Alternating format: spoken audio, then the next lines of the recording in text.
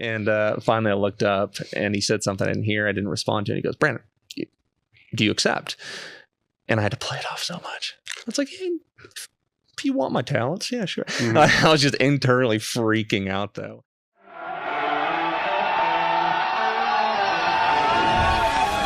It's time to sit down, keep it real, and cut the bullshit. Welcome to Table Talk. All right, guys, we're back with another episode of Table Talk. Today, our guest is Brandon Morgan, strength coach and director of education at Sapergenic and the Strength Lab. Right? Got that down. Basically, co-owner of several gyms. You've been coaching for forever. Right. So we're just going to jump into topics and kind of go through here. But I have one question that we're going to start with. Then we'll get into your origin story. Then we're going to get into some topics that we have because that's where it's going to be fun. Right. Yeah. The question I'm going to throw out is a question Tom and I had yesterday. And it's a question that we've all been asked several times, but it was one of those that it just couldn't leave my brain even after I got home. And that is, to be a good coach, should you have competed? That's a really good question. Well, it is. And we've all heard it a lot of times, and it becomes a Instagram meme and a meme across all things. And yesterday when we were answering this question, it was kind of multifaceted how it came out. So I'd love to have your perspective on that. Then we can kind of recap, what we said yesterday. Then I had some additional thoughts that kind of came to my head with that as well. 2 a.m. whilst it's still rattling. Well, I was out by then, but it was one of those, every time you do any kind of clinic or seminar, there's always one thing that you're like reflecting on. And that couldn't leave my brain for whatever reason, because there was something that he said, which I'll let him bring up later. Well, actually, I'll throw it out right now. This seems to only be a conversation in powerlifting, but not other sports, which that took me down all these different rabbit holes. So what are your thoughts on that? Yeah, it's a really good question. I'm very interested to hear you guys' opinion on this. From my take, to preface, there's definitely some great coaches out there that have never competed, but they're rare. They're very, very, very rare. There's also a lot of coaches out there that have competed extensively, achieved world records, and I would be very adamant in saying they're not very good coaches. So with that being said, my opinion would be in most cases, you have to have some semblance of experience to really understand what the lifter is going through, to have the necessary context. You have to be there to really understand how to guide them through it, especially in a meet prep, especially when, shit hits the fan in a sense, especially when they're getting ready to do a big lift. If you've ever done a big lift, they're getting ready to squat 800 pounds, go for an all-time world record deadlift, whatever the case may be. It's rather hard to talk them through it. It's really rather hard to really understand what they're going through and to guide them the right direction to get them to calm down and execute. So having some semblance of competition experience certainly helps extensively. But to say that it's absolutely not, or to say it's absolutely not needed, I don't think it's entirely accurate to say that you don't have to and you can still be a great coach. I'm kind of a fence sitter in this regard. In most cases, you have to be some kind of competitor, but at the same time, you don't have to be the best in the world to be a great coach, to put it simply. But I've never been asked that. It's a very interesting question. Well, I think most good coaches are ones that sit on the fence and kind of ping pong this back and forth, because as you were answering that, I don't disagree with any of that, but on the far end of the spectrum, you could take it as deep as, if you've never squatted 1,000 pounds, you probably shouldn't coach somebody that squats 1,000 pounds, because the way that bar is going to react is going to be way different than it does with 400 or with a Kabuki deadlift bar. If you never pulled over whatever weight it takes to pull the full whip out, so probably 5-6 plates, you would know that probably better than I can. That's going to be completely different than how Grigsby's going to have to navigate basically 3 pulls with 1 pull. So we can keep going down there and say, well, that would mean that he could be the only one that could ever coach somebody that's got that, but those are all kind of on the perimeter, in the margins, which is where most people argue. But the one thing that kept coming to my head, because it was based upon what you said, is when you look at the people who are making most of the comments, like, yeah, you 100% should compete, they've all competed, right? And the people that say you 100% don't have to compete have never competed. You've never seen the inverse, of that, right? Where it's kind of that middle ground type of thing, but go into how you were explaining it. Yeah, well, I think, like I said, this does seem to be the only sport where people ask, like, if an NFL team hires a head coach, no one ever says, like, well, was he a good player? you know, and there are players who have gone on to be good coaches, but what is the percentage of those versus usually what generally happens is they were completely average or subpar players that then switch to coaching or, you know, or something like that. And I gave the example of when people ask that question, it's usually loaded with the preconception that they're competing at a super high level.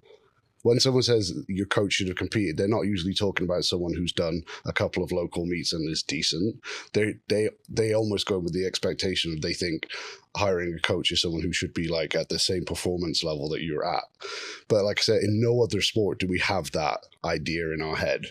And I kind of made the point that if you want the coach who has dedicated their life to being the best coach humanly possible, that probably does not leave room to be the best possible athlete also, even if they have the genetic potential and everything else to do that.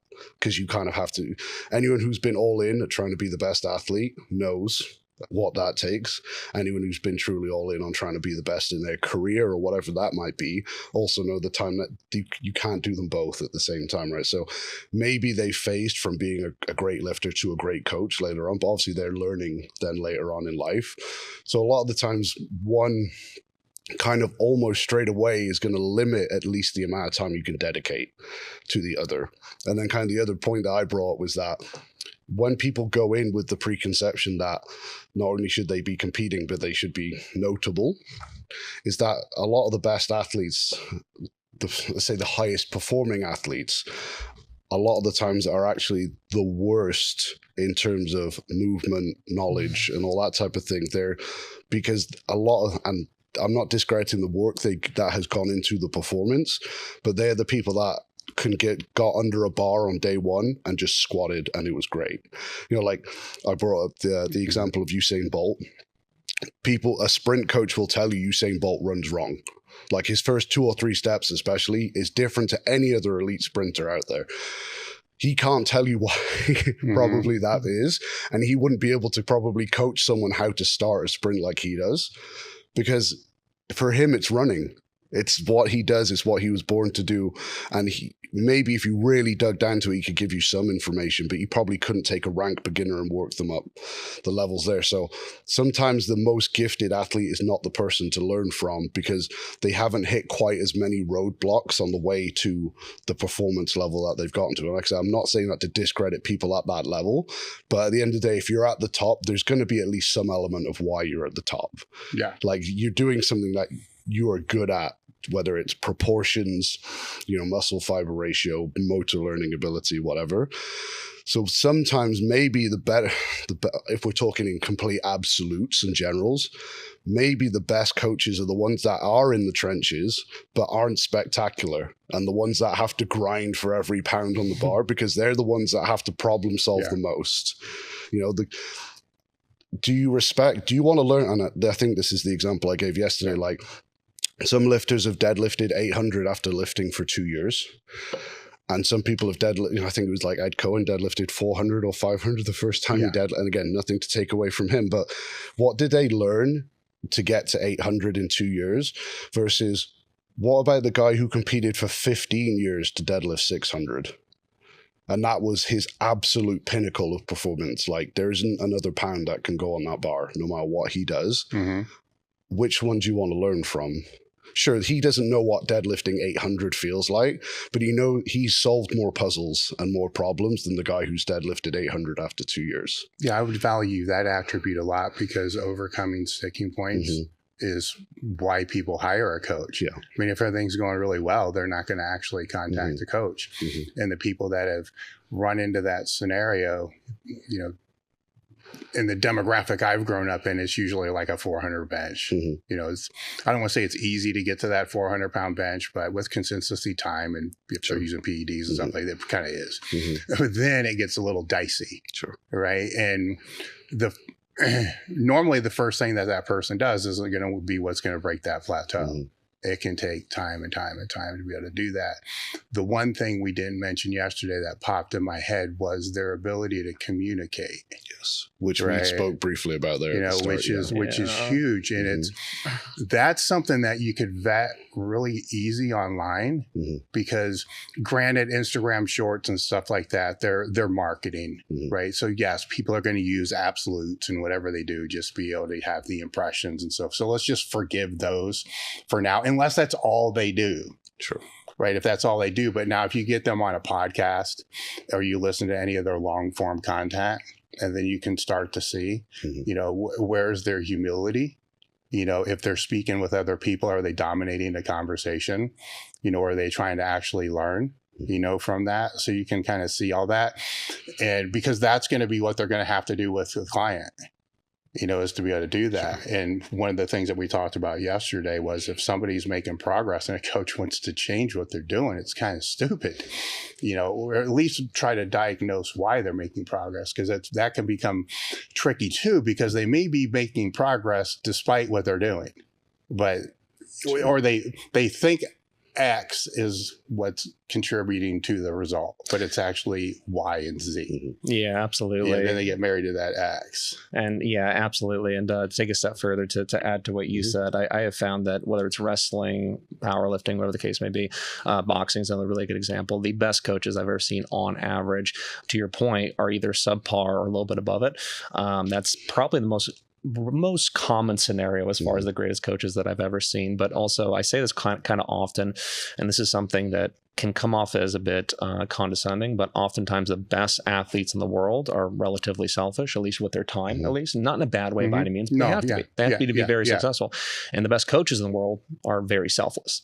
And to have both those qualities going on at once is extraordinarily challenging. I know very few people that have succeeded within that. So it's a really interesting conversation. But there's also something that takes place a lot in wrestling. And wrestling, it's very common as well as far as this conversation. Powerlifting and wrestling.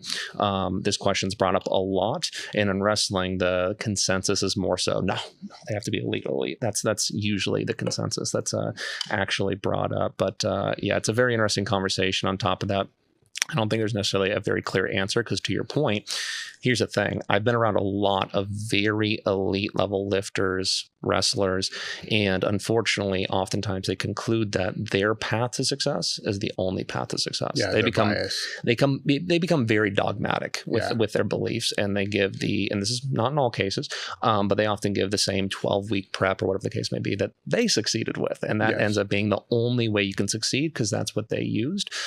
Very rarely does that happen with somebody who's subpar, a little bit above it, as a really good coach. They tend to understand the individuality of programming, everything that goes into it. So on average, definitely the subpar to a little bit above it are oftentimes the best coaches, but this is also a conversation that's rampant in the world of wrestling. Yeah, I would also say when you said, I would say almost always, right? Because it's definitely more than 50-50. Right. It's 90% from what I've seen. 90% are going based upon what their bias is and moving through there. Another component of this, which I didn't realize when I think it was the first time I had Mike to share out, is, I have that grading system, what makes a good coach, years of experience. How far did they go in the sport? Who have they created in the sport? How far have they gone? Education. It's like 6 different attributes scaled and so forth. And put a lot of thought into doing that. And I think it has a lot of validity, but he kind of flipped everything upside down when I was talking to him, because he took that same thing when he started messing around with BJJ. Right. And he's like, okay, I'm going to use this to be able to find the best coach I can possibly find. And it checked all those boxes. But the one box that wasn't in there was, how good are they at training absolute beginners? Right? Because if that's all that you're working with are people that are intermediate and advanced, which my scale definitely is going to lean toward, then they don't know how to work with a true beginner, or they don't have the patience to be able to work with a true beginner. So that kind of plays into that conversation as well as everybody who aspires to be an online coach or is an online coach all started with one client. Yeah. Right. So that becomes more price discretion. If you're the consumer, like if you can't afford a really good coach, then there's probably a lot of potentially really good coaches out there that you can get very affordable because they're just starting. But the risk is going to be higher, which is why the price is going to be lower. Yeah. Right. So it kind of plays into that. So I think to a certain degree, and this has gotten a little bit better. I didn't think it was going to. And to a certain degree, the price will dictate that. I still think really good online coaches can't price themselves to what they're actually worth, just because that's how the market works. And when you have to compete against the person that's doing it for $100 a month or whatever it is, and you're trying to do this and watch 3 hours of videos per week and put a lot of thought into that, I did the math on it one time, and I don't even want to say what it was, but it was very low. It's like $3 an hour or something like that. And so that kind of falls on that consumer education end, to be able to do that. But it's definitely gotten better over time, where more of the better coaches are able to do that. But some of them, there's always gray. Some of them are just leveraging their social media following, is that what I'm trying to say? Presence for a higher price. Because the perceived value is going to be higher because they have that, which is not true. The thing that Brandon mentioned, just to backtrack a little bit, you mentioned about different paths. That is, I think, is probably the biggest determining factor. I think what comes with the two examples I gave about, the 800 deadlifter in 2 years, the 600 deadlifter in 15 years. How many different training systems has the latter used? How many different tools has he accumulated in his toolbox? Because sure, the coach that's only ever trained one way might have one tool. And if that tool works, whether it's conjugate, linear periodization, if you fall into the bracket of people that contextually that is a good system for you, great. But if you've got a coach who's tried every system under the sun, scraping away for those 2 pounds every year or whatever it might be, then they have the ability to pivot way more than someone who's only been exposed to one or two. And, because then you've decreased your risk. They might not be a master in all training systems, because who on earth can be? But maybe you don't need to be. You just need to be good enough that you can make them some kind of progress. So if you fall into that demographic that, okay, maybe conjugate doesn't work for you, maybe high frequency doesn't work for you, whatever, they're not just lost. They have all these other tools and systems they can bring into play that are still logically sound, that they can use to keep you progressing. And at the end of the day, is that not what you hire a coach for? Because they have more tools than you do. Yes. Like, anyone can buy a cookie cutter program. You don't have the tools to edit it or change it to make it optimal for you. So that's why you go. So to me, it's about how many tools do they have? And then to your point, how good are they at assessing the individual to what their needs and communicating? Yes. Well, that's kind of leaning into what Brandon was saying about people will get kind of dogmatic and locked into their bias, and we see that happen more than we don't, right? And so that's a big part of all that. But if they're multifaceted, they have different tools in the toolbox. And one of those tools, which going back to the communication aspect, is they may not necessarily have to know how to do a water cut, if it's a powerlifting meet or whatever it's going to be, as long as they know the people who do know how to do that. Right. So their own network plays a big factor into this as well, because you can't be highly skilled at everything, but you can have a group of people that you can go to, to be able to help with that, which over a long term will build into being able to have that skill set for everything. And I think what happens with a lot is they run into those situations that's just a little bit out of their wheelhouse. And because of ego or not having a good network, they don't reach out, or they're afraid the person's going to steal their client or whatever reason it's going to be. They don't want to reach out to somebody else to kind of help them with this one aspect. So then they'll just start looking online at all kinds of different shit and then just kind of randomly pull, not knowing if that actually is effective or not effective, instead of reaching out to their network to say, look, I got this sticky point here. I've tried this. And really good coaches will always step up and be able to help because they know it will reciprocate. That at some point in time, they're going to run into a roadblock. Then they can go back to that person and say, well, how did you handle this one? That's the one thing that I've seen with a really good coach is, if we're speaking online because there's more limitations, is that they have the go-to people to be able to do that and not have to worry about this asshole's going to try to steal my client or whatever it's going to be. So in essence, when you have somebody like that, you're kind of hiring a team. Yeah. And on top of that too, one other thing that hasn't been mentioned yet is that the lifter that struggled and didn't grow like a weed from whatever the hell they tried, they got the privilege of experimenting. And oftentimes lifters that deadlift 600, 700, 800 pounds in the first few years, which unbelievably enough, I've certainly seen it, they didn't have to experiment. And unfortunately, when you're charging somebody for coaching, you don't really have the right to experiment because they're paying you good money. You don't want to try something with no belief or no certainty that's going to work. But the one that had to grind to that 500, 600 pound deadlift for many years, whatever the case may be, they've tried every program under the earth. They have scraped and clawed to get to where they're at. And because of that, there's an unbelievable amount of experience has been built with experimenting around with virtually every program they can, trying different strategies, different tempos, different techniques. While the other end of things, the lifter that just grew like a weed, whatever he tried first, oftentimes he never got that privilege to experiment. Therefore, he doesn't know the pros, cons, setbacks of other styles of programming. Yeah, I think that ended up, again, just a reference back to yesterday when we were on the whiteboard and we were talking about how you can periodize different loading zones in your accessory work and stuff like that. And really the end of this 20, 30-minute conversation was all of these programs all do the same thing.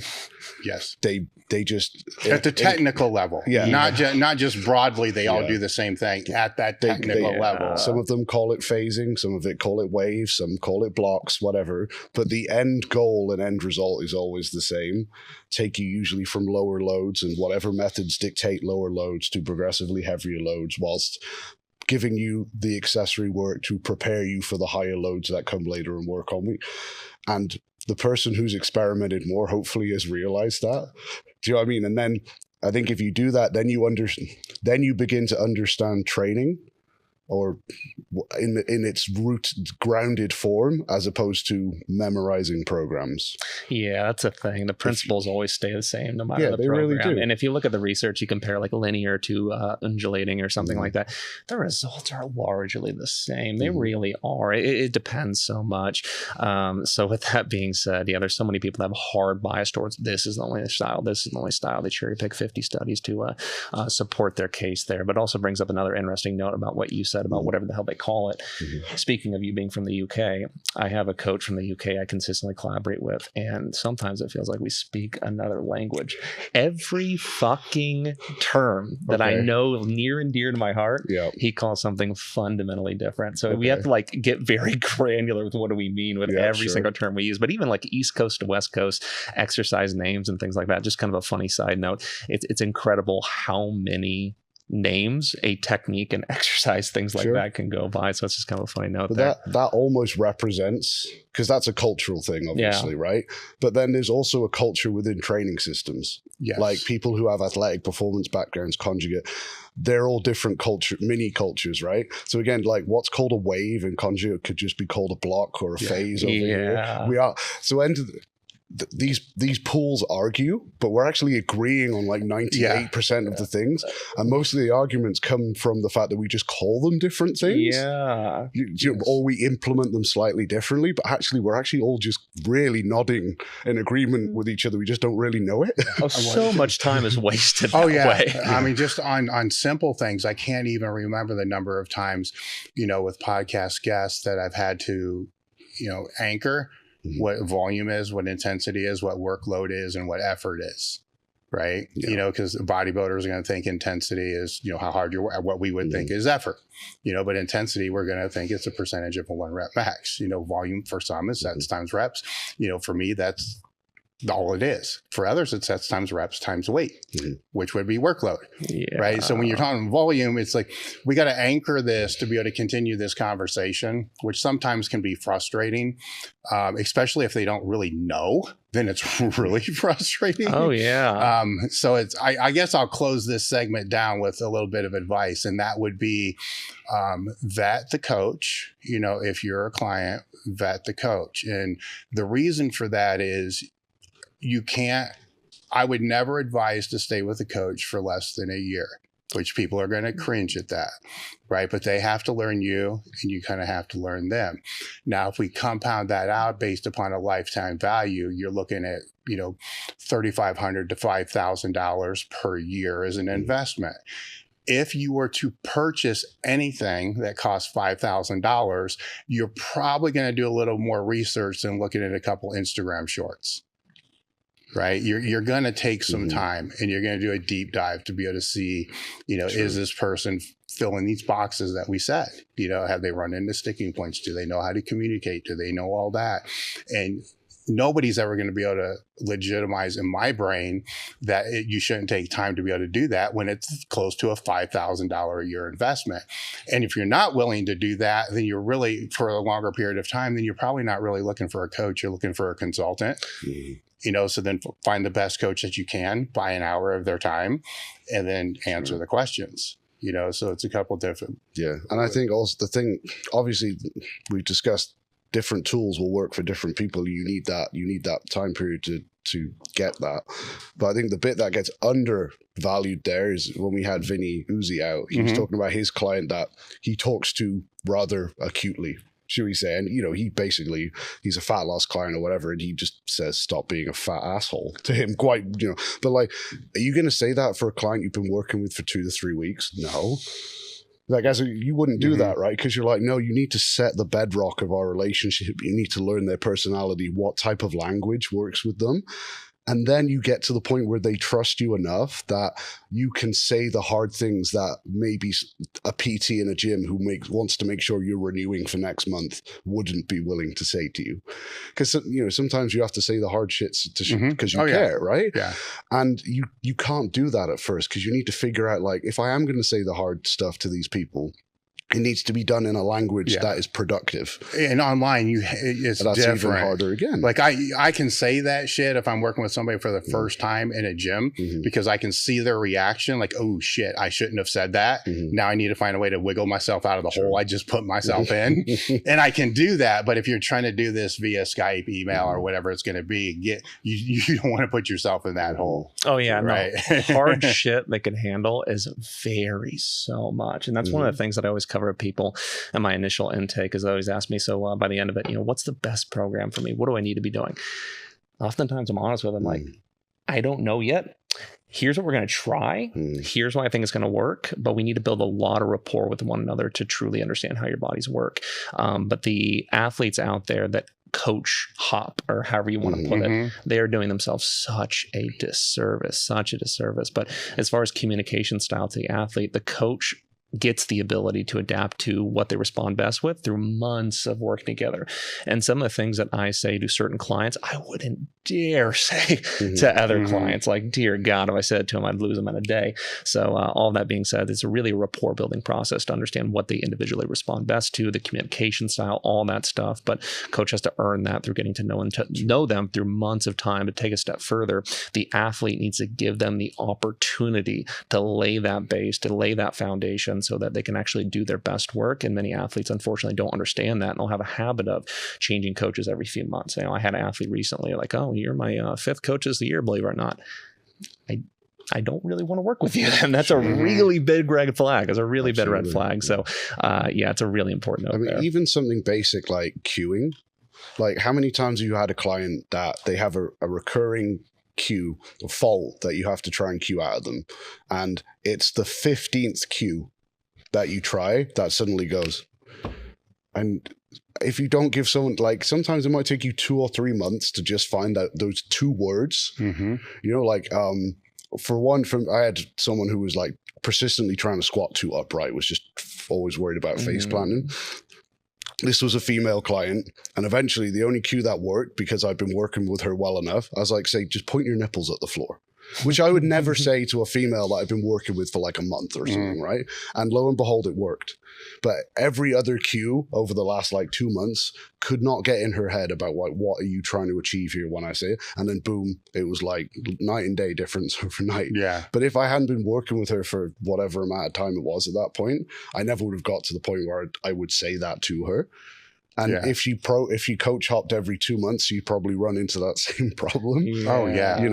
And that's just a tiny little minutia in the really broader picture of what a coach is doing for you, just cueing. Yeah, but long term, that tiny minutia is huge in returns is what's going to happen with that lift. Which is why I hate being asked the question, what's the best cue to accomplish X, Y, Z?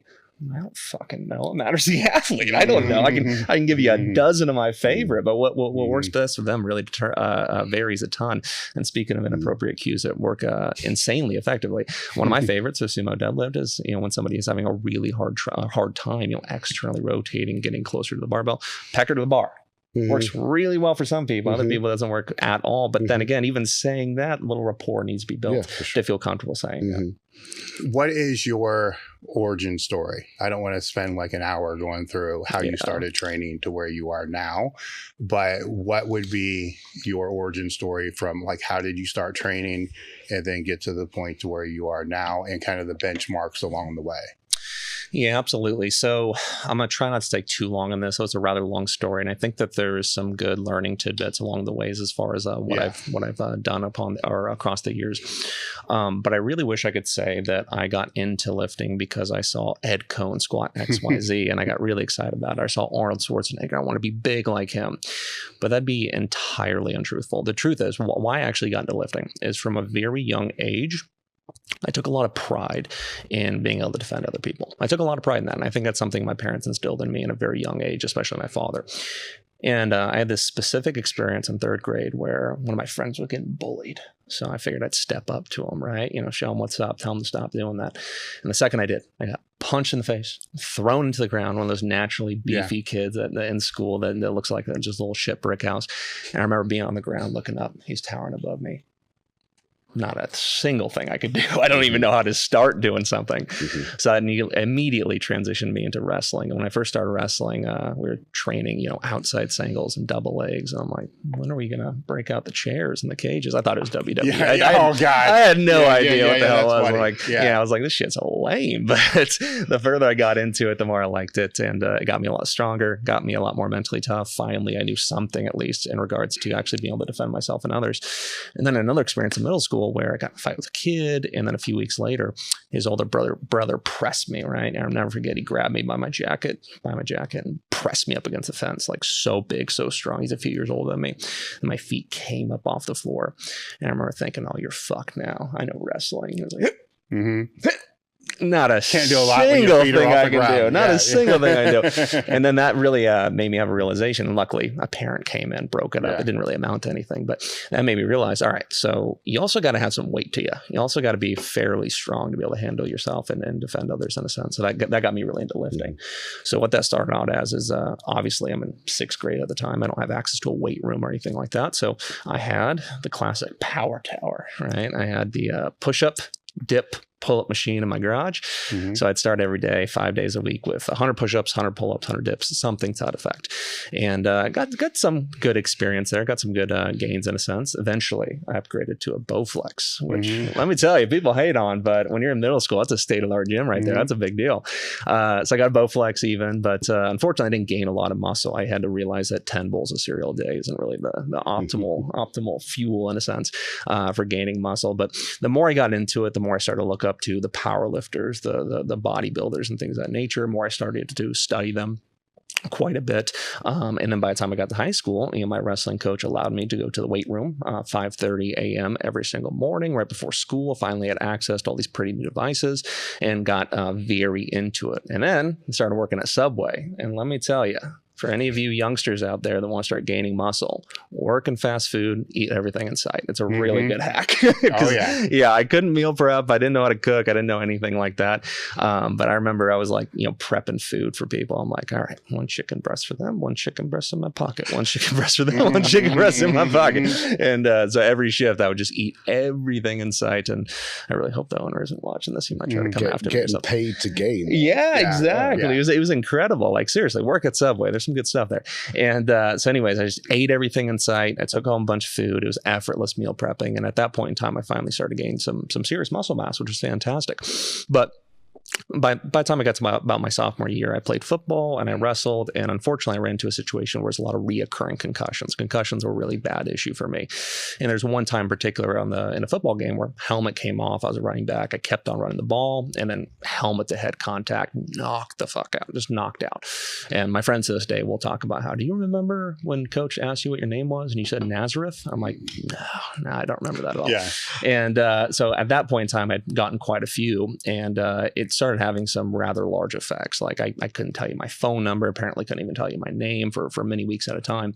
And I remember I was talking to people like, I'm getting really sick of this concussion thing. You know, when you keep getting knocked out, and like, no, I don't know what you mean. How many times you get knocked out? Mm-hmm. And I came to realize that getting knocked out or just losing consciousness through head trauma like 15 times across your lifespan by the time you're a sophomore in high school isn't super common, as it turns out. So at that point in time, doctors I was working with, people close to me, finally told me, like, dude, you just got to stop playing contact sports. You're going to ruin your brain. You only get one for the rest of your life. So I kind of met them in the middle and just stuck to wrestling, which is a relatively low head trauma sport, especially compared to something like football. So I leaned into that extremely hard, which by the time I got to my senior year led to some scholarship offers. So I ended up going to a university up in Portland.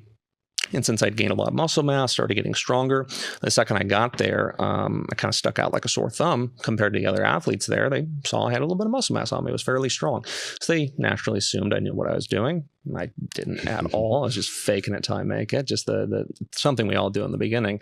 But I remember there was single hour-long lectures for classes where, it got to a point where 10 people would walk over to me and whisper in my ear, hey man, I need a back and buys day. I want to lean out. Here's the injuries I have. And I would immediately start writing them workouts. And as it turns out, if you want to succeed in school, spending every lecture writing people workouts isn't the best way to use your time. I had to find that out the hard way. But there's single classes where I'd write like 10 different workouts for people. And then at the end of it, I'll go, okay, this one's for you. This one, no, back and buys guy. There you go. So I'd pass them out like a teacher doing grades in a sense. And then I had a massive group of people following me to come train. And people ask me like, why didn't you charge people at the time? Why aren't you charging people? Truth is, for one, I didn't know what the fuck I was doing. Most people work off Excel, Google Sheets, have an app. I was pen and paper. I didn't deserve to charge anybody. But take a step further too. I just immediately thought that was such a ridiculous idea. Like getting paid to do something you would easily do for free. That's ridiculous. There's no way somebody can make a living doing that. There's no way somebody can charge somebody for that. I was very unaware of the possibilities in the fitness industry at the time. But that ended up kind of developing more and more. And by the time I got to my sophomore year of college, I was not doing good in school whatsoever. Not even close. Now, a large part of that was because I was skipping class to work with people in training. I was spending classes, writing people workouts. So that was certainly a large part of it. But unfortunate concussions kind of followed me. And there was one major one I had where I was drilling with the epitome of a Wednesday night All-American. And for those of you that don't know what that means, it's basically just somebody that goes way too hard, just doesn't know how to drill, is always trying to get in fist fights, scratches your face up, stuff like that. And he drove me like 20 yards back while we were drilling. And I ran into somebody and behind us in referee's position, back of the head to the front of his head, knocked out for like 10, 15 seconds. And that's a long time. That's a rather long time to be knocked out. It doesn't sound like a lot, but it is. And at that point in time, what took me a few weeks to get relatively back to normal afterwards, turned into a few months. And this happened a few times in a row where it was with 4 weeks left in a semester.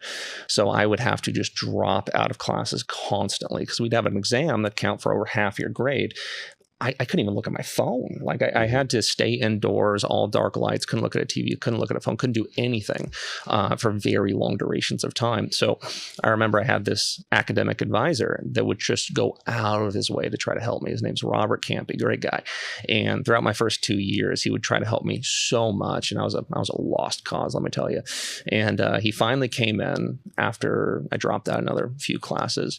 He came in, he said something to the effect of, all right, Brandon, like big exhale the second he sat down. Energy's completely different. And he goes, all right, Brandon, let's just be honest. You're wasting your time here. You're wasting everybody's time here. You're not taking this seriously. Yeah, sure, wrestling concussions as a large part of it, but you refuse to quit wrestling. You skip classes consistently to go lift with your friends, which is cool, but not good for grades. And to say you're not on track to graduate is a massive understatement. Like, dude, you have 1 semester of credits after 2 years of college. Like, you're not going to graduate. So you're wasting your time. But at that point in time, though, I'd been roofing. I'd been roofing for a few years. I'd worked a lot of odd jobs. I worked in a coal factory, worked a little construction, Subway, as I previously mentioned. And then I ended up roofing, also water delivery boy, which was actually a pretty sweet gig, let me tell you. But I'd been roofing for a few years, make good money doing it, but it's a miserable fucking job. Jeez Louise. And when most people think of roofing, they think of like stuff you do for average houses, like residential, for example, hanging shingles and stuff like that. But we did industrial roofing, which is a special kind of shitty, right? You go on, sometimes 10-story buildings, sometimes 40-story buildings at the highest point imaginable, 100+ degree weather. And you would have to use a pickaxe or whatever you had available to just destroy roofs, lift up massive, uneven, terribly shaped material. Oftentimes you ran into substances you're not supposed to breathe in, which, you'd get 50 cents extra hour hazard pay as you're like actively fucking dying. I'd be covered in fiberglass. I was itchy as hell. It was just miserable. And then some days, you work 9 hours. Sometimes you work 15. Sometimes you get 2 15-minute breaks and a half an hour for lunch. Sometimes you get none. They're just impossible to do for long durations of time for me, and foremans weren't all too nice, especially when they know you're a college educated boy and you're just doing this in the summers. They tend to make a bit of a target out of you. So we finished that meeting off by saying, so because of that, just quit. Just go roof for a little bit because you're wasting your time here. And he gets up and he leaves. And he'd been helping me this entire time. So nice, such a good guy. And then all of a sudden he just gave up on me. And this was a very big experience for me because the biggest goal I had going to college is I'm not going to be one of those college dropouts. There's not a chance in hell. I need to graduate. And after that, my first reaction was, fuck him. I was a young kid, obviously. Fuck him. He doesn't know what he's talking about. He's crazy. But after a few days, I started to come around and be like, yeah, he's probably right.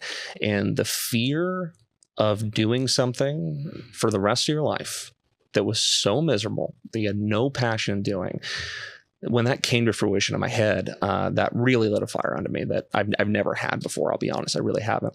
So I sat down, I did the math, and I realized that I'd have to take about 20 credits per semester just to graduate fairly on time, which for those of you that don't know, that's a lot. That's a whole lot. So once I figured that out, I said, all right, let's fucking do it. And then also I decided to just go full bore into the world of strength training upon realizing that's an actual route that I could go down.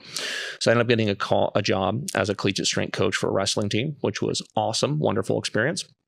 I ended up going straight to a commercial gym and applying to be a personal trainer, which I got. It was fantastic. And I just ended up training people at a commercial gym, being a collegiate strength coach, taking 20 credits for a semester, and just surviving. Just very, very busy at the time, but I just leaned into it as hard as I could. And I was so driven at that point that I'm like, all right, here's the thing. I am not going to let a single day go by where I do not spend at least an hour and a half outside of classes just studying stuff online. Like, I really want to do this for a living. Again, the fear of roofing for a living really drives you to an unbelievable extent. And upon me doing that, though, I came across one video in particular by Chris Duffin and Mark Bell. And it was something to the effect of the ideal squat warm-up or something like that. And once I saw that, I'm like, holy shit, this guy knows his stuff. He's strong too. So I tried the warm-up, loved it, absolutely loved it. Put a few of my clients through it because, when you're first starting, you just kind of copy and paste and pretend you're not doing so. Kind of like plagiarizing, a college project. You just kind of pretend like I change a few words or whatever. But I did that, admittingly. And the more I looked into what he did, the more excited I got. I'm like, this guy just travels around putting on seminars. He strength trains with all his buddies and all the coaches, and he coaches. That's amazing. That's exactly the life I want to live. Where the hell is Kabuki Strength? So I looked it up, and I figured it'd be somewhere like this, somewhere like Ohio, Texas, Florida, California, something like that, way out of my reach. But I was hoping I could make enough money to maybe visit there or something like that. I found out it was 15. Summer's here and so is the heat. I've spent most of my life training in unconditioned gyms, and I know most of you that are training in garage gyms, private gyms, black iron gyms, know what I'm talking about when I say the heat sucks. It kills your motivation to go to the gym, it kills your performance, but it doesn't have to if you keep your electrolytes up. That's why today's episode is sponsored by Element. Element is a tasty electrolyte drink with everything you need and nothing you don't. This means lots of salt with none of the junk. No sugar, no colors, no artificial ingredients, no gluten, no fillers, no BS. It contains an electrolyte ratio of 1,000 milligrams of sodium, 200 milligrams of potassium, and 60 milligrams of magnesium. Element can help prevent and eliminate headaches, muscle cramps, fatigue, brain fog, sleeplessness, and other common symptoms associated with electrolyte deficiency. Right now, Element is offering a free sample pack with any drink mix purchase. Get yours at drinkelement.com. This deal is only available through the Table Talk link. 15 minutes away from my college. Like, what are the fucking chances? So immediately I put my laptop down, went straight there. And funny enough, the very first person I saw training in there was who? The man himself, Chris Duffin. And I'll never forget, he was doing belt squat marches and he was getting ready for an all-time world record squat attempt or total attempt or something to that effect. And I get there, I see him training, and I lose any semblance of self-awareness. I just immediately get in front of him while he's doing belt squat marches. I go, hey, sir, I'm Brandon Morgan. I'll never forget, he looked at me and just kept on going. And I was like, oh, shit. Okay, sorry. Hightailed it out of there. And I came back the next day under a more appropriate scenario. So then I met with the head of coaching and education at the time, Brandon Sen, and I just begged him, like, please let me train here. Because at the time, it was a private training facility. You have to actually apply to go there. And it's a good way to do it if you want to create a solid training environment. And then I also told them, like, hey, I'm a broke college student too, so this $200 initiation fee and these prices, I can't afford that. But if you can let me train here, I'd really appreciate it. And he ended up working with me the best he could, got me a membership there, and I just started going there every fucking day. And to this day, if you ask anybody that was there, I'd be willing to bet they have stories of how much of a nuisance I was, just an absolute nuisance. Because I would just walk up person to person, coach to coach, pen and paper. So why did you do that? Oftentimes when they just got done with like a 700-pound squat or something like that. Like, so how did that feel, by the way? Like, just the worst questions imaginable. But I just took as many notes as I could, and I loved it. Absolutely loved it. It was incredible. So all that to say, eventually I started getting to the end of my college, and I do an internship. Now, every single other person at my college that worked in personal training and things like that had a similar degree to me, what they did was they simply doubled down. They double dipped. They simply did their internship through the commercial gym they're already working at, got paid to do an internship, which when you're a broke college student sounds pretty fucking attractive. And they basically just hand their boss a paper, say, hey, fill this out, interview me a few times, say I completed at the end. Done deal. It's no extra work. And this is obviously a very attractive thing, especially because most of my days look like waking up at 4:30 a.m. to go strength train the wrestlers, and then doing the morning shift, the opening shift at a commercial gym, then going to classes, back to the gym, classes, back to the gym, to Kabuki Strength to train. Very, very busy days, no free time whatsoever. So that was a logical route to go for the internship. But I just thought, like, how cool would it be to get an internship at Kabuki? How amazing would that be? So I asked a random strength coach there, like, do you guys do internships? And he immediately said, fuck, what would we get out of that? No, we don't do internships. Kind of swatted me down like a fly. And I was like, damn it. Okay. But I kept asking, got in contact with the right people, and I got accepted as the first Kabuki Strength intern, which was just an incredible experience. I got to spend more time there, do class projects with them, and even attend some of the seminars that they did for free. Because I sure shit couldn't afford it. And the more I was around them, the more I just loved what they did. So I just started thinking, like, how can I become a coach here? The first problem was they do a lot of like seminars and public speaking. And if I had to be in front of my classmates for 5 minutes the next day doing a presentation, I would be in near tears beforehand. If I had to do anything along those lines, I couldn't sleep the night before. I was the worst public speaker imaginable. Like, it was just such a big fear of mine. But they're big into public speaking. They all power lifted, and they all did some things like that. They were just far outside my wheelhouse. So while I was interning there, I just started signing up for as many public speaking events as possible. And the first few I did were the roughest imaginable. I have since deleted that footage because it was so bad. I almost wish I would have kept it just to see the development, but at the same time, they were so bad. So I did some for the commercial gym for all the clients we had. I did some through my college. I just started signing up for as many as possible. And since all the coaches there powerlifted, I thought, okay, well, why don't I powerlift? I've always been interested in it, but at the same time, if I'm being completely honest, it was more so a conduit to becoming a coach there because that's all what they did. So I signed up for my first powerlifting meet. The problem is the $100 initiation fee was just far outside of my reach. I had $10 a week for groceries, so that wasn't happening. So I'll never forget, I sold blood plasma for 2 months just to afford the initiation fee. So those blood plasma people know me pretty well. But afforded the initiation fee, went there, did it, and I went 3 for 9, baby. As it turns out, commands are rather important. I didn't know that. I had no idea. In fact, there's 2 comments that family members and friends close to me said during the meet that will never leave my thought or my brain. So literally, there's blood, sweat, and tears. Yeah. It's horrendous. It's horrendous. And there's 2 comments that was made that'll never leave me. The first of which was someone came up to me and go, you red lights are bad, right? They're bad. I just laughed. And the second of which was, you complete the lift, but you still got red lights. Why did that happen? And there's a rat coming. Whatever. And I just laughed. I was so pissed. So I did terrible, and that immediately made me realize I had a lot more to learn. Anyways, point is, started public speaking, started powerlifting, and just really wanted to get a job there. And then as my internship ended, or at least my theoretical internship ended, I graduated.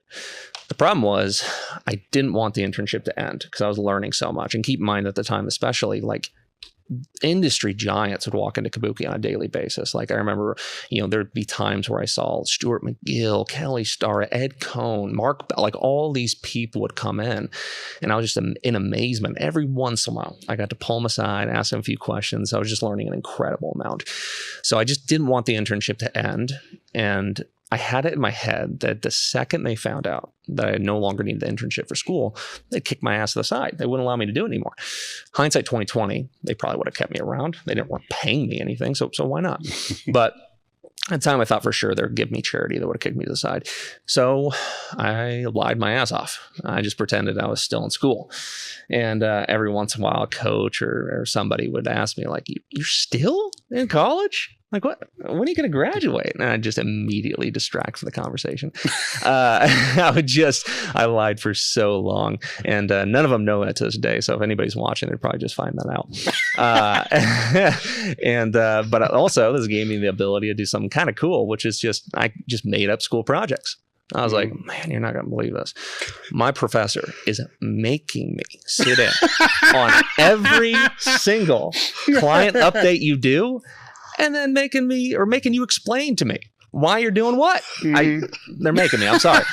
And I made up school projects for so long, learned so much. And my real internship was a few months. My fake internship was close to a year. So I was there forever. Like, no, it's like a high schooler that still hangs around with or like someone that graduates still hanging around with high school kids. It was just kind of off-putting after a while. But I got to a point where I was spending so much time there, it really took away from my ability to have more clients at a commercial gym, make more money. I'm still broke as a joke. It's Portland, right? This is an expensive place to live, really expensive place to live.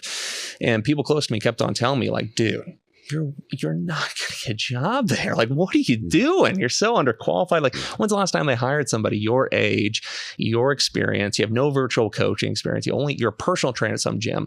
Like, you're dreaming here, dude. What are you doing? And then more people would tell me, like, dude, you deserve to get paid for all your time there. You deserve more. They're not paying you. Leave them. Just leave them. What are you doing? And at first, I just said, fuck you guys, you don't understand. But after a while, this actually started to really get to me. I started asking the question internally, like, am I wasting my time? Am I dreaming? Am I taking away from my ability to progress in my career by clinging on to this pipe dream in a sense? And I was pretty close to finally coming up to the boss there and just telling him, like, hey, man, so I graduated college, internship done. Thank you for the opportunity, and separating ways. Getting closer and closer. And then there's one day in particular where the head of coaching there, Brandon Sen, pulled me into his office, and he prefaced by saying something to the effect of, we really appreciate how long you've been here, despite us not paying you a single cent. We appreciate the questions that you've been asking, the things you've been doing, so yeah. And just slid me a piece of paper. And I picked up the piece of paper, and I was completely unaware what was happening. Because again, pipe dream, I started to realize that. And I looked at the piece of paper, and at the top it said, strength coach employment form. And I'm like, there's no fucking way. Am I, is this real life? There's no way. And I started reading through it, and it's all the agreements and the pay and stuff like that. And it was one of those movies. And for a lot of people out there, they might be hearing this like, dude, it's a strength coaching job. Like, it's not that big. It's not that real, or whatever you want to say. Not that serious. But for me, it was everything, like absolutely everything. And I started reading through it, and it's like one of those movie scenes where like all the noise around you just kind of drowns out, and that kind of scene. And I just read through it. I read through it again, and then I realized I didn't hear the last few paragraphs that he said to me. And finally I looked up, and he said something I didn't hear. I didn't respond to it. He goes, "Brandon, do you accept?" And I had to play it off so much. It's like, hey, if you want my talents, yeah, sure. I was just internally freaking out, though. So I accepted the job, signed some paperwork, and he immediately told me, he goes, so yeah, you probably got to put your 2 weeks in at the commercial gym. And I was like, the fuck I do? I'll stop today. Like, you want me to start today? I'll start today. And he goes, no, you don't want to burn any bridges. I'm like, burn bridges? I'll burn the place down. Like, dude, I am here. And he actually kind of had to convince me to quit the right way at my other gym. I put my 2 weeks in, which obviously is a really good idea. By the time, I was so excited that I didn't want to. And so anyways, put my 2 weeks in, started working there as a strength coach. But the problem was, going from 100% in person to virtual is a beast.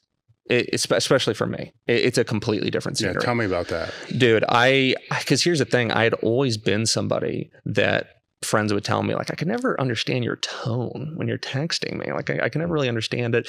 I was kind of known as somebody that didn't really answer phone calls the best and answer texts the best. Also, they worked off Excel spreadsheets, which I just notoriously fucked up beyond belief, dude. Like, you give me an Excel spreadsheet for a week, I'll turn it back into you with none of the equations or back systems working. It's terrible.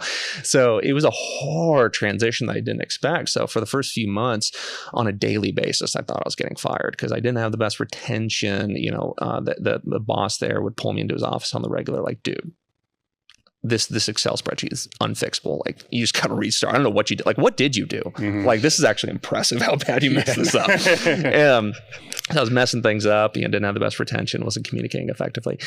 And eventually I started to really catch on. Eventually I started to really do some right things. And there's a few changes that happened that timeline that ended with me starting to figure it out. The first of which is just being on a schedule every single fucking day. There wasn't a single morning that went by where I answered all the client texts, started learning about how to, improve your tone within texting and email and things like that. Found out about something called emojis, which apparently helps them get your tone a little bit more better across. And then also I started doing something new, which is video reviews. For the longest time, Kabuki Strength had just looked at people's videos and then texted back, the corrections or the things that they're seeing. But I eventually just did video reviews instead. And that was the single greatest change I've ever made to my coaching, is doing a weekly video review rather than texting the things that you see in video. Allowed somebody to see your tone, see that you care, allow you to articulate yourself better. So many benefits in association with it. So I started really excelling, doing quite well, in fact. And once I got to about a year in, things changed very quickly to a point where I had fantastic retention. I had, in fact, the most clients or most athletes on the entire coaching staff out of 6-7 people, which was huge. And unfortunately, I don't want to say how many clients I had, because I've now, it took me a while initially, but as many of you know, once you get to a certain amount of clients, it prevents your ability to provide a good experience. It has to degrade at some point.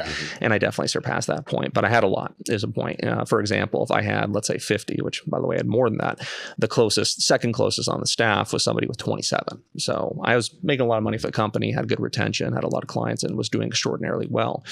And eventually, I started really nailing it at seminars too, or at least I think I did, because it started off with, me just adding in a few tidbits here and there, taking over one slide, one section, one day, and then putting on seminars yourself, which is a few years to get to that point. But I got to that point, which is incredible. So I started putting on seminars myself, and eventually I got promoted to director of education, which was incredible. There was a lot of hardships in association with that, as well as just as far as setting up seminars, talking to people about where the seminar is going to be put on, getting people to understand that putting on a seminar requires you to shut down the gym, which a lot of people for some reason just don't understand.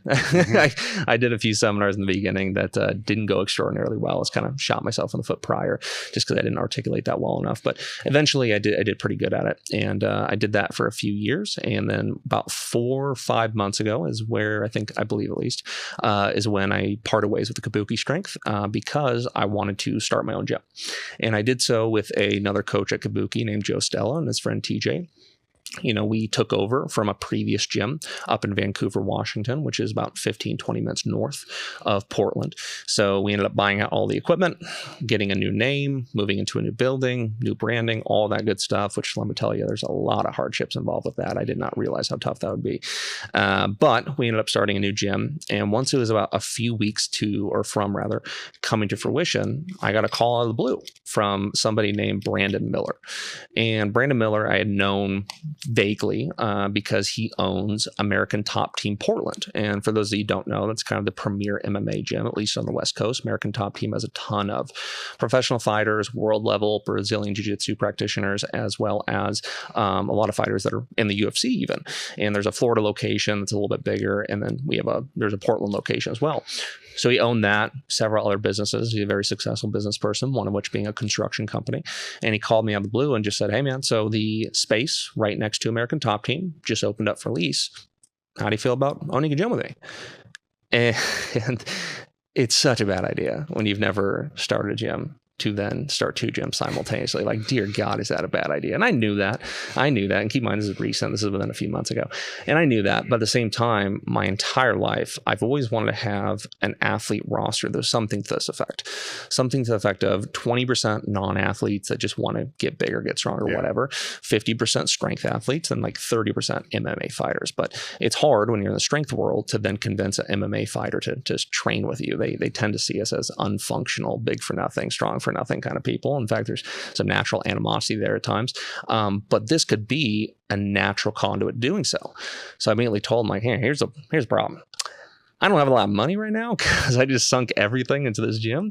And he told me that he owns a construction company. He can do all the refurbishments and the development of the new gym. We made some agreements and it started. We started grinding, started hitting it really hard. And let me tell you, this was a busy few weeks because one gym opened on one Saturday, the other gym opened on the following Saturday.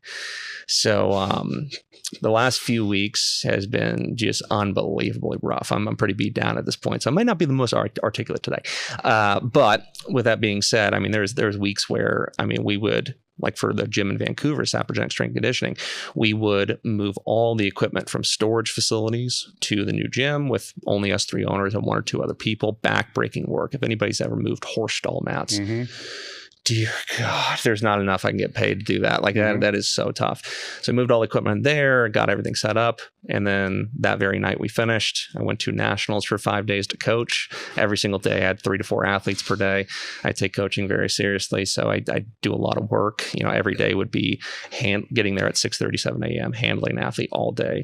And then I'd have an athlete at night that texts me saying, hey, I know I was 2 pounds over. Now I'm 10 pounds over. You fucking, how did you do that? So then I'd have to go help them cut weight. And then I'd have to go to, do my normal client work until 2 a.m., then wake up the next day at 6 a.m. So it was 5 days of that shit. It was just miserable. And then the second I get back at 2 a.m. on Saturday morning or something like that. And then I had to be at the gym at 7 a.m., then moving all the rest of the equipment to the other gym. And so the past few weeks, month or so has been extraordinarily rough, but now both gyms are fully open. They're actually excelling beyond my wildest expectations.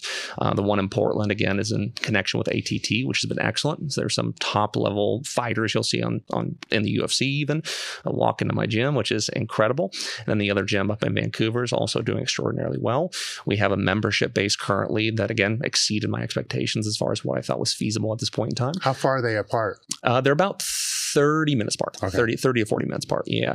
Which you would think might create a little bit of awkwardness or competition, but they tend to be completely different populations going to both of them. So it's actually quite nice, but that is kind of where I'm at up to date.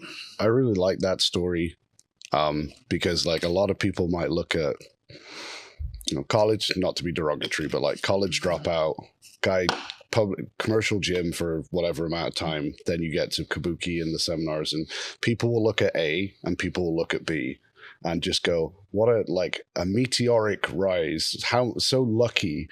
And you're like, actually, if you actually look at the gap between A and B, it's usually a load of fucking donkey work. Like the 2 a.m. going to bed, 6 a.m. starts, not getting paid or getting paid poorly, doing the low-hanging fruit stuff so you can be in the environment to earn the next step and the next step and the next step. And then, when you finally get to B or whatever, then it looks nice and shiny and great. And people always assume it was just this lovely ride to get there, right? But actually, it's just blood, sweat, and tears. Yeah. Like Dave said, the harder you work, the luckier you tend to get.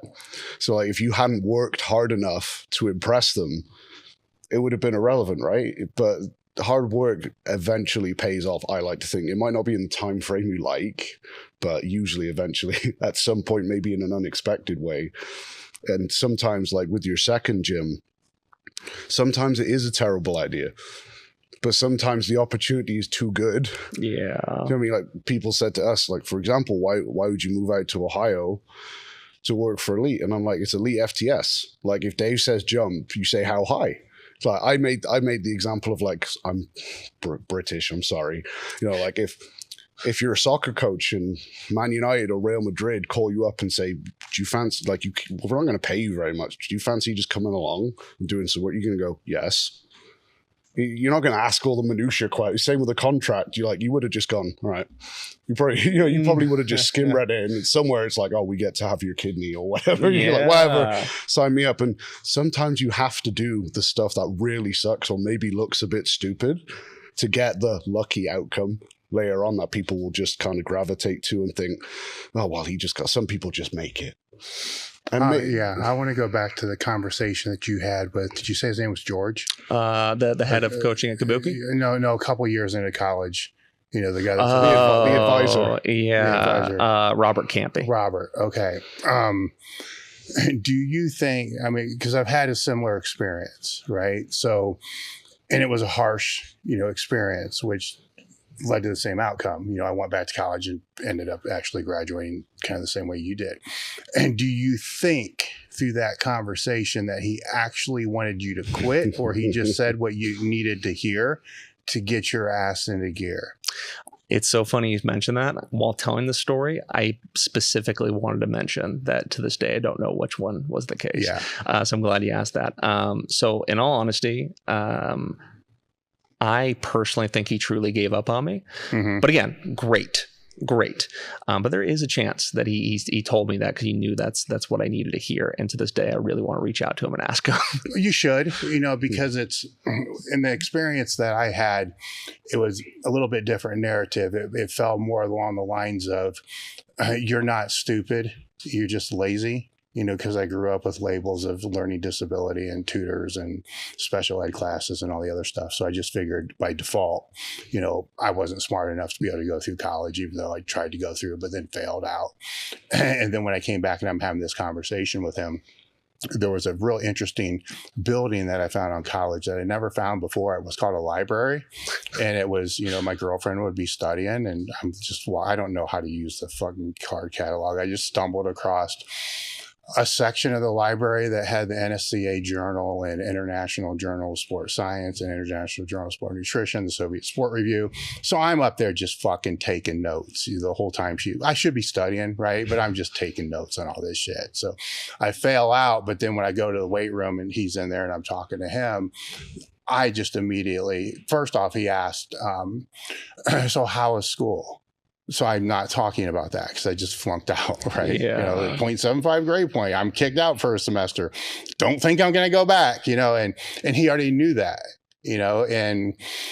but I'm going into this fucking block periodization shit and all this other kind of stuff into this great detail because he was my wrestling coach. So he also trained and we would train together every now and again. I'm like, man, this shit is fucking amazing. So I'm going and going and going and going. And then he stops me and says, that's not what I asked. How's school? I flunked out. So maybe I am supposed to just work at the Sunny Delight Orange Juice plant, whatever it's going to be. And that's when he came back out and said, you know what, you're your background has led you to believe that you're stupid, right? You're just fucking lazy. And that's all it is. You need to work hard. You need to read things 3 or 4 times, to be able to actually retain it, or actually, I learned later, or actually give a shit about the topic, which is, a big thing. And through that conversation with him, and again, I didn't know until I went back to thank him many years later. I didn't know what the true intent was. Right. All I knew is after he said that and I was driving home, I couldn't answer the question in my own head.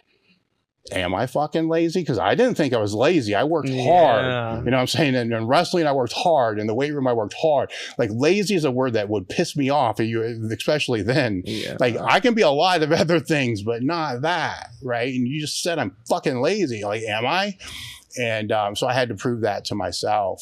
And then years later, when I went back, and there was another coach as well that for other reasons that taught me how to work hard when I was younger, and just to thank them for that. Because it kind of dawned on me that a lot of coaches that may inspire or motivate us, when we're younger, they don't know that they did. Mm-hmm. Right. So if you kind of think of yourself as a coach now, all coaches are making impacts on people positive and negatively, but not everybody's going to tell you, especially online. You're almost never told. Like, that's why I asked about the in-person to the online, because I've seen the inverse. People go from online to in-person, like, oh my God, people actually like this stuff. Yeah. They say thank you, they appreciate it. Where online, you're like, all you see is like the negative shit.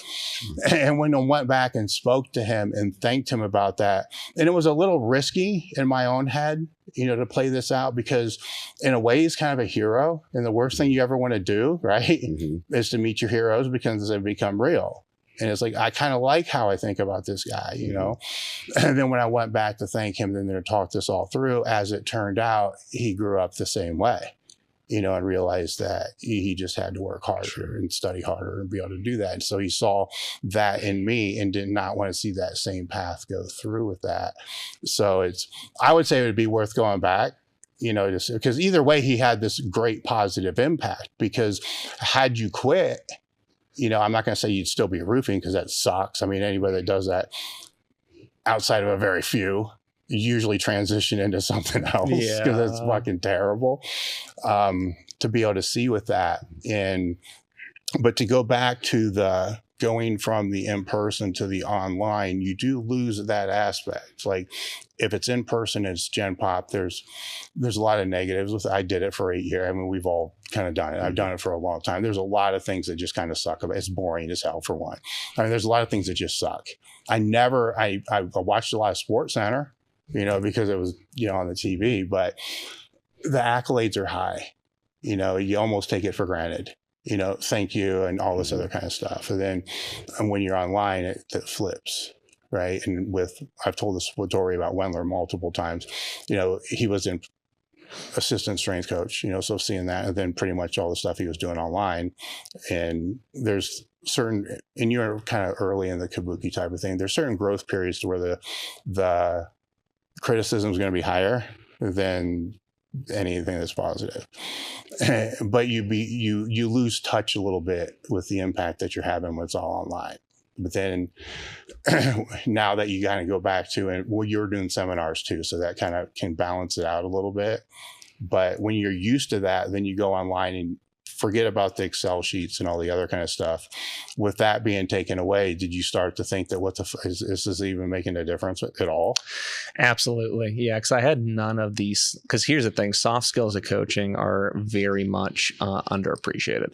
I would argue that they're extraordinarily important, but they actually vary a little bit as far as coaching versus in person versus virtually.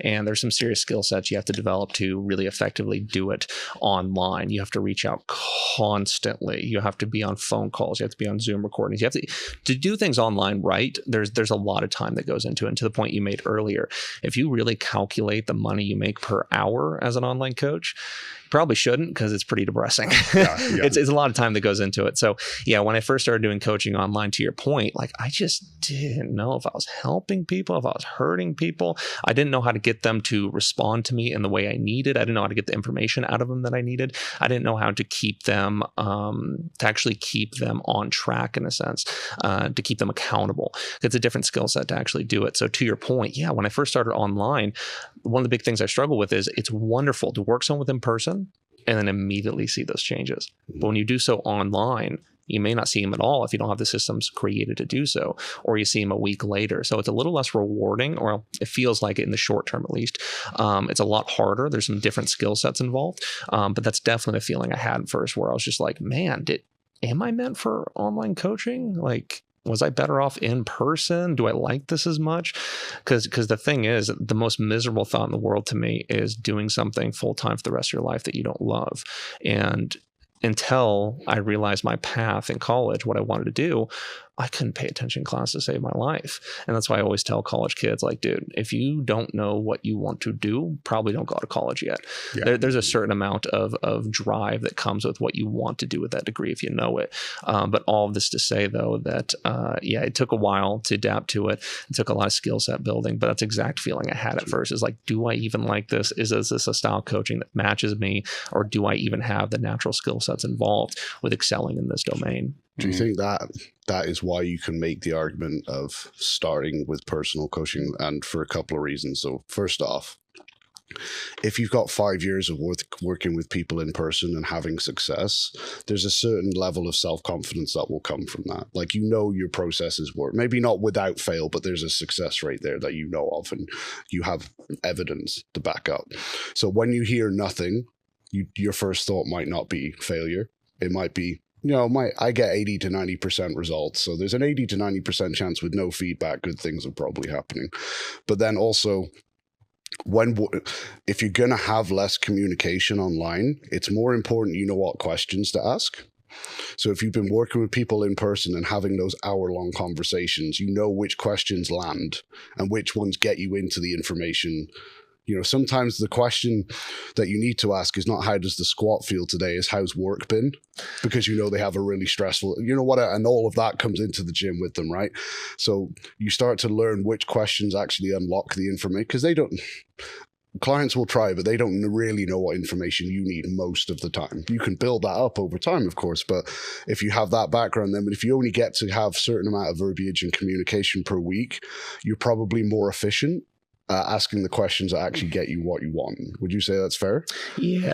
Yeah, I firmly believe that somebody should start in person. And that's actually a mistake I see a lot of coaches that want to coach online eventually end up making, is they're like, commercial fitness? I'm too good for that. That's kind of the general attitude. And I always say that commercial fitness, a great place to start, terrible place to end for most people, right? It's tough, but dear God, did I learn so much doing that. I learned an incredible amount doing it. I would not replace that experience with anything else. The populations you work with, you get to see how to get people to work hard, what systems people respond best to, what exercise selection you should stick with, like what people's common faults are, and what population you should lean into because you enjoy training with them the most. There's so many different foundations or skill sets that you learn through doing that. And in an ideal world, in my opinion, if somebody wants to eventually be an online coach, it should be a slow linear increase as far as how many people they work with are online. It shouldn't start off like how I started off with, kind of trial by fire, all in person, all online. That's tough. That's really tough. Ideally, someone would have a hard bias towards in person, and then eventually they start to get a few online clients. That slowly ramps up over time. And the cherry on top is having somebody that's a successful online coach mentor you. That is unbelievably helpful. Because there's a lot of like a lot of nuances of doing it that are rather hard to learn on your own, and you don't want to learn those while taking in somebody else's money. You want to have somebody kind of guide you along, show you, what the best practices are as far as getting the feedback you need, setting up the systems involved to make sure you're consistently communicating. But also showing somebody you care online is rather hard. And one of the sayings I absolutely love, I don't know who it's by, but something to the effect of, your client doesn't care how much you know until they know how much you care. That is something that's unbelievably undervalued in the industry. Is so many coaches will have an immense knowledge base in everything training, and they put together these evidence-based, really particular programs, but their athlete just feels like they don't give a shit about them. And they sit here saying, like, I don't know why they're just not working hard enough and not giving me the feedback I need. if they felt you care, that probably will change quite a bit. But to that topic of making sure they know you care, they know you're bought in, they know you want to see them succeed. Driving that is a lot easier in person. It's rather daunting virtually, and it takes some time to get to. Sure. But that goes to emphasize that the coaching relationship is more of a two-way thing than people think, perhaps. It's not you give me money, I give you service. It's a two-way relationship where, okay, like I just mentioned, most clients don't know the information you need, but is it not my responsibility to help teach you the information that I need so that I can coach you better? So, the onus is also on you to create good habits for them in terms of creating a better relationship from both ends of the spectrum. And again, I think that you would probably put that under the umbrella of soft skills, like educate your client. You don't lose clients by educating them, by keeping them in the dark. Do you know what I mean? Like, oh, if I tell them the reasoning behind this training block, they're going to know all my super secrets, and now they're not going to need a class. Yeah, but people do think about that sometimes. Right? It's like, no, that's not going to happen. They're either asking because they're keen to learn and they probably coach themselves, or they're just invested enough in the process that they want to know the why. And, sometimes it's really easy to suffer when you know the why. That's important too, So again, coaches can make clients better clients, and then conversely, clients can make coaches better coaches. And I think what you alluded to there with starting in a commercial setting and almost dealing with the broadest possible spectrum of clients is probably the best thing you can do, because working with people with double hip replacements and stuff teaches you things. It's like not necessarily directly the hip replacement, but how do I create a progression system that gets them back to where they were? Maybe you have to figure it out as you go, but they're probably as open to that as you are. It's not like you're dealing with an NFL athlete coming from a surgery who's got 6 weeks to be ready. You know what I mean? They've got time, and you're going to encounter so many different problems than if you go narrow early and you just deal with a small subset of problems. Well, you're also working with a very diverse demographic there. Not only a diverse demographic, but a diverse demographic to where training probably isn't a high priority for them. They're doing it because their doctor told them to, or whatever it's going to be.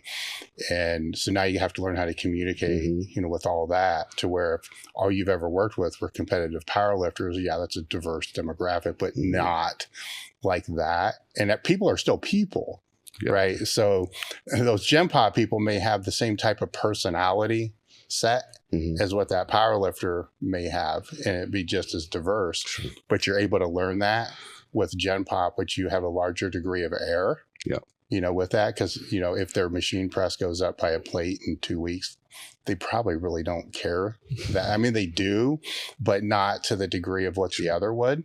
And a lot of the times, as you've both kind of said, that the ability to communicate what you want them to do is going to supersede what you're actually having them do. Yeah. And two things to say on what you said just there. For one, online coaching is by no means for everybody. Like, dear, you have to have a certain amount of skill sets and buy-ins to actually do it. And I think that more coaches should probably turn people away when they reach out to them wanting coaching. Because I had someone just recently that was like, all right, I really want online coaching for you. I've been following you for years. Want to do this, want to do that. Here's my goals. And as I'm explaining along the process, like, I don't know if I'm going to take videos.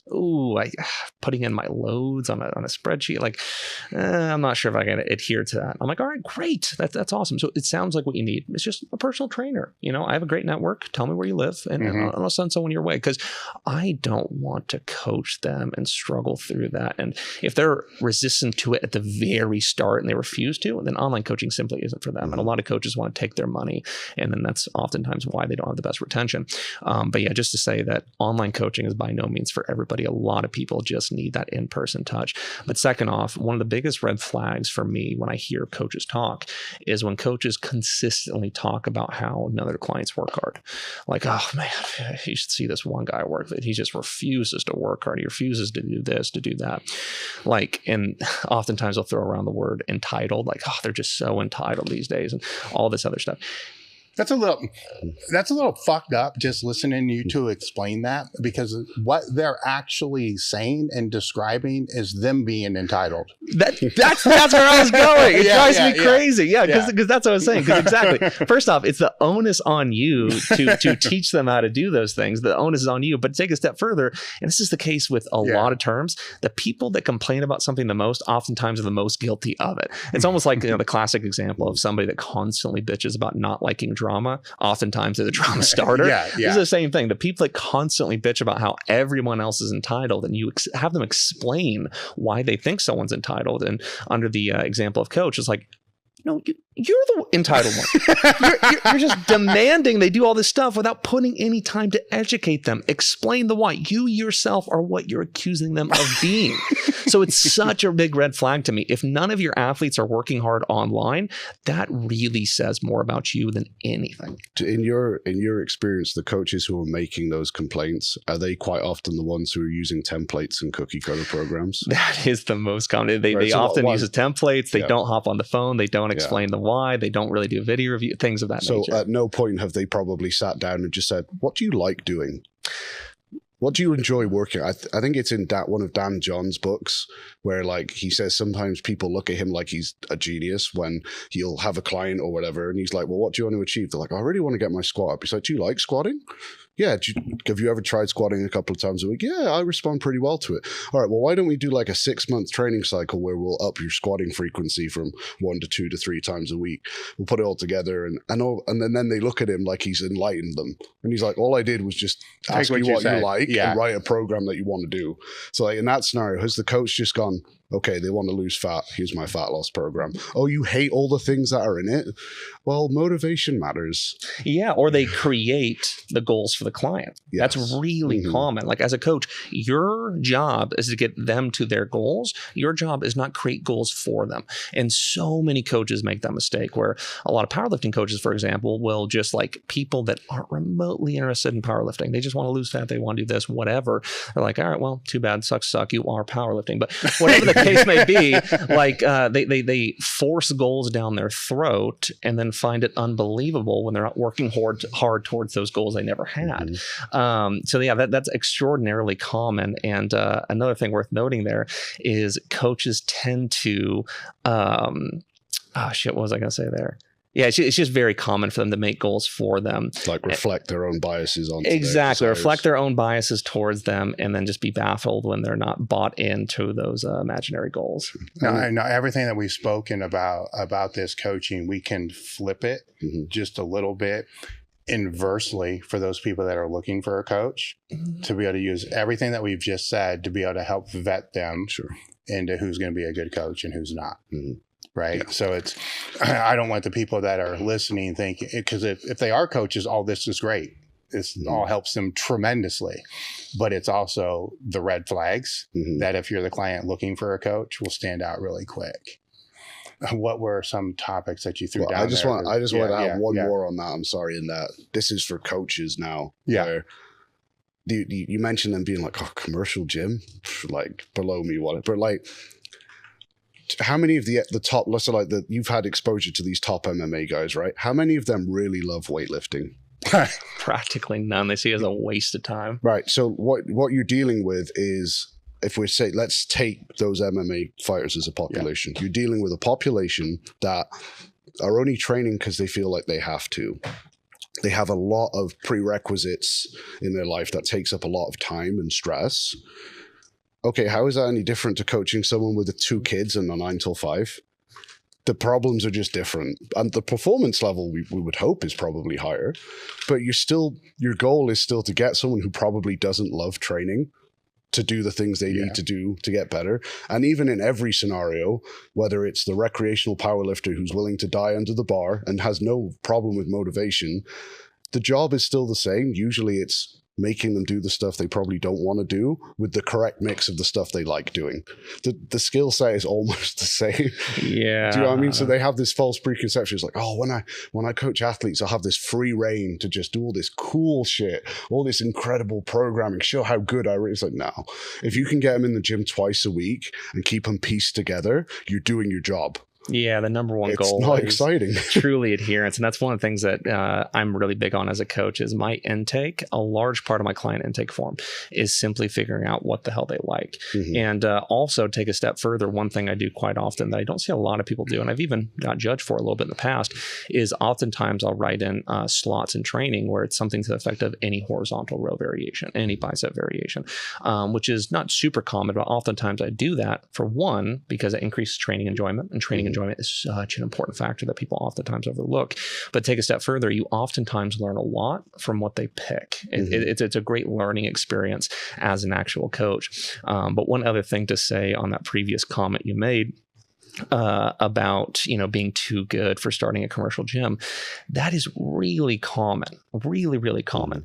And one of the things that I think I was really good at in the beginning with the story I just told, going to Kabuki, being okay with not getting paid anything. People talk, and I'm trying to think of a nice way to say this. It can come off really bad and really condescending, but I'm going to try to say it in a nice way. People talk about a lot knowing your worth. Like, knowing your worth is so important. You got to know your worth. And this specifically is in regards to actual career development. If it's said in terms of like a relationship, like, yeah, absolutely. That's not what I'm talking about whatsoever. But it's always said in regards to know your worth more. I think more often than not, people need to know the opposite. They need to know at that point in their career, they're not actually worth a lot. And that's okay. That's perfectly okay. The way I would define that is, outside of the personal relationship that you're talking about, is just change the way that question is to what is your market value? Right? Because there's a big discrepancy between worth and market value. It's the online coach. I'm worth $300 an hour. Okay, cool. What is that in the real market? Because it's the real world. You got other people to compete with. So what is your market value? Right? Well, it's not going to be that, maybe, but it's probably not going to be that. Right? So if you want that worth, find a different career. Right? Absolutely. Because there's the reality of all that. So I feel the same that you do when I see that being thrown out. Like, well, know your worth. I'm like, actually, know your market value and know your replacement value. Yeah. Right. Absolutely. And then build that. Right. And you build that with skill sets and so forth. To increase that. And that's the thing that I think a lot of, like, for example, people I graduated with, they're, and not mean this in a bad way, but oftentimes they're in the exact same place they were because they knew their worth and thought their market value was a lot higher than it actually was. When we were at the same point when we were graduating, I knew I wasn't worth jack shit. Yeah. I knew my market value was very, very low. So I was willing to work places for free, to do an internship where I didn't get paid shit, and to do a lot of things like that allowed me to eventually have my worth be pretty good, to have my market value be pretty good.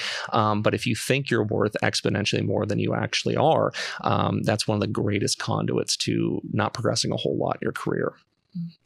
I'm going to pretext this with, this is probably going to get a little bit nerdy for my own benefit. I'm sorry. Hopefully not too nerdy. But the first topic I want to touch on, because I think it gets overlooked and it probably carries over to everything, which is what I'm going to try and cover with all these topics, but foot mechanics and rooting. Foot mechanics is a fancy term, I know, but let's just go with rooting, how you use your feet when you lift, right? Everyone in the world asks the question of what's the best squat stance? How wide should my grip width be on bench? Should I deadlift sumo? No one ever addresses the fact that most people are walking around on breeze blocks, basically, with no force transfer, no stability, probably a much higher risk of knee, hip, back issues stemming, up the chain. So what are some things that people should be looking? So let's first off, how do we know we have a rooting problem? Because like if you look at the average person's foot, there's usually quite a lot going wrong. So without kind of getting too nerdy on that, what would you kind of say for people to look at in terms of like maybe the footwear choice and what their feet are like in a regular kind of barefoot scenario? What are we looking for to see if we have dysfunction? Yeah, really good question. So first off, I'm going to come off as a bit of a hippie in this regard, but luckily it's becoming more and more mainstream, where I am a big believer in minimalist style shoes. I really am. I'll just be honest. It's a hard bias of mine, but the simple reason why is because, man, have I made massive improvements through making that transition myself and through working with a lot of very good clinicians clinicians, I've started to understand the why behind it a little bit better. But at the same time, a lot of lifters are kind of dead upon arrival within their ability to have really good connection with the floor and great upstream function, simply due to the fact that, as you said, they're squatting on Brillo pads in a sense. They're squatting in running shoes or whatever the case may be. That's more geared towards Gen Pop and people of that nature. But at the same time, as far as assessing it goes, I think it always starts first with a barefoot squat assessment. That's something that's not done nearly enough. And upon looking at that, you can then get the needed framework or the needed information to develop a framework to actually improving it. It all starts with an assessment and needs analysis and then going from there. And oftentimes when we start with the barefoot squat, we get some fantastic information. So for example, we see knee cave in the squat, and that's a great topic we'll have to get into here a little bit more later on, but we see horrendous knee cave in the squat. We ask the question, why is that happening? Is it because they have not so balanced muscle co-contractions upstream? Is it because of a foot ankle issue? Is it because of a trunk stability issue? What exactly is it? But upon seeing them squat barefoot, we get a lot of great information. Are they slipping into pronation, supination, shifting to the toes, shifting to the heels? Maybe it's as simple as their squat stance isn't ideal for their hip morphology and structure. Oftentimes that's the case as well. But very often when you see somebody squat barefoot, you can very clearly identify the fact that they aren't stacking the ankle very well. They have no idea how to splay and really use the intrinsic muscles within the foot to connect to the floor really well. And oftentimes they end up thinking they're doing that, but they just crunch the toes, decrease their surface area contact, and actually make it exponentially worse. And then all of a sudden we tend to see pronation of foot or just caving in, and upstream downregulation, force production, stability, motor control, which then results oftentimes in knee cave.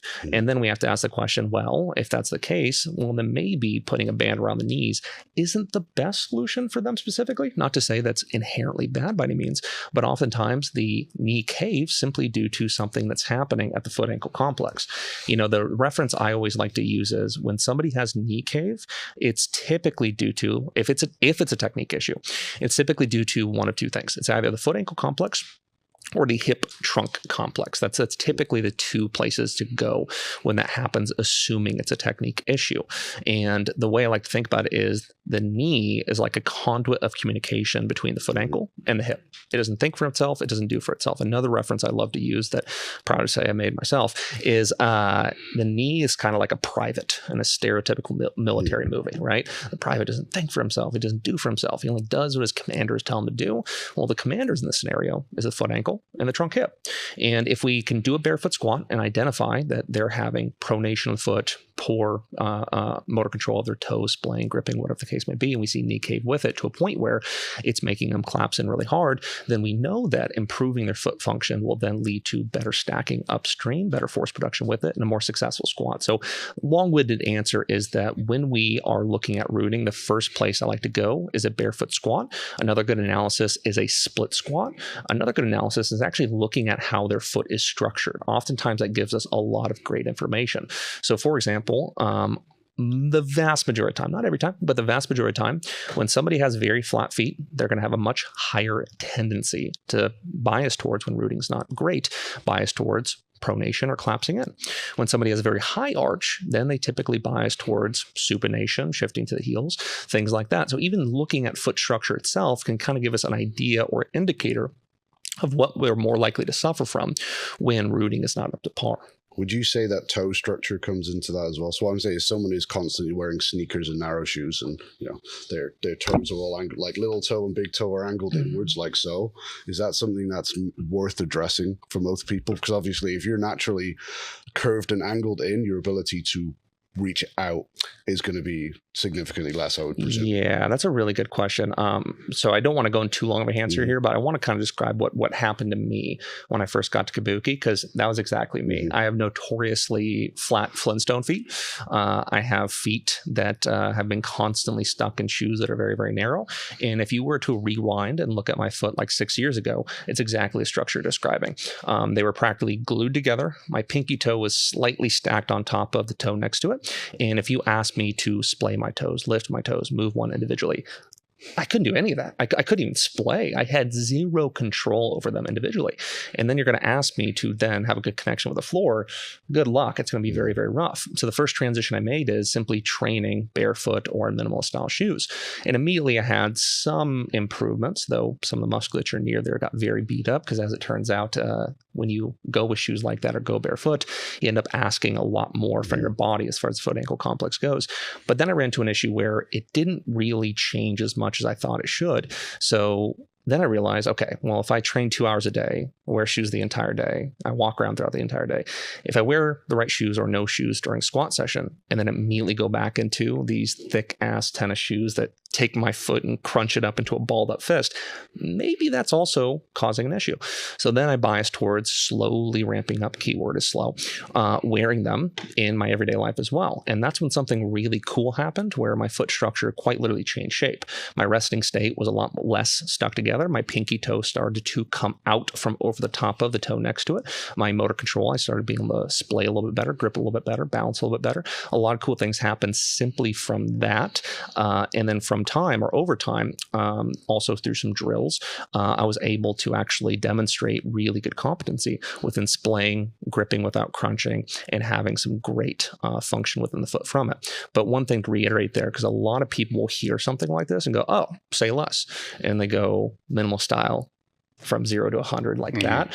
You know, shoe companies have been sued over claims around that. So here's the thing. It's kind of like wanting to bench press 500 pounds. You don't go straight to 500. There's a slow ramping up process. And when you go from something that constricts it so much to something that requires it to work naturally and work a lot harder, there has to be kind of some graded exposure to doing so. You have to slowly ramp it up. So for me personally, for example, I started with just my squat sessions, then my training sessions, then a few hours a day, then most hours a day, and eventually all throughout my day. And even through that time, you know, it got quite sore along the time frame, but it never exceeded in a soreness level where injury was likely to occur. What kind of soreness in what areas are we so like if someone goes and does this now, what are we expecting? Even if they do it right, what kind of soreness are we expecting to run into? Mainly it was the soleus, the gastroc, some muscles around the ankle and calf definitely got a little bit beat up. But mainly it was muscles I've never felt before. So small little intrinsic muscles in the foot that honestly barely anybody knows the name of, myself included. They're pretty lengthy names for each individual one. But it just basically felt like the bottom of my foot especially was kind of cramping every time I overdid it a little bit. Every time I overdid it, it just felt like the bottom of my foot was cramping, almost like I was dehydrated. I had one of those classic cramps, but it was like that constantly. And that was a good indicator to dial it back a little bit. But mainly it's muscles of that nature. Sure. So like for the average lifter who's listening now, you know, to try and maybe convince them that this is important, right? Like when you squat and deadlift, it's obvious. The foot is the conduit to force transfer through the floor. Even on bench, what are you using to maintain your leg drive, your setup, military press, whatever else? So I think it was it Fred Hatfield said the quote, like, you can't fire a cannon from a canoe. So if you're standing on unstable feet, that's probably what you're trying to do. So hoping we've got some kind of buy-in now. Let's say I am that lifter with that crappy foot structure, you know, what do I do other than, you've mentioned the footwear process, that's great, but is there anything outside of that actively that we can look to do to improve that, not just the actual, you know, structure of the foot, but the ability to splay and grab, the ability to have stronger connection, you know, all those types of things? Yeah, it's a really good question. So one of the things that I really like that has an unfortunate name, especially because there's anyways, is a foot love drill. Foot love drills are fantastic. So pretend these are my toes, fingers in between them, and simply roll it out. That's weirdly an effective start. Like it doesn't seem like it would work, but it works rather well actually to simply start like that. And then all of a sudden, when you take your hand out from under it, they splay a little bit more naturally. They splay a little bit easier. So starting off with something as simple as that prior to your drills can be really helpful. So starting off with that, and then going through drills where we just focus on splaying, relaxing, splaying, relaxing. Something as simple as that is really helpful. Then over time, we can start to work on, let's see if we can get the big toe individually to move on its own. Yeah, we can't. Okay. And there's a wall stretch drill that I really like, where you basically take an acu ball, a wall, a rack, whatever, and you put your big toe up against it and it's stretching. And then eventually you take it away and see if you can hold it up there yourself. You do that a few times, and all of a sudden you can lift up from the start. That was a transition I've seen with myself and other people, and you can do that with individual toes as well. With that being said, it's usually drills like that are very effective, but take a step further, other drills that really balance your ability to utilize that structure under loading conditions. So one great example that everybody knows of, though dear God, does it perform poorly most of the time, is hip airplanes. Things like that integrate the entire system is really fantastic. You're pushing external rotation, internal rotation, bracing, keeping the ribcage and pelvis stacked while rooting to the floor. And you can kind of give yourself somewhat of a graded exposure where you start with lightly grabbing a rack, then a PVC pipe, then grabbing nothing, something like that. But the hip airplanes is a great start to do it in a more functional manner, I guess you could say. And then we can start to add some load with some KB passes. That's an excellent exercise, really good one for warming up. Is that where you stand on one leg and you would pass it from side to side? Exactly. Think of almost like a single leg RDL at the start. You start to hinge, have the weight balanced over the foot, and then you stop roughly 1/4 of the way through a single leg RDL, hold that position, and then take a kettlebell and pass it back and forth. And you'll notice after a few reps, every muscle in there is just screaming at you. And drills like that are really fantastic as well. And then we could start to transition towards things that are a little bit more heavier loaded, maybe a single leg landmine squat or things of that nature that challenge it a whole lot, or single leg RDL, cross body variations. That exercise selection depends on the individual and the goal, but that's the somewhat steady ramp up process that I would suggest. But it does typically start with, in my opinion at least, simply changing your footwear, because there's a lot of research that shows us that in itself tends to cause some fantastic benefits. One of which that I experienced was seeing my foot go through hypertrophy, which, let me tell you, is kind of creepy. I mean, you're seeing your foot get like exponentially thicker was a very weird thing. Yeah, very weird. So the kind of general trend I'm seeing there with the drills you're recommending is it's generally going to be single leg, single foot, and it involves increasing degrees of compensating for some kind of altering balance point. Absolutely. Controlling center of mass through challenging the foot in a more and more drastic manner while increasing load and specificity. So like goal. For someone who's at home and maybe doesn't know what to do, they can just think of it in their head, right? How do I create some instability in this position and then create a little bit more? Yeah. I've even seen some like athletic development coaches even do like med ball tosses while on a single leg while doing that barefoot. That can be effective as well. Okay. So what if their starting point is more regressed? In other words, they're using insoles. They're good question. Their chiropractor or whoever, said, here's what you need to do. So they're always in insoles 24/7. Well, not, every time they're awake, right? Yeah. Right. Because there's some issues that can arise from that. Right. Yeah. But to your point, what I've seen with people in those situations is they go from 0 to 100. Then they wonder why their plantar fasciitis is flaring up through the roof. Right. Yeah. So with them, what would be the first recommendation? Yeah. So for me personally, if it is coming from a clinician, that ends up being a pretty hard spot for a coach. Yes, a really hard spot. I mean, to say it's an uphill battle is a understatement. Yeah. So what I typically like to do with an individual like that is I have to put my... Well, let's just protect all of our asses here. Let's assume that there's compliance through that. Like the clinician is like, we need to get this person out of here just so they can have that force not be shifted into their hip or knee or so forth, because isn't that kind of what's going on? Exactly. Yeah. And where I was going there is actually having a clinician in your network that can explain the nuances, talk to them, still help them through their foot issues, while you can kind of take a backward step and let the individual with a higher degree and kind of appeal to authority kind of walk them through that in a little bit more careful manner. Because I've seen the industry largely shift away from entirely using insoles, using arch support and things like that. And for very good reason. With emerging evidence, it tends to show that in most cases, they probably shouldn't be used. And at one point in time, they were very overprescribed. And I was one of those individuals. I was told to be in arch, arch support for quite some time. And didn't really help much of anything. So I'm a good example for this. When I first started going flat foot, you want to talk about plantar fasciitis. You want to talk about bottom of your foot cramping up. It was tough. It was really tough. So what I ended up doing was in that gradual exposure, I still wore those for all my work jobs. While I was roofing, for example, I still wore them. So there's some individuals that, for reasons that I am not specialized in well enough to articulate, they may be somebody that still needs to have some existence of those. The gradual increase may have to be a little bit slower, but you also may need to have always a setting in your life, especially one that you walk around a lot, where you still include those in some degree. And typically in situations like that, I suggest they see a clinician in my network that has a profound understanding of that and can articulate it to them. Yeah. Sure. So assuming we've got good foot ability, what does a good root look like? And is it going to be lift dependent? Or is it the same principle throughout? Oh, that's a really good question. I don't think I've been asked the one where it's, is it the same across the board? That's interesting. Though I may change my mind later down the road, I believe that it would be the same throughout, at least the way I coach it certainly is. But the way in which I like to cue it is, and there's a lot of cues you can use for this, is simply starting. So for example, if we unrack, walk out of squat, get into our squat position, I'm a big fan of a cadence of cues. Cadence of cues really sets an athlete off in the right direction as far as consistency and execution. I'm a big fan of that. But when that lifter is going through their cadence, I like to start with a splay. And the best cue I found personally is the short foot cue. And typically what that looks like is, especially for someone that's flat-footed, typically that cue is a little bit more needed, is their arch, like they go from flat-footed, for example, if you look at my foot do it, it goes from flat foot to creating a little bit of arch without actually seeing any toe crunch. And that's the big fault that so many people struggle with, which is why a lot of cues such as eagle claw has kind of largely been moved away from, though cues are highly individual. You may tell somebody that it drives the perfect effect.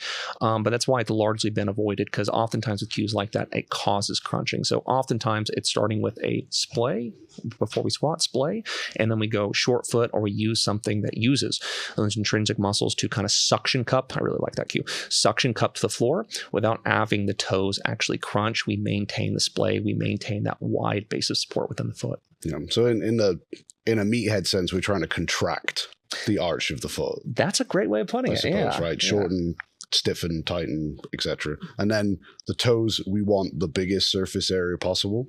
That's my times. hard bias. Okay. Yeah. In fact, flexion within the toes typically tells me that they need to work on the contraction within the actual foot a lot more, because their body just does not know how to distinguish those two things. Sure. And you mentioned right at the beginning, the last question related to this topic, you have a bias towards minimalistic shoes, etc. Is that even above barefoot? Oh, that's a or really if someone question. is in a training environment, say like maybe the gym you've got next to the MMA gym, I'm not sure what your policies are, but some gyms are okay with it, right? Training barefoot. Should I favor that if I have the ability to train barefoot?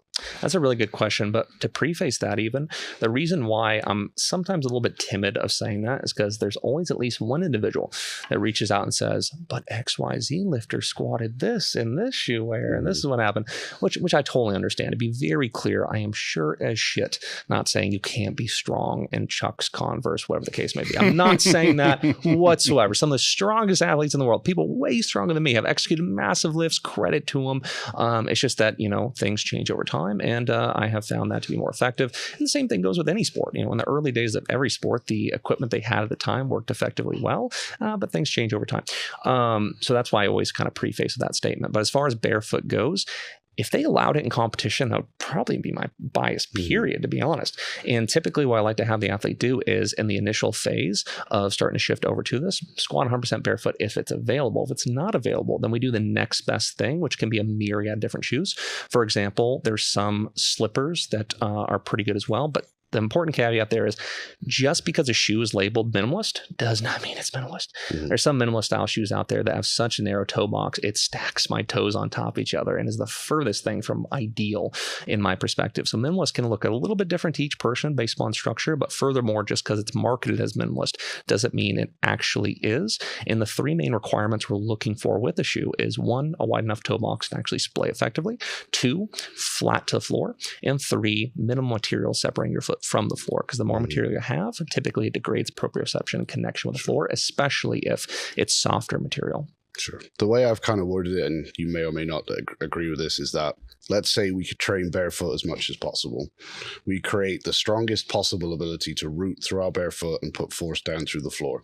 Now, let's say in theory, it's an advantage to wear a barefoot shoe that has like a rubberized sole that allows us to create an artificial amount of traction, torque, whatever you want to call it, or an Olympic lifting shoe that has a super hard sole that we can push force through more effectively.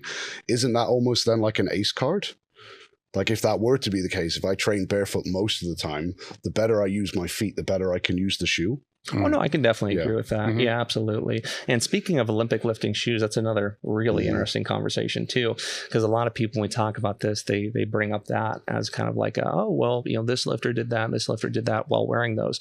And it's kind of an awkward part to add to the conversation, but there's certainly advantages to that too. And for the longest time, Olympic lifting shoes were designed terribly, absolutely terribly. They didn't fulfill any of those requirements whatsoever. But now they're getting designed in a more and more advantageous nature where they have a pretty wide toe box. But when it comes to Olympic lifting shoes, there's definitely certain lifters out there that find it very advantageous for competition. They can typically stay a little bit more upright, hit depth easier, use their knee extensors more effectively. If they have some kind of back pain or injury, oftentimes it puts a little less strain on it. There's a myriad of different case examples for using those, and some people hit their best loads with them. But even a lot of lifters out there that use Olympic lifting for their heavier squats still will go barefoot or in minimal style shoes outside of it. Sure, because I suppose you could become dependent on the heel elevation and the advantages it gives you. Sure. Now, one thing I want to say that before we segue into the next comment is you kind of touched on it, that because you asked about exercise specific, is when they're working on trying to develop that rooting, it shouldn't just be on their top sets of squats or their top sets of bench. It should be on every movement they do. If they're doing, I joke around with the people like I did yesterday, like if you're doing a seated machine chest press, root your feet. Everything that you're doing, do it. Because if you're doing 5, 6 exercises per day in the gym and there's a few sets per exercises, you have the opportunity to reinforce that. Same thing you're trying to do in the squat every time you're in a standing position. Right? That's going to expedite the process of you being able to build that neural, connection with that whole thing, and make it stronger faster. Because when you get to some of the more complex things like the airplanes and stuff like that, you're not going to start people with that. They're going to have to develop that capacity, but that capacity could be kind of hacked if they're trying to do this with everything that they do when they're in the gym. So I assume you guys would agree. No, sure. I mean, I think the thing that gets not talked about, and we're talking marginal gains here, but if you're going to lift, why not lift as well as you can? I can't remember the name of the phenomena. You may be better versed in this than I do, but the more muscles you have contracting hard at the same time, the higher your level of nervous system activation will go. In the same way that, like, you try doing a set of cable curls where you cup the bar, as in just let it sit, and then grip it as hard as humanly possible, or tricep extensions where they play no role at all. The same can be said for your foot and your calf. If all of those are rooting harder, your nervous system is a higher level of activate. Your body is like, oh, something serious is going down here type thing. So you can, if that in theory could buy you an extra half rep or 2 pounds or whatever on the lift you're doing, then why not? It's just for its effort, unfortunately. Yeah. But then we build subconscious habits that then it's not effort when we've done it for long enough. Yeah. Yeah. That neural drive increase is actually huge. And funny enough, I had to relearn that the other day in the silliest fashion possible, where I'll be honest, hindsight 2020, I was kind of half-assing the hack squat a little bit. I really was. I was getting towards the end of my 12, 15 rep set, whatever. And I got to rep 10. I'm shaking. I didn't think I was going to get the next rep. I'm like, oh shit. Okay. This isn't good. All right. Next one, I'm going to do perfect. And all I did was simply engage lats, squeeze the handles. Did 10 more. I was like, oh shit. This also applies for simple assistance exercises. So it's amazing how little things like that can be such a profound difference, even outside of the big three, which lifters are so guilty of only applying these principles for the big three. And again, that then goes down the conversation we always have to have conversation, like, how do you define RPE and effort? Because if you're nearly failing because you kind of sat in it like a lounger, and all of a sudden you grip and pull in like you're holding on for dear life, and all of a sudden you get to 10 more, it's like, well, was I at a 4? Yeah. Was I actually at a 4? Or was that an 8 really? Was it in terms of muscular recruitment? And then you're like, oh, fuck. Yeah, I might need to bring Mike T in here and ask him those questions. That'll be an interesting discussion. All right, I need to use the restroom. Okay. Next topic we're going to lead into would be the breathing and bracing. So how important is people's breathing habits outside the gym then leading to performance inside? Because everyone's going to talk about breathing. How do I breathe for a maximal squat? How do I brace for a maximal squat? But if they're coming into the gym with really poor breathing mechanics, which usually ends up leading to poor posture, you know, it's like you said about like wearing crappy footwear 23 hours of the day and then wearing your minimalist shoes for an hour and expecting everything to change, right? So what, even in just a day-to-day sense, are people generally doing wrong with their breathing, which is leading to these kind of downstream effects? Yeah, absolutely. So to start, obviously I have a hard bias towards believing that breathing, bracing, trunk stabilization is the most important foundation of loaded movement, especially axial loaded movement. And for me personally, I like to look at movement intervention or technique changes as kind of a hierarchy where we always start off with breathing, bracing, trunk stability. Then we go to rooting and foot ankle complex. Then we go hip, shoulder, depends on the movement of the individual. But I like to look at it through that hierarchy because oftentimes when a lifter has 5 different major opportunities for improvement in their lifts, just by taking care of trunk stability, you get rid of 3 of that 5. It's insane how effective it can be. And we always want to start with the changes that create the most holistic effect to their movement quality. And a lot of lifters instead will try to address everything at once, go down a rabbit hole, and nothing ends up actually being done. But when it comes to the discussion of breathing, it's a really interesting one. It's something that I've recently kind of gotten a lot deeper into with some help of some people around me, specifically a clinician who is named Dr. Philip Snell. He has his office is out of my gym. He's someone I collaborate with a lot and ask a lot of questions. And people like him, Sue Falso, and people like that are very good in the industry have kind of turned me on to the idea of even more so doubling down its importance, because people love to talk about breathing in relation to maximizing trunk stability for lifts. And don't get me wrong, that's really, really important. But the problem is that if somebody's stuck in a compensatory vertical stress adapted breathing pattern, trying to work on it and change it within 10 minutes before a heavy set is not only hard to do, I would go as far as to say basically impossible to do. And when it comes to stress adapted breathing patterns that are oftentimes vertical, for people that don't know, something like that we all catch ourselves doing the second we run to stress. When it comes to something like that, it has downsides that go far beyond just maximizing trunk stability for lifting. So one of which, for example, is getting into the autonomic nervous system, which is a very interesting topic. Another one of which you touched on, which is posture.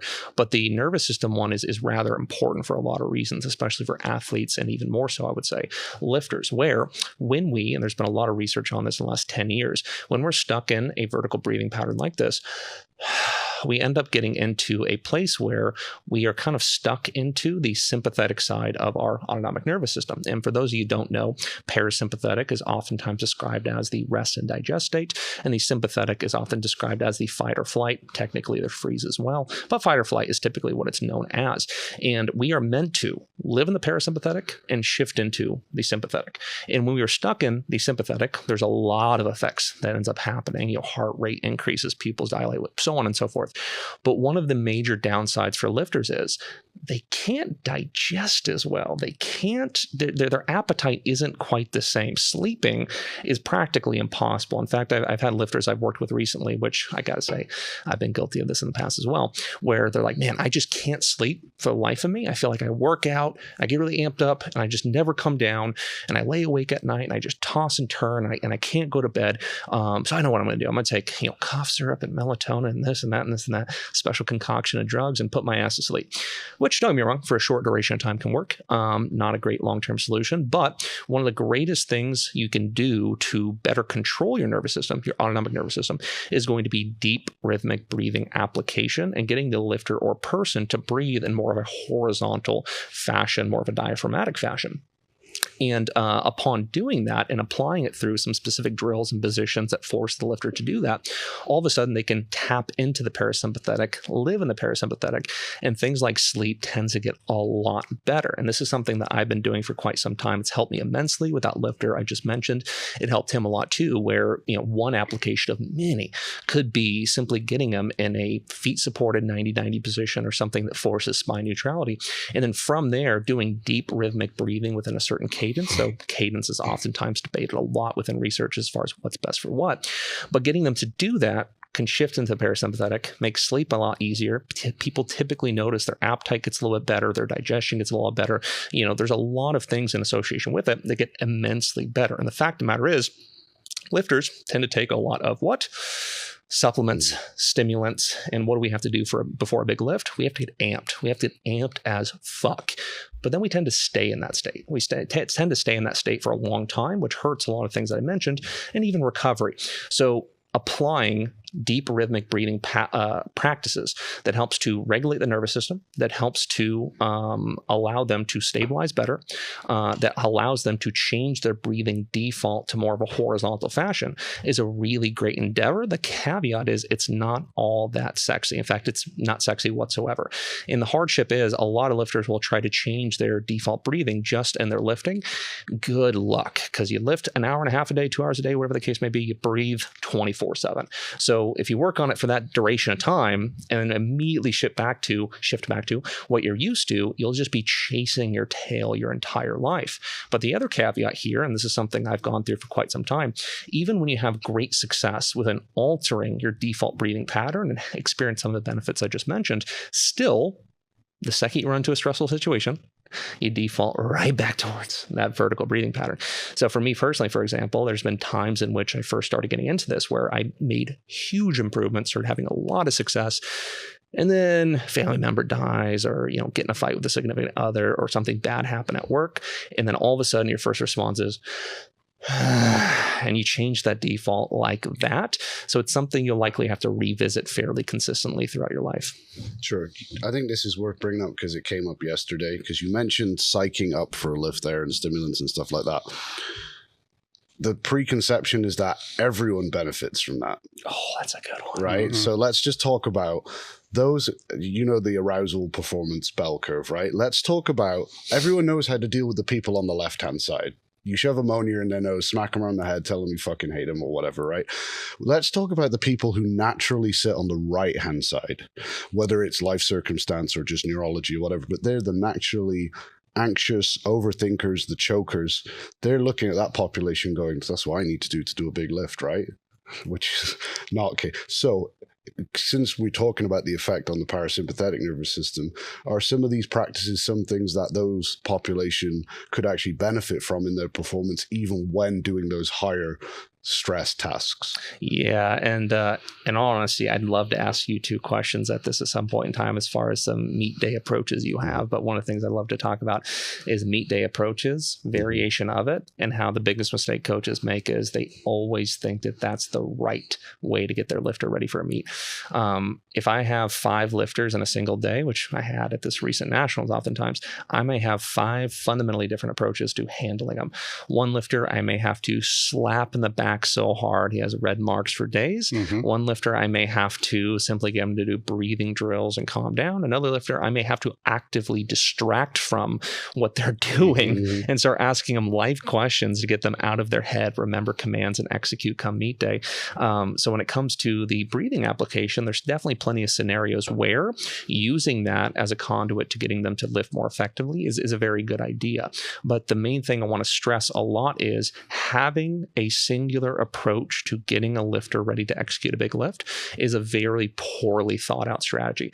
And that's what's so important about building rapport with your athlete. You get to see what they respond best to and then emulate that, practice that come meet day. But the hardest part for a coach is handling multiple lifters in a single day and having to change your strategy depending upon the lifter. There's been situations where I catch myself just freaking out, pacing, thinking that a lifter might be about to bomb out. And then I realize I'm giving that energy to my lifter who I need to calm down starts freaking out as well. And then I have to just slap myself out of it, come back to him and be like, hey. No, that's a good point you just brought out, because you're going to project, to that. So you got to become multiple people in one training session in one day. It's tough. It's a lot tougher said than done, especially because I'm a bit of a head case when it comes to handling my athletes. I care a lot. And the second something runs awry, or maybe I just got done handling a lifter that needed to get really amped up, to then have a fundamentally different approach is tough. There's been times where I had to run to the bathroom, look myself in the mirror, calm down, calm down. I have to go back out there and almost act like I just ate an edible or something like that. And just, you're going to kill this. It's not even a big deal. You have to emulate a different energy, because the way I like to put it is you need to be in the mindset you want your lifter to have, in a sense. You have to, because they match your energy, whatever the hell it is. So you have to emulate what the mindset is you want your lifter to be in, which means you have to change your mindset, change your appearance, change the way in which you appear on a multiple times a day basis, which takes some serious practice. Oh, it's exhausting too. It's exhausting. I was going to say, we should flip what we said earlier about should all coaches compete. I think that should be flipped on its head also, where every lifter or competitor should try coaching. Yeah. Try handle 3 people in a day and just understand what goes into, like, if someone said to me, you've got something really stressful on Monday, on Sunday, would you rather compete or coach? Compete. Every single time, personally. Because, like, if I take 2 or even 1, but if it's 2 or 3 people through in a day, being a social chameleon for a day for 2 or 3 people, wearing 3 hats, whatever you want to call it, and chances are you probably care almost as much about their lifts as they do, but there's 3 times as many of them because you've got 3 lifters. It's draining to a whole nother level. Well, there's so many other things that are coming up in my mind with this just from experience, because the one person that you may have to try to keep calm is seeing you get the other person amped up, and they're like, why are you not doing that for me? Right. And it's like, do you not care? Like, slap me. Like, no, it doesn't work that way, And so it's exhausting as hell. The trick is to figure out what that person needs, and if possible, not do 5 people, have other people, and then that are there, keep and there's been multiple scenarios when I was still competing. It's like, keep this person the fuck away from this guy. And keep this, put this one, you're moving people around, like your helpers. Meet day handling is a beast. And to your point, getting an athlete to experience what it's like should give them some good context. Because when I'm done with a meet, like, I can almost guarantee, in fact, I can guarantee with 100% certainty, especially a multi-day meet, I'm more beat up than my lifter. Because one thing I'm really big on is I don't let my lifter touch a fucking weight. And I'm a big believer in the fact that if you allow your lifter to load bars, then I tend to lose some respect for you. I really like to take care of every single thing for them. But another role you end up unfortunately having is kind of family and friend control, which isn't a fun conversation. But there's some lifters where you might have to say in between lifts, hey, go hang out with your family. A lot of lifters, you have to tell them not to, keep them away from them, and even control their family from going and interacting with them in any way, shape, or form, which is a rather daunting task, considering oftentimes you're meeting them there for the first time. So you come off as a bit of a dick. I've been in that situation too. Yes. So to backtrack, that was a cool tangent though. To backtrack back to bracing, you mentioned the difference between vertical and horizontal. Now, people are going to instinctively know what you mean by vertical, probably because that's what everyone's defaulting to. Because chances are that's what you're doing right now, right? So let's talk about what you referred to as horizontal breathing, diaphragmatic breathing, a million different terms right there, whatever. What does that look like or feel like from a sensation point of view for someone to know that, okay, I'm in this 90-90 position, my legs are up in the air, I'm bored as fuck. What am I looking for? What's the sensation that I'm digging around for when I want to do this? And if you don't mind, I'm going to backtrack a little bit and lay the foundation for understanding why we want it first. Because a lot of coaches, a lot of trainers, no one argues with how important it is, some of which understand it's more important than others. But most people, in fact, I would go as far as say all people understand it's important. But the amount of times that coaches, trainers just gloss over what the hell's actually happening, gloss over the true goals or intent behind it, and to take a step further, can't even explain what's happening mechanistically in the body when we go to do that is truly staggering. So I do think it's important that coaches and trainers have some mechanistic understanding of what's happening, why it's important, what we're looking for, and that can provide the foundation to then coach it effectively. So first off, let's say we're getting ready for a big 1-rep max attempt. We unrack, we walk out, and we're getting ready to set our breathing and bracing. The first thing that happens as I go to prepare to do so and maximize trunk stability as I take in my air is the diaphragm's kind of the initiating action to that. And the diaphragm is vitally important in multiple different ways, but one of the biggest of which in relation to this conversation is going to be it's the kind of conduit to creating the utmost stability. So as I take in my air, my diaphragm descends down towards my pelvic floor and diaphragm work in opposition with one another. And what happens is this compresses the fluids, the gases, the tissues, the contents of my abdomen. Now, as that happens, this eccentrically activates my trunk stabilizers in a 360 sheath. Now, the 360 sheath part is rather important, really important. And this is why we do not want to see, nor should we see, concentric activity of those trunk stabilizers, the hollowing in of the stomach that, credit where credit's due, looks a lot better, looks a lot more aesthetic. I wish that was how we were able to generate trunk stability optimally, but unfortunately it isn't. To do it well is rather unattractive. But point is, those muscles actually eccentrically expand and activate to resist the compression, and then from there we finish it off with a muscular co-contraction, again, a 360 sheath, to a point where if I were to poke in here, all the way back here, I should feel expansion both with the breath and the brace. And for a lot of people, they're great here. In fact, if I had to break it down to percentages, a good way to breaking it out is about 90% of people can nail this part when they really focus on it. Only about half of people can nail this part. And the back part, the posterior part, the part that's kind of meets your top of your glutes, your lower back, that general area, if you find your last rib, go just under it.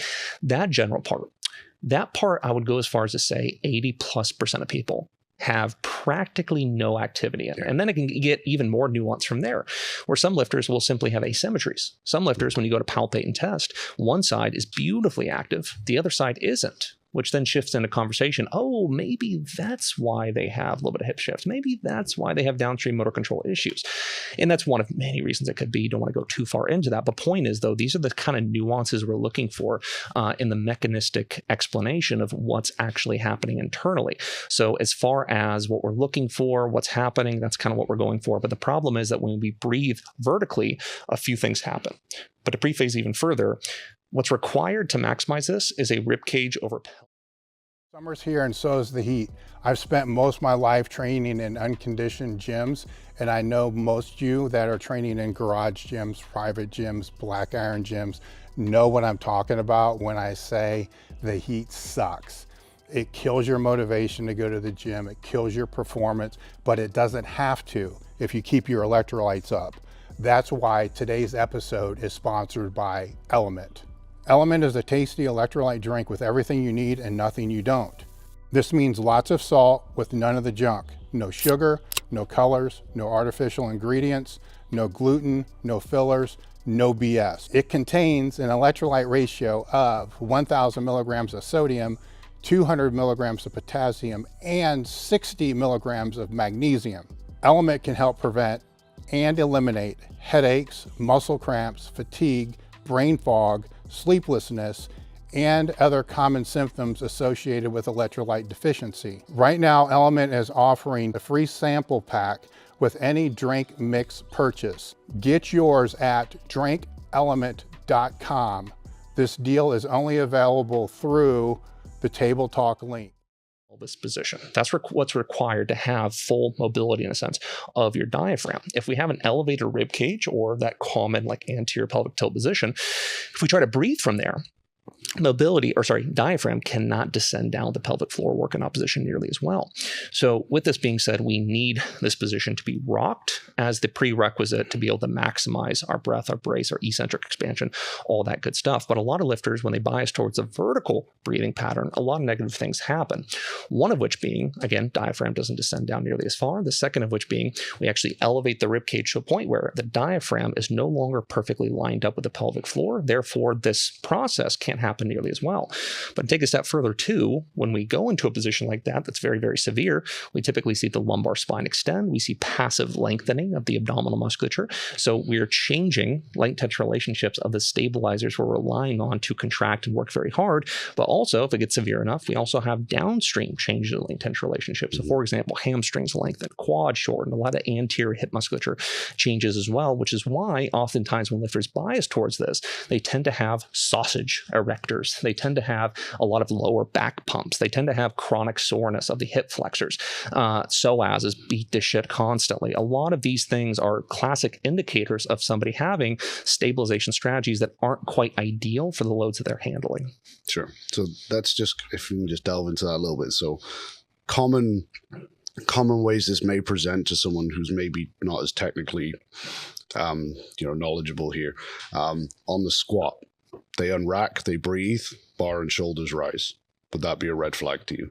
Yeah, that'd be a pretty big red flag. But then again, it does depend a little bit on the severity. If somebody starts from the bottom beautifully, it works their way up, and there's a little bit of movement, oftentimes it's not a major concern, especially when they really rock that lumbopelvic position. There's no tilt, there's no anything.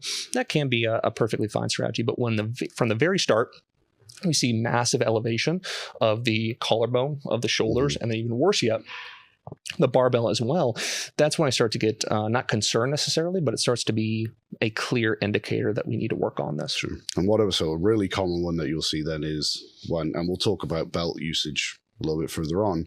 If the lifter's wearing a belt, you alluded to the inability to breathe into certain areas. Seeing that gap at the back of a belt, even to the point where it can shift up and down their body, mid squat, mid deadlift, whatever, well, again, big red flag that's going to be primarily bracing and breathing related for you. Yeah, absolutely. Though oftentimes, like here's the thing, the prerequisite position to maximize it is really important. So sometimes lifters, for example, this is a really good one, when they get under the barbell and they have massive rib cage elevation, they try to brace from there, unrack from there, squat from there. Sometimes addressing position first can be really helpful, because sometimes their breathing and bracing is rather good, but at the same time, they just start in a position that creates that situation. So sometimes positional changes can help to then set the foundation to breathe and brace better in the posterior portion around that belt, because realistically, we should be using that belt as a rigid surface to increase intra-abdominal pressure. Sure. Okay. So if someone who's stuck, we've addressed how you can use the breathing to kind of get them breathing down into the right place. But let's say we've got that habit here. What would be not necessarily some drills, but ways we can manipulate the exercises and stuff that we're doing to try and bias them towards a more neutral posture? Like, are there things we can do, like maybe in their accessory work, the postures they're using, or certain exercises that you like to maybe plug in to help start ingraining? Because, you know, some exercises are going to give you good feedback when you get it right. Like you're going to feel your abs working, whereas others, it's, you know, like a back squat, you're not going to feel probably the difference in your abs too much when you've got a super heavy bar on your back. So are there any exercises that you maybe like to plug in, or variations that you like to plug in when you've got a lifter who's trying to make that transition towards a more neutral kind of like set point or habit? Yeah, really good question. There's a lot of tangents. I try not to go down here. The first of which is, I think that the warm-up, or what I like to call movement prep, presents a really good opportunity to reinforce this. I think there's a lot of mistakes seen or done in warm-ups where there's kind of a false dichotomy that's really, really common, where somebody will either think, you don't need a warm-up, why waste your time with that? And there's other people on the opposite end of the spectrum that think that you need a warm-up for 45 minutes just to have an opportunity to lift heavy weights. The fact of the matter is, there's a wide degree of variability. Most people's warm-up, as far as what they do prior to getting under the bar, shouldn't take any more than 10 minutes, but there's plenty of examples where it would take over 10 minutes. So it varies a lot. But all that to say, for this topic, oftentimes the warm-up provides us an opportunity to kind of potentiate positional awareness, breathing awareness, bracing awareness, and achieve that 360 sheath of stability. So I think warm-up is oftentimes a good opportunity.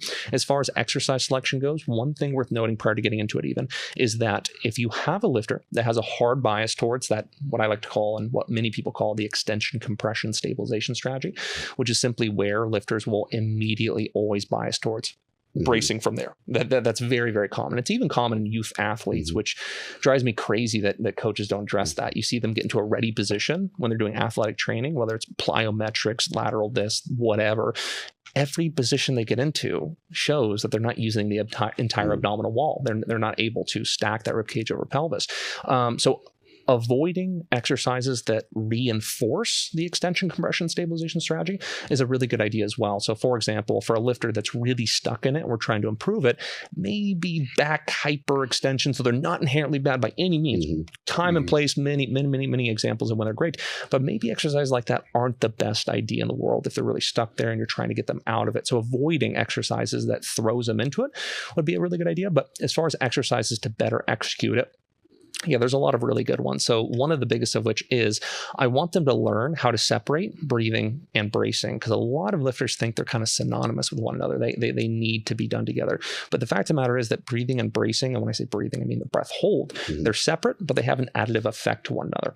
And getting a lifter to understand that separate them is a really good idea. So exercises that force a lifter to maintain a hard, balanced muscular co-contraction, a hard muscular brace while still breathing is a really good idea. And this can come in many different forms, one of which being some kind of zombie front tempo squat to pins where they're forced to breathe on the way down, because that loading strategy forces them to have really good muscular brace, and then breathing while reinforcing it can be a fantastic idea, really good idea. And one thing to preface before getting into this further is that also understand that the brace is 85%-ish of the equation. So a lot of lifters, again, before they pick up a damn bag of groceries, they hold their breath. You don't need to do that. 85%, all bracing demands are task dependent. So for the vast majority of things we do in our everyday life, as well as accessory lifts, the simple muscular brace, 85% of it is plenty enough. We don't need a breath hold. We only need a breath hold in particular conditions, such as axial loaded lifts, squats, deadlifts, things like that. But also trunk stability is kind of instinctual and needs to happen with virtually anything. So if I reach out to grab this shaker here, there is some stability requirement that needed to happen and did happen instinctually, but it is a task dependent nature where as it ramps up, we may need the breath hold to add to it more.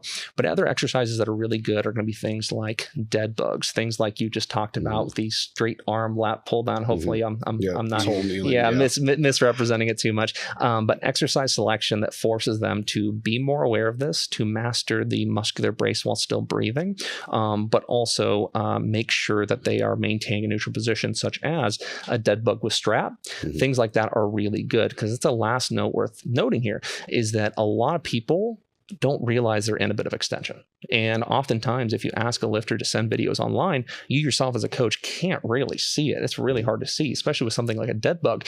It could be so minute that you really can't see it from any angle.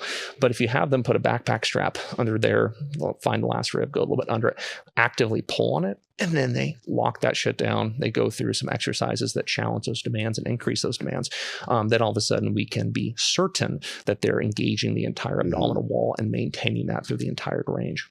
When we're looking at like loaded movements while someone's going through this progression, would you think it's fair to say that favoring movements that have some kind of anterior loading and less hip flexion is probably a way to go? Because I mean, if we're assuming the problem is the ability to stabilize the trunk, then I would also imagine that the more the trunk changes orientation through a movement, there's more that could go wrong. So if someone, let's say someone's permanently like this on a back squat, trying to expect them to just magically click it into place with a back squat is probably expecting too much. So is that maybe where you'd expect to see maybe in the warm-up some more upright variation, even if it was like a heels elevated goblet squat, or would you use some kind of transition to get them towards implementing it on the bigger lifts where there's more going on? Absolutely. Yeah, I really like that idea a lot, because there's a lot of moving pieces in their competition-specific barbell back squat. And so getting them to do more front-loaded variations, more vertical variations, and variations that kind of allow them to do it more effectively or be more aware of it is a fantastic idea. And what you can also do is you can implement those variations first and then backload their competition-style lift to where they are then more aware, they have really good practice, and they transition to their competition lift. They be very careful and they focus on a lot. And oftentimes you see immediate, really robust effects to it. But also with the barbell back squat, oftentimes they just don't have the shoulder mobility to not go into a elevated rib cage position. And that's another little detail within this, where a lot of people that have limited shoulder external rotation and flexion, and they get into a really low barbell back squat position, trying to work on position, trying to work on breathing, bracing, trying to eliminate any kind of pelvic tilt that they have is practically impossible. It's really hard, really, really hard. So sometimes the answer with something like that may actually be more so shoulder mobility based. And it may be that doing things like SOTS press, band R&T overhead squats, actual exercises like the Z press, I believe, things like that push end range, shoulder flexion, or external rotation, some assessments to find out what the major limitation is. Most people, it's both. But doing things like that can be very helpful as well, because there's a lot of prerequisites involved to earn the right or earn the ability to nail this foundation. Sure. So this is a loaded question on purpose. Do you think an individual actually has an upper ceiling for bracing strength? Or is it something that you can almost infinitely improve? Because it's going to be almost trunk width and thickness of musculature. It's obviously going to improve your bracing potential. But within the parameters of a certain trunk, can you constantly dial it up?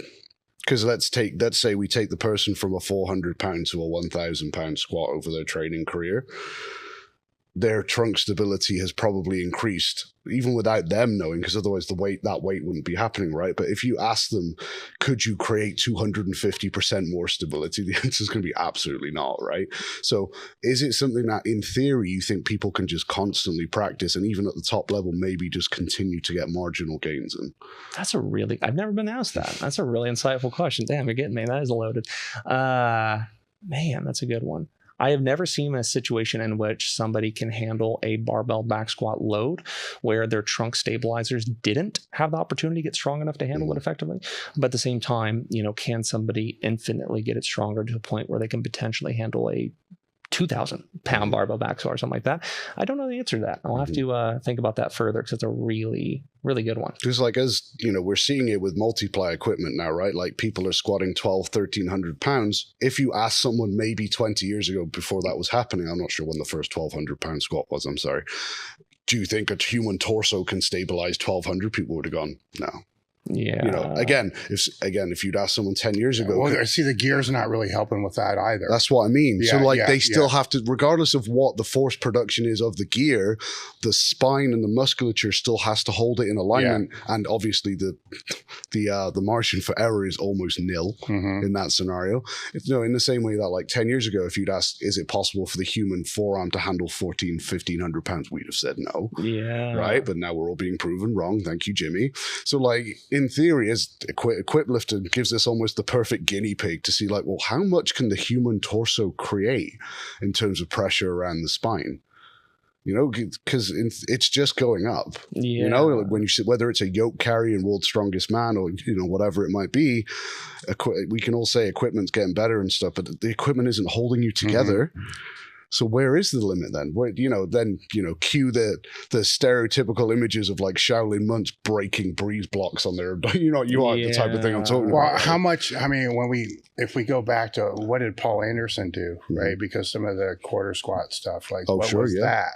What was the upper limit that he put on there? Because that was be over the 1,000 range. It's definitely over the 1,000 range. For some reason, I'm thinking 2,000. I think Louis Cyr did an expo like 1,300 or 1,400, like a half squat. Yeah. That was with I think it was with a cage like full of people. Yeah. Or something. It was like a circus show, and you're like, where is this limit then? Because like at some point the muscle force production is going to limit us. Is that actually going to? Are we going to run out of muscle and force production before the abdominals are done? I think the way to kind of look at it is it should never be the limiting factor.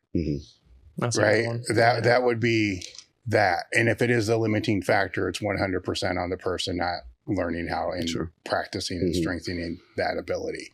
It shouldn't be just based upon what we're talking about right here. It shouldn't be. But how many times do we say that's the case? Right. And that's the case at the expense of they think they need to do leg extensions to make their quad stronger. So their squat goes out. Right. So, it's an interesting thought, right? If we were all willing to do the amount of practice it would in theory take to maximize our ability to breathe in, the ability to create bracing strength, what would that do to the athletes who are at the highest level if they all did it? I just think that would be really interesting. It's never going to happen. But, like I said, in equip lifting, we're seeing what the human torso is capable of handling. And who knows what that limit is going to end up being. Yeah, it's a really interesting one. And I don't work with equip lifters. I don't do equip lifting. Therefore, I don't really work with equip lifters because that is something I think you kind of need some experience to really coach effectively. I'd imagine there's a very special feeling that comes with unracking a very heavy bench or special is one way to describe it. Exactly. Special is not the most accurate probably, but one thing I do handle quite often, or coach quite often, is just classic raw lifters. And even them, the trunk stability demands or increase in demands in association with throwing on wraps can be very severe. They oftentimes have to prep for that quite a bit. I wrap a lot of people's legs. I wrap very, very hard. And there's some people I add exponentially more to their ability to squat. And oftentimes we'll have to implement strategies where if they're in the off season, getting ready for a prep, getting ready for applying those knee wraps knee wraps, we may have to do variations that intentionally increase loading potential that exceeds their normal capacity to prepare their trunk to do so effectively and see what their strategies look like, see what their downsides or faults may look like to kind of structure a plan. But one example, Hatfield squats, for example, that might be a really good idea prior to somebody entering prep where they start throwing knee wraps, where we can kind of see what that typically looks like, or things of that nature. Other examples might be the Mars bar or something to that effect. But two other notes worth mentioning that I want to make sure I mention is, one, when we say neutral spine, we don't mean straight. At least I personally don't mean straight, because a lot of people think that neutral, the term neutral, is synonymous with straight, and it certainly isn't. Neutral is a bit of a range. So some upper back, some thoracic spine flexion still can be within the range of neutral. A little bit of posterior pelvic tilt, anterior pelvic tilt, still within the range of neutral. And oftentimes when people have these changes in position, it's perfectly fine as long as it's not associated with any pain or dysfunction. Great on you, right? So we're not looking for something that's necessarily perfectly straight by any means. And then one other note, one of the greatest things that I have found, or I'd encourage everybody to do to improve someone's trunk stability, isn't just around strengthening it. People are obsessed with strengthening, and for obvious reasons, we're in strength sports. But at the same time, when it comes to trunk stability, some of the greatest benefits of trunk stability just come from improving a lifter's strategies. Improving a lifter's strategies really is one of the greatest effects you can have for them to exceed in that regard. So oftentimes getting them to understand what the goal is, putting them through some testing to make sure they're checking all those boxes. They're doing what I like to call, or what many call, 4-quadrant breathing, bracing, expansion. Doing things like this to make them more aware, understand, and just kill it when it comes to their strategies around trunk stability is something that I just don't think enough coaches seek to teach, but also enough lifters understand. Yes, there's a time and place for loaded movements that challenge it from more of a strength perspective, but oftentimes, most of the time, I would argue that people need to focus on their strategies first. True. And then good bracing builds good bracing. Yeah. So absolutely. How do you go about, so we've spoken a lot on this podcast about anchoring effort and how that's important. So let's talk about bracing and effort, because that's a good one. Bracing is not the same for a Widowmaker set as it is for an all out, but you have to know what to, I assume it's easier to tell someone to be where a 6 if they know what a 10 is, right? So how do you go about anchoring?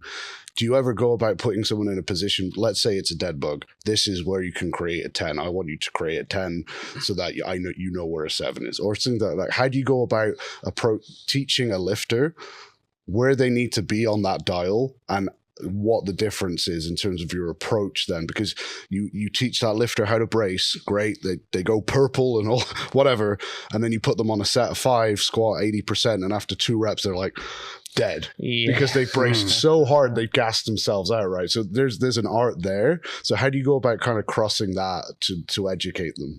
Yeah, really good question. Oxygen efficiency is rather important, especially once we get over that 5-rep scheme, which all lifters tend to hate. And then also, as a just quick side note, breathing strategies are always something that's hard to create broad content on. That's something I've horrendously failed at creating content on for, like social media reels, 60 seconds or less, describe what strategy somebody should use within breathing for different lifts. Like, holy shit, is that contextual? That is unbelievably contextual. It changes per exercise, per reps, per person, so much so, how do we get them to create good trunk stability across a 10-rep set, a 5-rep set, whatever. But all of that to say, one of the things that I like to take a lifter through is simply a gradual increase or progression in trunk stability demands to get them to maintain neutrality, maintain that full abdominal wall usage through harder and harder positions, harder and harder settings. So one thing I love to do is get them in a feet supported 90-90 dead bug position. Just get them there. And there is practically no effort put into this. All that's doing is showing their body what neutral is, right? And so as they're forced into a perfectly neutral position, pelvis position's great, spine position's great. And then from there, what we'll do is we'll just go ahead and have them extend the arm. As they extend the arm, stability demands increase to maintain it. So then they experience a marginal increase. Then we take out the bench support. Then stability increases, or stability demands increase quite exponentially. And then we ask them to extend the arm from there. Then extend a leg. Then do some ipsilateral extension. Then do some contralateral extension. Then add a little bit of load. Then add a lot of load. And just slowly increase it to a point where they're forced to go into extension or close to it rather. They're almost exceeding their functional capacity to maintain it. And that's a really good way to make sure they know what neutral is, to maintain neutral through increasing demands of trunk stability to do so, because you have to work very hard to maintain it. And then slowly increasing those demands to a point where they realize what a 10 truly is. And that's when we start to see some purple faces, some real struggle. And one of my favorite things to do at seminars is to put people through drills like that. And all of a sudden they don't breeze past or look past trunk stability anymore. They start to realize how important it is, how hard it is to truly maximize, and sets them off in the right direction. So in that scenario, is the contralateral dead bug, is that where we're trying to get that 9-10? Is that usually where that effort-wise, in terms of bracing, is that usually where people are kind of reaching that 9 or 10 level? Yeah, and it also really challenges some, some coordination as well. Sure. Can somebody do a contralateral? You see the opposite side arm come down. It's all kind of goofy examples. Really funny to do that in front of a class. But yeah, contralateral tends to increase demands and get them closer to 10 really quickly. But oftentimes the last one I like to do for powerlifters is actually just one central overhead load, a heavier kettlebell or something like that, as long as they can handle it, and then extend one leg or both legs at the same time while maintaining it. Sure. That tends to be a little more specific to strength athlete endeavors. Contralateral isn't quite as common, unless probably the only example I can think of is a squat walkout or something like that. But that would be my bias to kind of create that 10 is increased loading with one central overhead load. So, I mean, a variation I've used, which I'm going to use to segue into the next question, it would be that same thing, but instead of a load held, would be a band anchored behind and an isometric. I like those too. Right, okay, I like those a lot. To teach, and again, this is what I want to ask, because then we bring the lats in to stabilizing the rib cage. So then the next question is, when people talk about bracing, they probably ask all these questions. Where does my air go? Where should I contract and they underestimate the fact that your core is almost every muscle that attaches around here. Your lats run the length of your spine, so on and so forth. So how do you go about addressing that to people? Like, yes, setting the air and the brace is one side of it, but if you're not pulling the bar down, for example, to set your lats, if you're not contracting your up, all of these things are creating tension around the structure you're trying to stabilize, right? So then it becomes more the art of full body tension, for want of a better term. So how do you go about kind of explaining that scenario there? Man, there's so many fun rabbit holes we can get into, and that's one I completely forgot about. So thank you so much for asking. Because now we're talking like this is getting gradually harder, right? And they're like, man, this is probably getting to be a tough sell at this point. Yeah, that's the thing. People's attention span for this conversation is quite small, and even what we've covered so far tends to exceed it. But then we get into the lats. We can even get into the requirement of the intercostal spaces between the ribs needing to expand. And one of my favorite drills, actually, side note, is dig in between them. And if it's really painful, that shows me that they're not used to expanding it. But yeah, when it comes to lats, that's something that people need to understand the importance of. And for all listeners out there, understand that. And this is becoming more commonplace of knowledge, but still not quite as much as I'd like to see. The lats are a spine trunk stabilizer. They do play a very important role within adding some stabilization within the spine trunk. And to get them to understand it, you kind of took my answer there a little bit. I love the banded stuff as well to kind of start to understand how the lats tie in for newer lifters.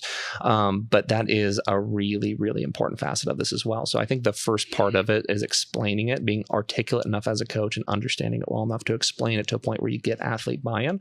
I think that's really important as well. But then also putting them through variations that get them to connect that entire chain is good, such as the banded dead bug, but also variations such as there's variations I love to do where somebody's sitting under a squat rack, or standing rather. They have bands hanging down and they have to pull it down, lock that down, go through a squat without a barbell, of course. But things like that get them to coordinate all that musculature, all that stability within a singular movement is a really good idea for beginners. But a big part of it is explaining it to the athlete so you have that buy-in. But also another little segue too is getting them to understand that position does influence your ability to do that too. So many people oftentimes see that massive forward head position, massive elbows pitched out, and trying to get them to utilize their lats effectively or brace effectively from there is good luck. It's going to be very, very hard. You know, I always tell lifters your elbows have to be at least relatively under you to even have an opportunity to tie your lats into that entire process and maximize stability. Sure. Because I mean, you can make the argument that anything that can pull the rib cage out of position, or anything that can pull the pelvis out of position, so then we're talking hip flexors, quads, hamstrings as well, is a trunk stabilizer, because it's either pulling you into position or out of position, right? So like then you get into like, well, how do you use your hip flexors to keep your hips in place? And like you said, there are so many rabbit holes you go down. I think for most lifters, if they practice setting a brace and then just going down 1/8 of a squat and pull into that position, like you can feel the tension in their hamstrings, their glutes, and their hip flexors, that can kind of start getting them clued into that. But like that's a huge time investment to really get people going down there, isn't it? But it's probably a big hole in a lot of people's performance that we probably have a low hanging fruit from.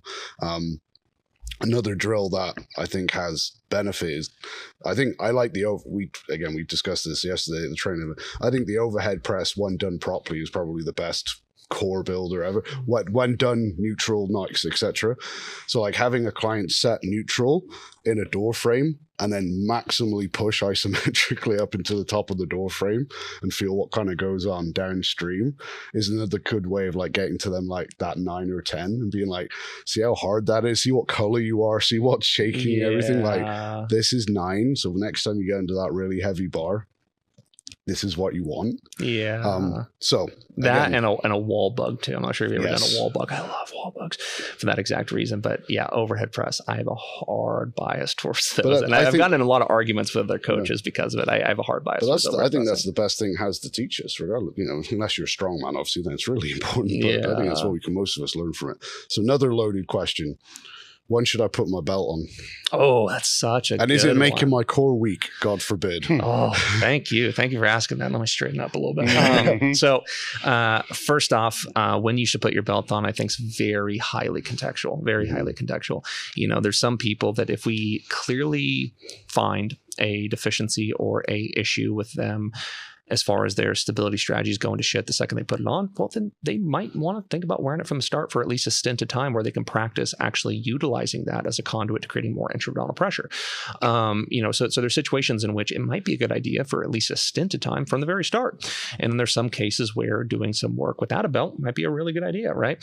But to answer your second one, which I'd love to talk about, is lifters need to understand, and coaches as well, because my goodness, I've gotten more and more exposed lately to sports development strength coaches. And there is the most misunderstandings in relation to belt usage in those populations, by far the most. In fact, I remember getting in a conversation with a wrestling strength coach. Had said something to the effect of, oh, no.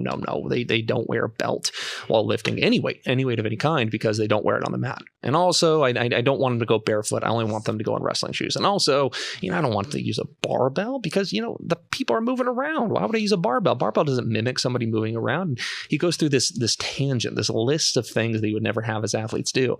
And I'm just sitting there like, oh, so wrestling. You're talking about wrestling. That's literally like, and I try to explain to him, like, the whole premise of strength training is you're getting a difference in stimulus to then create a more robust athlete, a more anti-fragile athlete. And, that's being the primary goal. And that's why strength coaches get hired primarily, but also hopefully get them stronger, faster, all that good stuff. But oftentimes that's the argument. And there's a lot of sport development strength coaches out there that firmly believe that a lifter athlete should not wear their belt in any context simply because it makes their core weaker, or they just don't have it on the actual court. Now, when it comes to the weaker comment, I always like to explain it like this. A belt is simply a tool to use actively to have an opportunity to increase intra-abdominal pressure. And keep in mind, I don't want to throw around a word too much without people understanding what it is. So for those of you who don't know, intra-abdominal pressure, to put it very simply, is just the pressure you create within your abdomen. That's all it is. So there's something called the ideal gas law. As you decrease volume in a container, you increase pressure, and that's what we're doing with that stabilization process. So that's what I mean by intra-abdominal pressure, FYI. But all belt is a rigid surface for your trunk stabilizers to actively work into in hopes that you increase the pressure built within your abdomen. That's all it is. It's an opportunity for additional pressure. It's not a passive means of stability like so many people think it is. But the caveat here is that a lot of people try to use it that way, and then it kind of becomes one in a sense. And the best example of that is people that simply wear it too tight. Wearing your belt tighter is something you can kind of earn the right to do over time, as long as you have the prerequisite strategies to still use it effectively. But the best general advice I like to give people is 2 fingers in sideways between your belly and the belt. You have to leave some space there, especially when you're just learning this, to actually allow your body to be utilized to fill that gap, to breathe and brace into it, and to actively use the opportunity the belt's providing to increase pressure. So to be clear, it's not a passive means of stability. It's certainly not a crutch. It's simply an active means, an opportunity to increase stability that you have to work to actually take advantage of. However, if you wear it too tight, it can be used more so as a crutch. It can hurt your breathing patterns, your bracing patterns, and do more harm than good. So all of those kind of misconceptions basically stem from people wearing it as a corset. Yeah. To sum it up, really. There's a lot of corset wearing. Is the skill of maximally bracing into a belt different to maximally bracing without a belt? So, for example, if I'm a super raw lifter and I like to lift beltless and barefoot until I get almost on the platform, am I doing myself a disservice by not wearing my belt for longer periods of time to practice the specific skill of breathing into my belt for longer periods?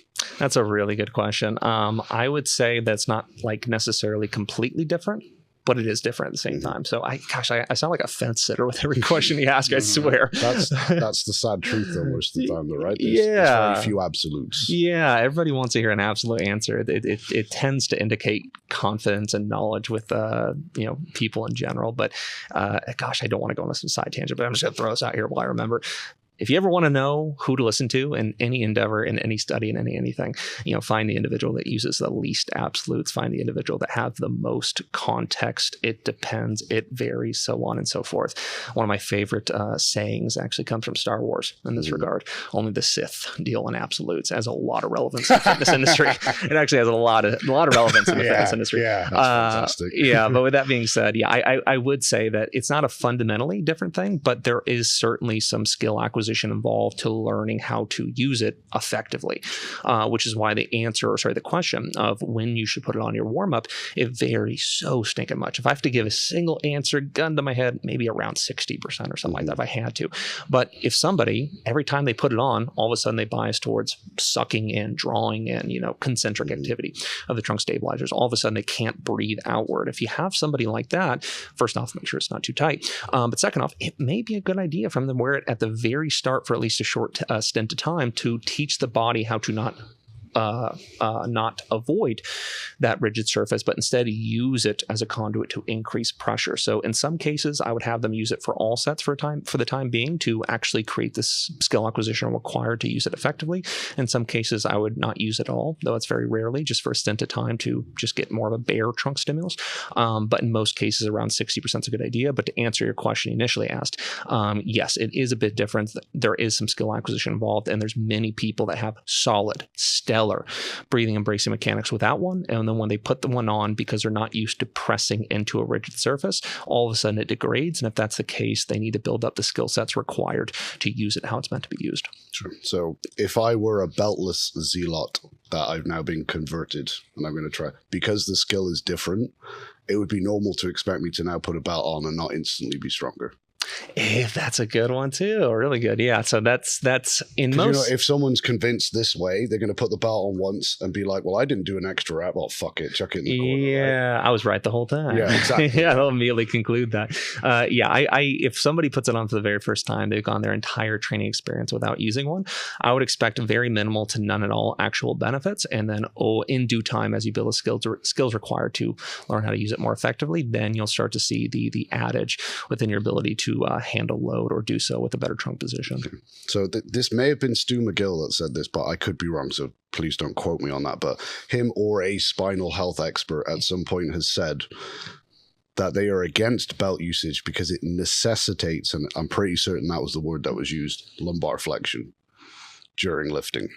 Interesting. So and I have heard people quote that or stuff to that effect. Do you agree with that? I presume you don't. And if so, why not? Question, was there context to it as far as what portion of lift it happened in? So they were basically saying that because the belt is a flat surface and the lumbar spine is naturally curved inwards, that you have to have some degree of lumbar flexion for you to get purchase against the inner surface of the belt. I like that. Thank you for that context. So That's therefore, there has to be some kind of give so that you can actually get the isometric contraction in the lower back, which in their opinion made lifting less safe. Yeah, it's a really good one. So first off, to preface here, again, as we've talked about previously, I have put on seminars for 5-6 years now, either just helping or heading them up. And one of the populations where there's some surprising amount of misunderstandings with is actually clinicians. And not to throw any hate their way, there's this constant animosity towards strength coaches and clinicians that's very self-defeating. It only hurts the athlete. I hate it to death. Coaches need to have a clinician they trust. They need to work together in harmony, all that good stuff.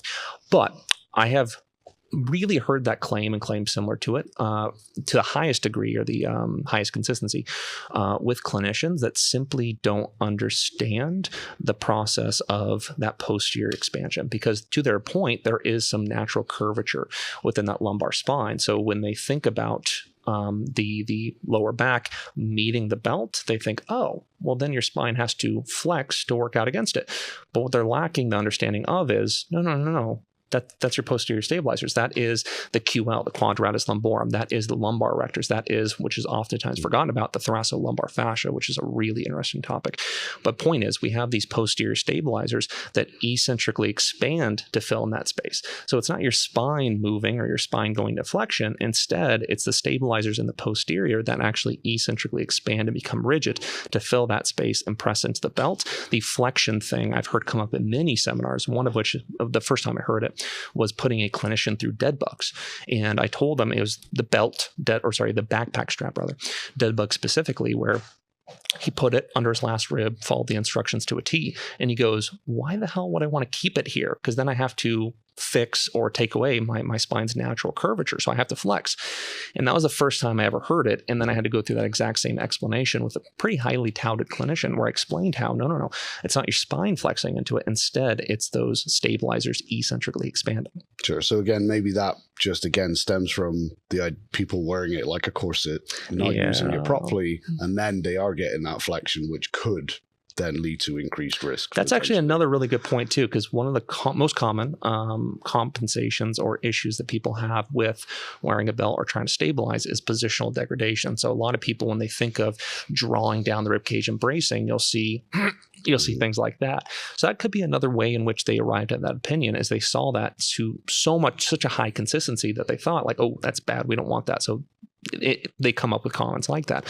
But the fact of the matter is, we should be able to create the utmost stability without any changes in actual posture. Sure. So, but again, as with most things, when you hear something like that kind of scaremongering, whatever you want to call it, it's not the tool that's the problem. It's probably the usage of the tool. Yeah, absolutely. There's so many arguments over tools. That's so consistent. Yeah. Cool. So the next topic that I had was, it's kind of going further along this kind of spectrum of breathing and posture and things like that. So what is your kind of assessment of a new client when you're looking at what are their capabilities in terms of their standard posture, their movement abilities, and then so identifying deficits, and then how do you go about using that to then maybe determine the exercises they use and what drills are appropriate? And I know that's a very big question, but maybe just like a broad blueprint of how you go about creating that assessment. Yeah, that's a really good question. So oftentimes the initial assessment, first off, the intake form has a lot of what do you likes and stuff like that we've already talked about. I really love to do. But specifically talking about movement, the barefoot squat is my favorite. Split squat is great. Doing some kind of overhead press squat, SOTS press or something like that's fantastic. But some of the primary things that I'm actually looking for is resting posture. Can be really good. Their default breathing mechanics is really good. What their foot is doing when they go through movements like this is fantastic. But these are the primary things I'm looking for. And the most common compensations that I typically see that are very common throughout the industry or just throughout people I work with is going to be that classic like hyperkyphosis, shoulders rounded forward, pronation of the foot, knee valgus as they go down to squat, and things of that nature. So typically I put them through a number of movements to preface the actual workout to then to kind of perform somewhat of a needs analysis analysis to assess what their current mobility limitations are, movement biases, as well as just postural things and things of that nature. And then from there, we can kind of develop a program specific to them and have the best exercise selection possible. Sure. So do you have kind of a hierarchy in terms of, let's say we took the main movement patterns like squat, press, pull, hinge, etc. Do you have kind of a hierarchy where you see, like, if someone's on the bad end of posture, so we say a movement quality, that you would start at the low end of that spectrum and aim to move them up that spectrum as their qualities improve? Yeah, can you reframe that a little bit? So let's say we got someone who's got pronation, poor hip mobility for whatever reason, natural rounding. Let's say they need to squat in their program. Do you have kind of a hierarchy, or the way you think about it, where, like, okay, so we can start with something like a goblet squat, and then you have a progression system from there where we can progressively make the movement more difficult, more loaded, etc., as their movement quality, mobility improves? Yeah, the only hierarchy that I'm hamstrung on that's consistent amongst all people I mention or work with is probably that movement quality intervention hierarchy. Hierarchies outside of that, I kind of faintly have, though it very much depends on the lifter, the goals, the population that they're in. But no, I don't think I have anything that's like dead set across the spectrum, no matter if they're gen pop, sport specific, or team sport rather, strength athletes, so on and so forth. The only hierarchy I really use is going to be that movement intervention one, starting off with trunk stability, rooting, foot ankle complex, so on and so forth. Sure. And do you find that often fixes a lot of those problems that you're seeing quite early on? The vast majority of the time, yeah. In fact, funny little anecdote here. I used to be very guilty, and I'm sure you were too. Everybody seems to be, where when they see, and they're a baby trainer, as I like to put it, when they first see somebody moving and they have 5 different faults, let's say, they try to correct all of them at once, they regress. And one of the philosophies I have that's very important to me, near and dear to me, is regression should be pretty damn rare. Only regress when you absolutely need to. A lot of people seem to have the philosophy of, when in doubt, regress it out. They just have unlimited regressions, and they get into this corrective exercise purgatory. That's very, very common. They never address the actual problem, the movement itself. So with that being said, yeah, I typically will have them. Sorry, what was the question again? Like, let's say they start on a goblet squat. Would you have, like, in your head planned out a progression when they're goblet squatting well with a decent load that you would move them onto X, Y, Z, etc. as a variation of their squat? I wouldn't say it's dead set. No, okay, sure. No. Yeah, it really varies pretty extensively. Okay, so big question for me. Why does the average person suck at hip hinging? Oh, that's a really good one. Because let's ask any strength coach, getting someone to hip hinge, and we're talking just pure hip flexion with neutral spine. If you could just eliminate any problem or give every client the ability to do one thing, it would probably be that, because that seems to be the hardest thing to actually nail. And it seems to be the thing that everyone has the most protective compensation mechanisms built in. So why are we inherently, I'm not saying as a human being, but whether it's culturally or what we do day to day, we're just getting crappy at this movement pattern. So why do you think that is? Man, this might be a little controversial. I'd love to hear your guys' opinion as well. But for me personally, I tend to bias towards the fact that most poor hinge mechanics actually begin with a really shitty high school weights coach. that oftentimes is the case, where somebody, with all due respect, doubles as the bus driver and high school weights coach and doesn't really have a profound background within strength training. And they tend to kind of drill into the athlete or person, like, hey, keep that chest as upright as possible. Don't you dare allow that upper body to fall forward. And they create this association in their head with upper body falling forward, back pain, back injury, back things like that. And I'd say that's probably one of the more common, at least, sources of somebody being very poor at hinging, where they just refuse to allow their body, or upper body rather, to fall forward in any way, shape, or form, not realizing that it's a requirement for upper body to fall forward at a similar rate, or the same rate as your hips kick back. So that's something that oftentimes the case. Another small kind of funny example is that classic, like, IG chick, anterior pelvic tilt, glutes out kind of position. That really sets the body up for very poor articulation of it when doing hinge mechanics. But I would say that early movement pattern ingraining from a strength coach that created that connection, that falling forward with their upper body is inherently bad, it's going to cause back injuries, is a really common one. Sure. I assume you have some. I don't know. I'm like scanning my fucking history to be able to see, right? Because just like I would fall into, you know, a natural old cue to go way back with a squat and deadlift as well was always chest up, chest up, chest up, right? So, and that inherently, you know, when that is being done in person by somebody skilled, that's not exactly what they're having that person do. Yes. Right. But then it gets transferred online and then it becomes, and I'm guilty of that, right? Because I'd write articles in the past, you need to art and so forth. And I would see that person, they look like a banana. And I'm like, what the fuck are you doing?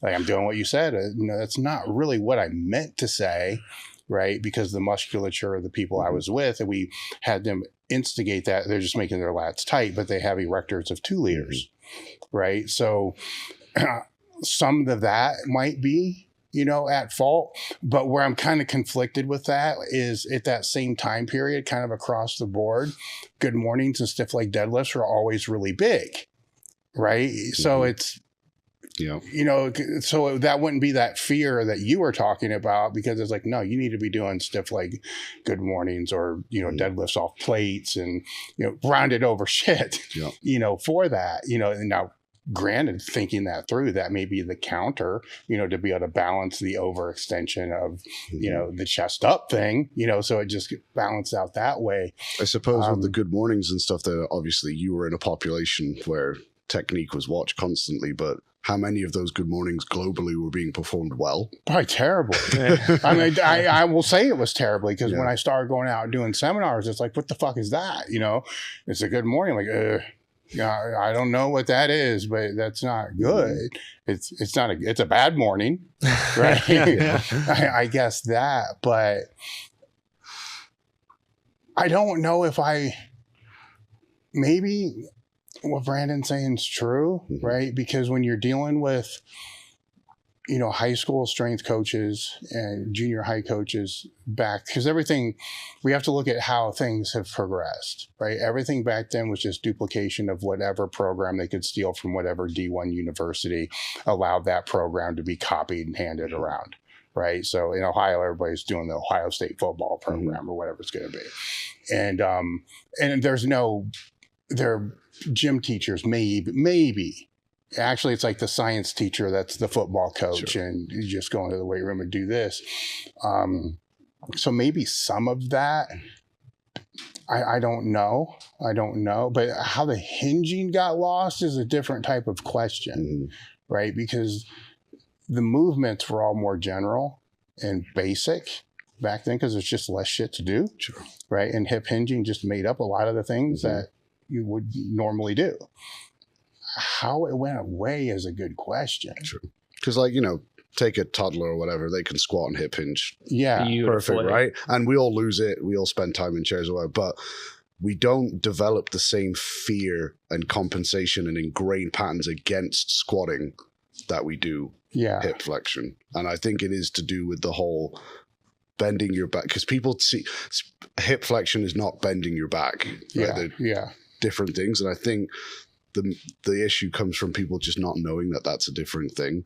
So then a hip hinge gets put in the same category subconsciously as lifting with your back, as opposed to your back being the stabilizer that allows your hips to do the work or whatever.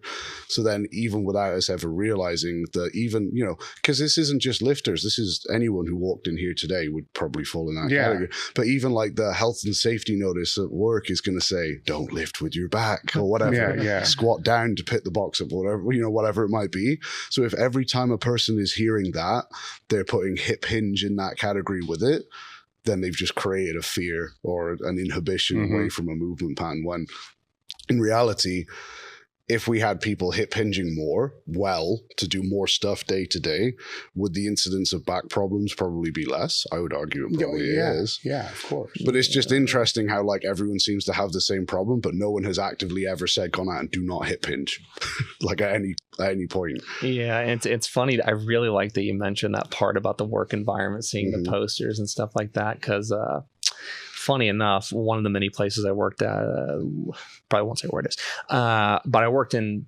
delivering packages and stuff like that. And we had those signs everywhere. And funny enough, I actually almost got written up at one point. It's because I picked up a box wrong and refused to correct it. And simply because I had a little bit more of like a conventional deadlift higher hip position. And the person that was my boss was so adamant. No, we're really big on safety here. We're really big on safety. I need you to squat down to grab it. I need you not to lift with your back. So what I was doing is a lot more of like a conventional deadlift eccentric to grab the box, pick it up, good mechanics if I do say so myself. But at the same time, though, what they wanted me to do is stay, and he literally drilled this into me to a point where he'd say it consistently, just make sure you stay perfectly upright, keep your chest up. He basically wanted me to do like Olympic lifting squat to get down to grab the bar, and anything outside of that he would quantify as lifting with your back and increasing the likelihood of back pain. Did he demonstrate what he wanted from you? Absolutely. What was it? What did it look like? So yeah, it was very similar to like almost like that Asian style squat where they stay perfectly upright, except he was not at all built for it or good at it. So it more specifically was him trying his best to do it. Immediate hyperextension of lumbar spine, immediate anterior pelvic tilt. He went all the way down until there's massive posterior pelvic tilt at the bottom, upper back rounding, grabbed it with really protracted shoulders and picked it up. And see, I didn't bend at the back. I stayed upright. And that was the whole premise of what he was saying. So it was a really bad Atlas stone lift. Exactly. Which is way safer than what you did. Exactly. So yeah, this is a really good conversation, because I do think it stems from oftentimes like early first exposure to lifting, but also it's kind of permeated with our entire culture, at least in the workplaces and things like that, any semblance of upper body folding or just natural hinge mechanics is seen as inherently a back injury risk. I agree with that. And I would even extend that to like, there's the knees over toes argument with squat or whatever, which really it just depends on your levers, your stance, the bar play. But like, you go to an Asian population and tell them you shouldn't let your knees go over your toes, they're going to look at you like you got two heads. And then, if knees going over toes was a really bad thing when done properly, why aren't all the Olympic lifters walking around with double knee replacements? Most people don't think about it when they take a shit, right? No, exactly. That's what I mean. But like, I'm just using it as an example of like things have permeated into people's thinking without even realizing, and created problems where maybe there were no problems to start with. And now all of a sudden we've got people who don't even know they're locked into biases movement wise. That I would definitely agree with. Because I've heard complete rank beginners like just come in the gym and be like, but my knee shouldn't go over my toes. I'm like, where did you get this from? What, you haven't read a strength training book or listened to a podcast or so where is this coming from? It's just interesting because it's everywhere. So you mentioned that you did commercial roofing, which hold on, when you say it's everywhere, because you're from the UK, and you've presented, and you Western world. Is it there though? I haven't been there to tell you. Well, I know. Well, you get what I'm saying. Sure. Mean, when you would do seminars overseas, are you seeing the same things? At least in Western culture, yes. Yeah. So that would, Europe, US, whatever. Yes, I would say we're all put in that same box personally. I would be interested to see if they have those same workplace signs in like more so Asian countries. I'd be interested to see if they have those. And then you can look at, you go to some of the niche sports in places like India, like the stone lifting sports and the club sports that exist in those Asian cultures. Look at the movements and the positions they're going into. The average clinician would have a heart attack from the Western world looking at them. The one, I can't remember the name of the sport. I think it's in India, where it's basically an Atlas stone lift, but you have to get it onto your shoulder in the bottom of the squat position and stand up with it. Like, you imagine if you just took a photo of their skeleton, like what's going on. But you've got guys lifting like 300-400 pounds now, whether they're actually 400 pound stones or whether it's all myth, and they're going to be heavy either way. And you've got guys that are lifting those every day for practice and stuff like that.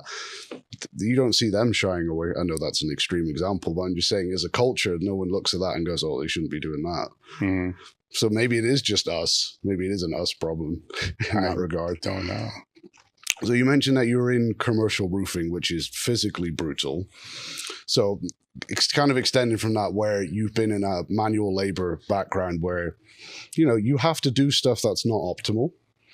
Carry awkward things. You mentioned the horse mat tiles for your gym. Get me started. We all love being strong, but then, and we're like, don't bend your back or whatever. Don't do this. And then when a horse mat needs moving, you you just do what you need to do to move it, right? It all kind of goes out the window a little bit. So how important do you think it is for, let's say, powerlifters in this specific instance, to actually train movements, odd angles, and planes of movement that are outside of their normal wheelhouse in terms of longevity, career, resiliency, and all that type of thing? And are people specializing too much, in your opinion? That's another good one. Damn, that's a really good one. So one of the, I hate to provide another tangent here before I get into it, but one of the questions I love that you asked on one podcast, and I try to ask people consistently, is what have you changed your mind on the last few years? That's such a good question. And if you haven't changed your mind on anything, that's a rather big red flag. I've changed my mind on a lot. In fact, I change my mind on things more consistently than I like to admit. But one of which is actually stuff like this. And specifically because I train a lot of wrestlers. And, when I first started as a baby coach, I always thought that any degree of upper back rounding, that's not something you want to have. And then you look at, wrestlers in matches, and they are constantly in upper back rounding in positions that we would deem, or most people would deem as, not safe or not good or whatever the case may be. So over time, in the past few years especially, I've started to get used to programming more and more things that purposely put people in those positions and teaches them how to stabilize, organize their spine and body in these positions, especially if their sport requires it. And many sports do require it. So for me personally, as far as just a use case basis, I definitely think that for the vast majority of people, there's many different reasons in which you should purposely incorporate movements, lifts, positions where they are going to expose themselves in the weight room to positions like that you'd find in wrestling, where somebody's in flexion, sprawled out, trying to pick someone up from a position that we would deem, or a lot of people would deem as poor. So I absolutely love that kind of training. That's something I've changed my mind on in the past 5 years or so. Love it to death. But powerlifters are kind of an interesting population in that regard, because realistically, we are specializing in 3 lifts, and there's probably less reason to do that a lot. But at the same time, most powerlifters don't just powerlift because there's not a lot of money in powerlifting. But we have to make sure that we can make a powerlifting career as long as possible. Ideally, it's more of a lifetime sport. And God forbid, grandma needs help lifting some boxes. You get into that position, end yourself. And meanwhile, the boxes are only 50, 60 pounds. You're an 800-pound squatter. I've seen it, and I'm sure you have as well. So all of that to say, I think most athletes and most people should get training in that purposely exposes themselves to positions that could be deemed not so good. Powerlifters, where I've landed on is they're less likely to require it, especially in regards to improving their sports performance. I don't think that they need to necessarily for sports performance, but at the same time, to just make them as robust as possible, to make sure they have a lengthy career. I do think that some implementation of stuff like that to make sure that they can not get injured outside of powerlifting, which, dear God, does that happen a lot, myself included. Yeah. I do think that adding that stuff in from time to time is a very good idea, though I don't necessarily expect a carryover to better strength in the big 3. Sure. Well, that was going to be the point I was going to make, is that the hard sell is going to be, how does this make me squat more? Yeah. Well, the reality that's not a hard sell, because if you get hurt lifting a laundry basket or whatnot, then there's a whole mesocycle you just missed. Yes, exactly. So that was going to be the point. It's we want to make you the guy that doesn't get injured putting his sock on or whatever and misses his meet. That's the real goal. So do you have any favorite methods or exercise types that you use, maybe loaded carries or whatever it might be? Is there any stuff that you like to put in the programming to kind of build that resilience in particular? Yeah, mainly I like to look at the individual and see what positions they need to be exposed to make sure they don't have an injury outside of it. So that can vary a little bit person to person, but probably the most common example is severe degrees of upper back rounding. That's probably the most consistent example that you'll see by far. So for example, like that, dear God, it goes by so many different names. The one in which, I'm just going to say it like this, because somebody will have a different name everywhere in the nation, it seems like, or the world, it seems like. The one in which you purposely round your upper back during a deadlift or an RDL. Some people call it Jefferson curls, I believe. Some people call it other things. I've heard it go by many different names. But that's one example of where we purposely put them in positions like that, to where when they get exposed to it outside of powerlifting, they can know how to organize their body during it. So that's a good example. Even incorporating some light stone work can be a really interesting addition. But mainly the exposures I'm looking for or the exercise selection I'm looking for is the things that they are going to be exposed to outside of sport that has the highest likelihood of injury if they haven't been exposed to it, which the most common example is likely that upper back rounding, protraction of the shoulder, kind of that hyperkyphosis in posture. Sure. So we've spoken quite a lot about, your warm up and posture and things like that. A lot of that comes back to mobility, more so active mobility. So the question then becomes, for the average meathead powerlifter or whatever, how much mobility do I need? So let's say I squat to this far below power, like half an inch, but whatever gets me 3, maybe 2 white lights. That's how I squat on every single variation, because that's where I go to, right? How much more mobility should I have than that? Because most of us can probably agree it's maybe not optimal for that to be your absolute end range. Like comp depth, like just touching your chest with the bar being your end range is probably not ideal. So there's going to be a point where more is beneficial and then more is either not beneficial or potentially taking away from performance, even if it's just because it's taking time away from your training that you don't need to do. So how much more or excess mobility do you like to see in your lifters or your athletes compared to the movements that they compete in? Let's define that a little bit and when, right? Because specificity going into a meet, it will be less than out, right? So how much more, and then during which phases of training? Yeah, that's a really good question.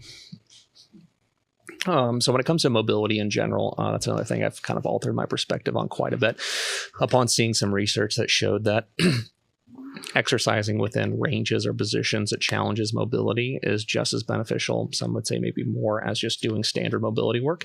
After getting exposed to some of that and working with certain clinicians that do a really good job of that, I've kind of landed on the idea that most of my mobility work comes from very specific exercise selection that pushes mobility, the mobility adaptations we want them to have. So, mobility can come in many different forms, and we almost have to break the question into, are we talking about like off-day mobility, movement prep mobility where you're kind of pushing it within certain exercises that challenge their deficits or whatever the case may be. But to take a step further too, are we talking about power lifters, wrestlers, who's the population that we're talking about? But all of that to say, I am a big fan of doing it consistently. However, how often and the kind is definitely going to vary. So for example, I have so many squatters right now, or powerlifters right now, that are doing a horrendous amount of shoulder mobility, just a horrendous amount, because dear, oh dear, is limited shoulder mobility a major conduit to injuries, right? Especially for low bar barbell back squatters. So they're doing a lot of external rotation and flexion based work, both in their prep as well as exercises that push it, as well as a little bit of off day as well. So for example, I have one lifter in particular right now. It's doing some banded external rotations, some SOTS press and things of that nature prior to training. Then they're doing the squatting, all that good stuff. And then they have a number of exercises that also pushes that end range, shoulder flexion, external rotation. And also they have some off-day mobility work because we've identified that as a major limitation of theirs. So it also depends on the severity, how serious of the power lifter they are, and things of that nature. But I would say that mobility, oftentimes people try to accomplish it too much outside of actual training. And I think it should be integrated more into their training sessions, exercise selection, and prep. So assuming someone doesn't have a major deficit, which is not compromising their movement quality to any huge degree, would you say that it can be maybe best practice for a lifter to have some form? So let's say it's a squatting pattern that we're looking at, that it would be wise to keep some form of squatting pattern in their training, whether it's a warm-up or an accessory movement, hypertrophy, whatever, that takes them through a greater range of motion than they have to experience with their competition lift. And if so, would you keep that in for the entire training cycle, or would that be taken out during the peaking phase or something like that?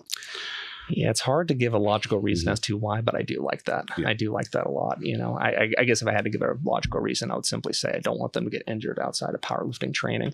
But to your point, just specifically within the context of the squat, the vast majority of my lifters, even very, very good ones that are chasing world records or have them, I always try to expose them to deeper ranges of motion than they actually need for competition. So, for example, I have one lifter right now who's killing it. Her name's Charlie. She's 53 years old. She's about to hit a 400-pound squat. She's about a 300-pound bench press.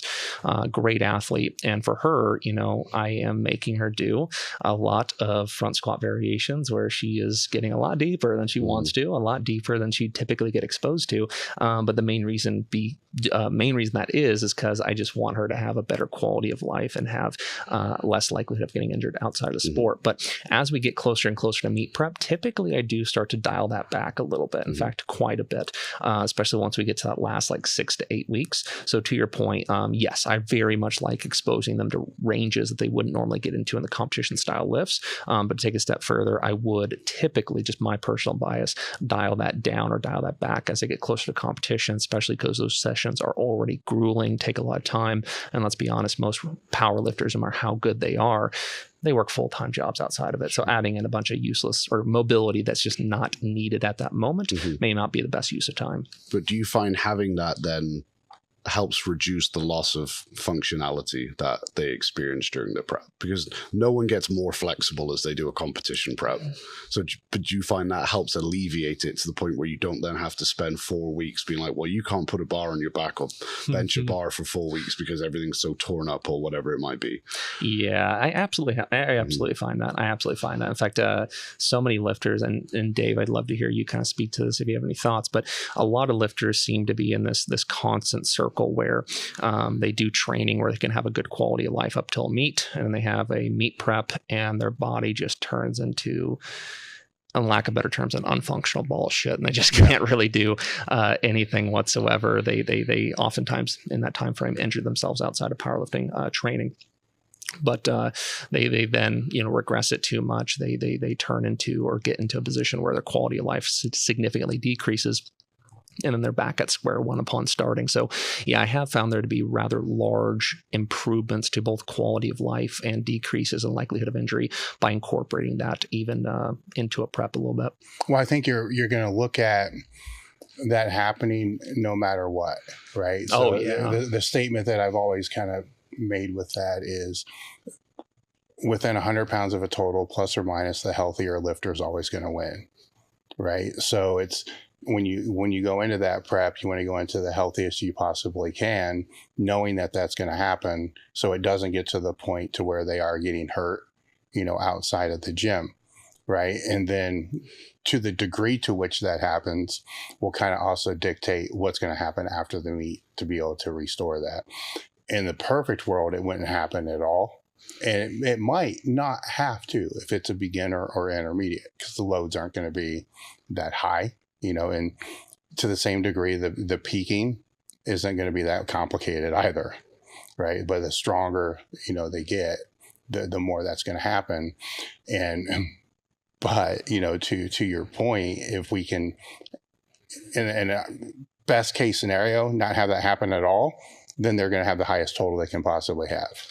But in the real world, that's never the case, right? There's always something, but wouldn't it be awesome if that something was just bicepial tendonitis, right? And, just that kind of crap.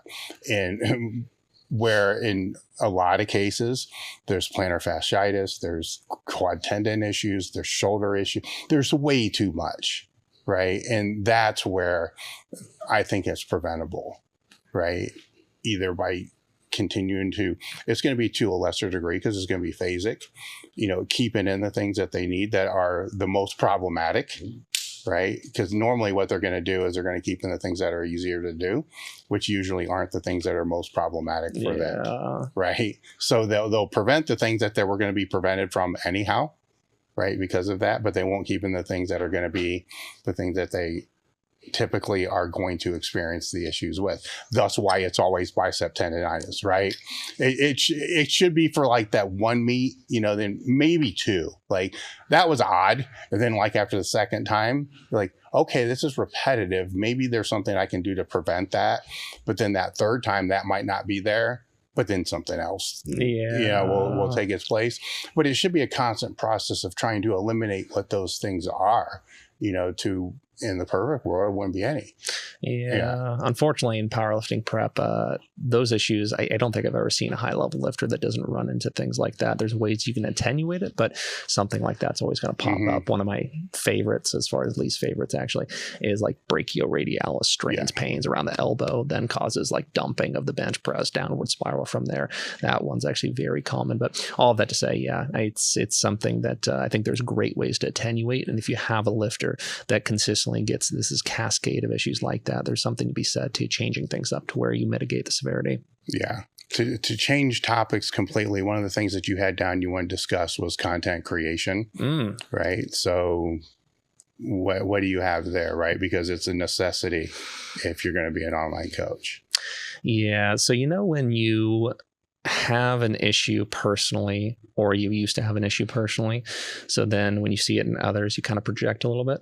This is one of them for me, just a little bit. I'll just be honest, simply because for many years when I got in the fitness industry, I just kept on telling myself, I'm not a social media person. You fucking kidding me? That's a waste of time. That's a this, that's a that. I'm just not built that way. And it took me the longest time to realize that was just a bullshit cop-out excuse. It really was. It was simply a form of me going outside of my comfort zone that I wasn't adapted to. And that's, I think, a place where a lot of coaches and trainers are at right now, where they refuse to do anything on social media whatsoever. They keep on telling themselves, oh, I'm not a social media person. And then meanwhile, they constantly tell the clients they work with, like, you got to get out of your comfort zone. You got to get out of your comfort zone. Well, maybe you should do the same. There's a thought, right? Maybe you should adapt to the same advice you're giving them. So, that's the first thing worth noting as far as social media production goes is, a lot of people are in that spot. I was in that spot for the longest time. Now looking back on it, I'm almost frustrated with myself for years of just refusing to adapt to it.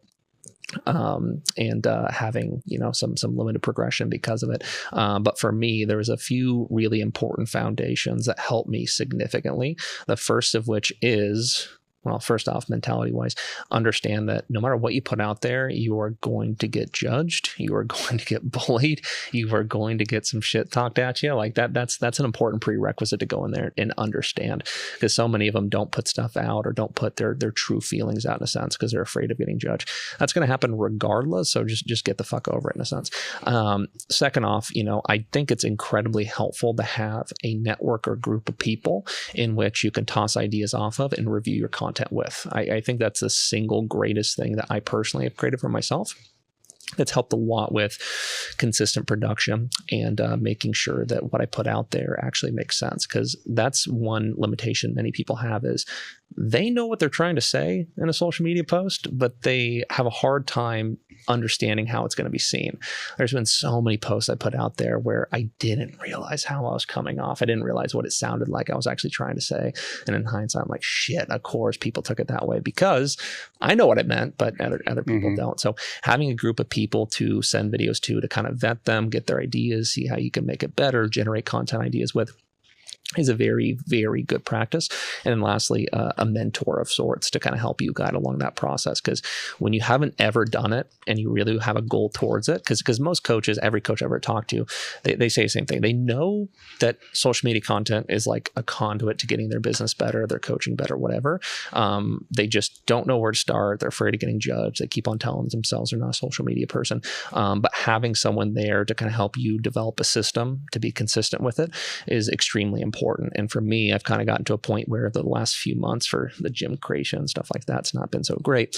But at the same time, having somebody to kind of show me the ropes and show me what they do has been incredibly helpful. And now I kind of treat it like meal prepping, which is a good way of thinking about it, in my personal opinion.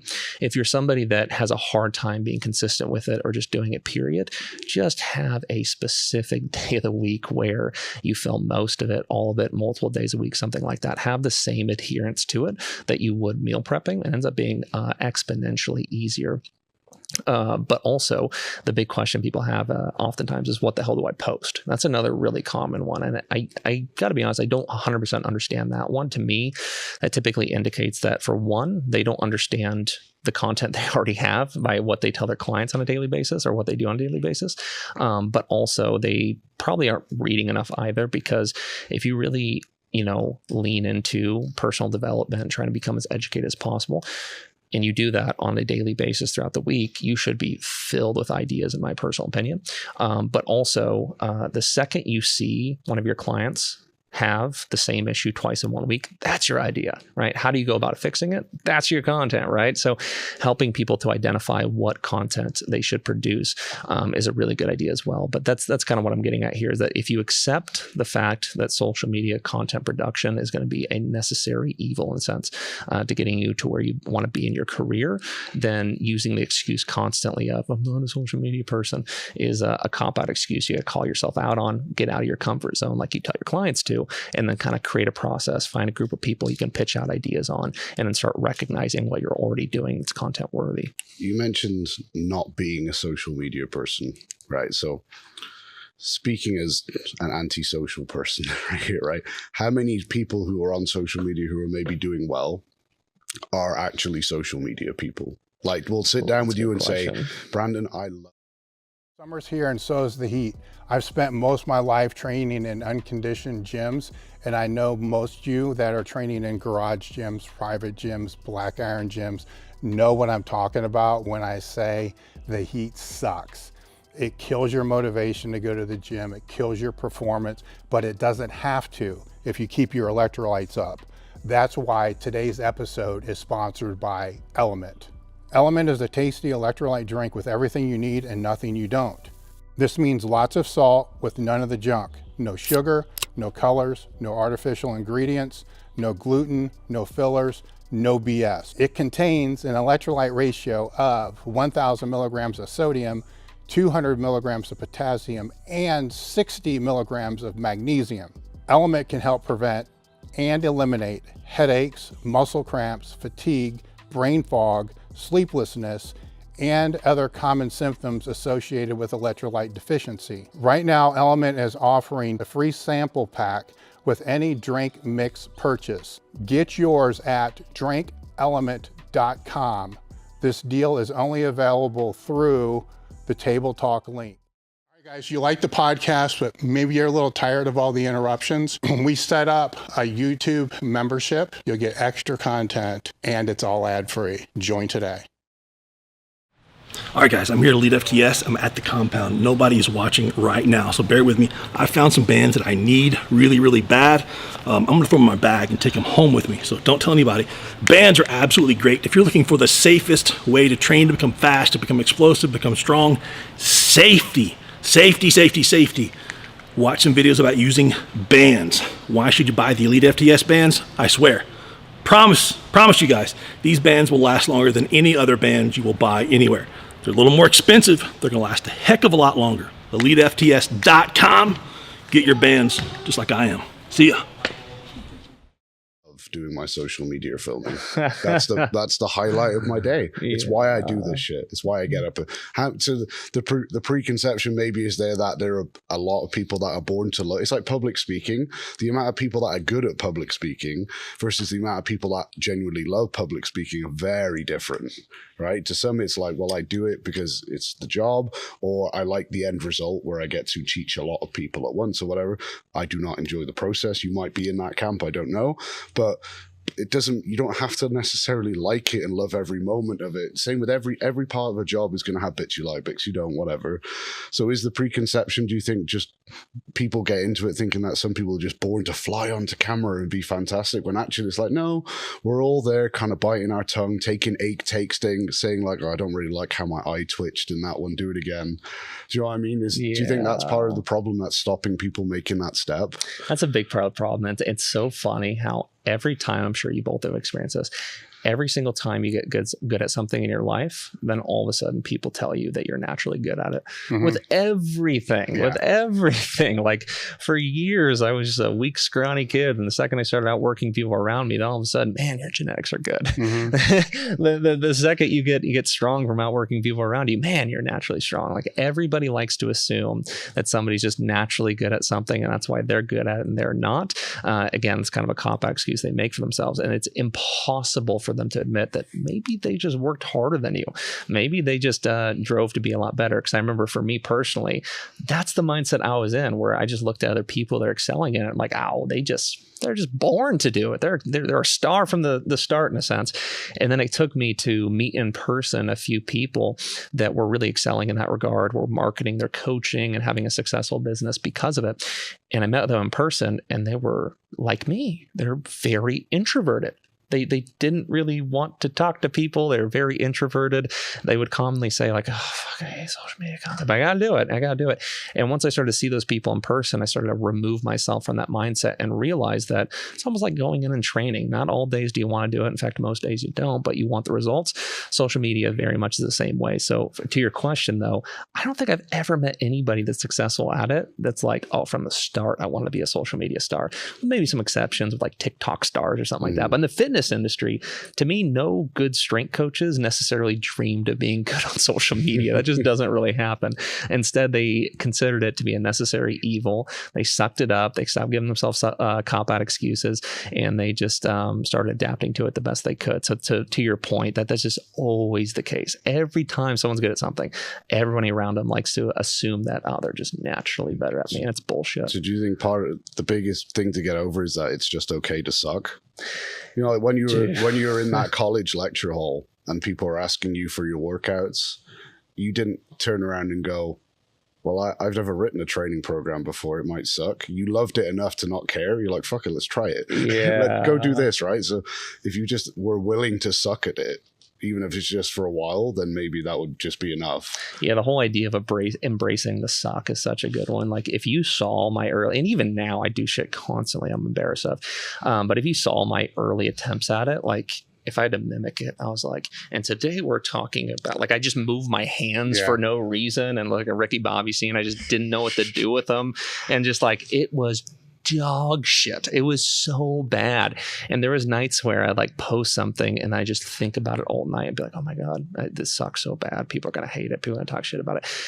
I'm embarrassed to admit it, but that's genuinely how it was. And I hope that helps people to understand that's how it is for everyone, especially at first. And over time, those feelings go away. But to be honest, they're always kind of there. And there's even some nights where I woke up and I'm like, you know, fucking, I'm deleting it. I went and deleted it. But if you scroll back, some of which the worst ones I deleted earlier, like just many years ago. But if you look at my early ones, they are so shit. So you have to be open to embracing the suck a little bit and realize it's not going to be good at the start, but it's a necessary step in the direction you want to go. The one other thing, and I may be repeating myself because I don't know how many times I've said this on a podcast. I've probably said it more to people in person than on a podcast, is if they're looking at the number of followers and the numbers of likes, there's some things that they forget. Like, so if you were asked earlier in your career to go speak to a high school classroom, health classroom, fitness classroom, and there's 25 kids in the classroom, and you're speaking to them about training, you're going to have quite a bit of influence. First off, you're going to be like, oh my God, you want me to speak? Only 25 people, right? Mm-hmm. But those 25 people, we're going to know who you are. They're going to have influence and so forth. And if it was from a sales perspective and you were actually trying to sell them on programming, the likelihood that you're going to be able to sell out of those 25 people is very high, right? Because there's a better personal connection.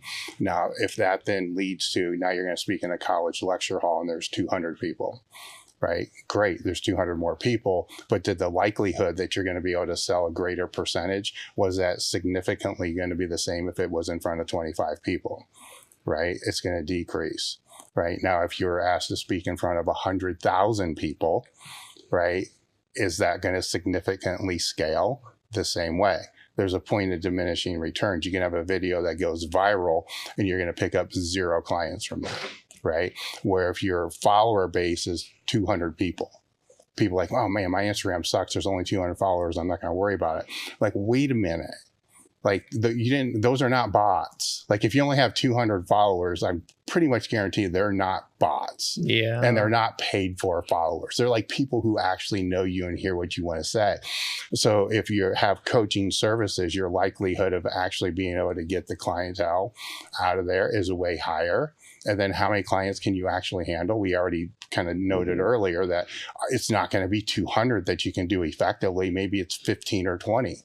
That's 10% of those 200. So if you service those 200 really effectively, answer the DMs, see what they're seeing, see what they're looking for, that's a better use of content strategy than trying to figure out how to build it to 1 million.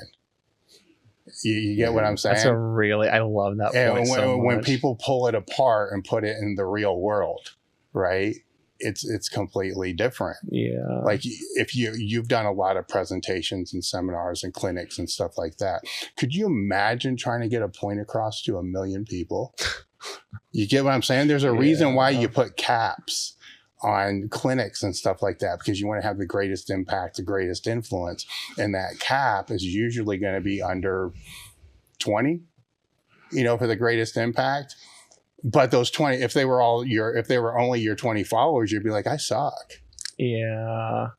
You see what I'm saying? So it's putting things into perspective, because people want to chase, because they'll see somebody else like, well, they got 100,000, they got 50,000, they got 500,000. I need to have 500,000. For what? Because first off, if you knew the person that had the 300,000 or whatever it is, they're probably not monetizing the way you think they are. Oh, yeah. Right? Or they suck as a coach or whatever it's going to be, because they're creating content for virality instead of content that's going to help service the people who are actually following them or lead to, a referral or an actual client. I personally have never heard you say that. It's a really good sentiment right there. I like that a lot, because the thing is, I have seen a lot of coaches out there that have, 1,000 followers or something like that, but they consistently produce value-driven content that helps people, and they make their living and then some doing that. They kill it. They absolutely kill it.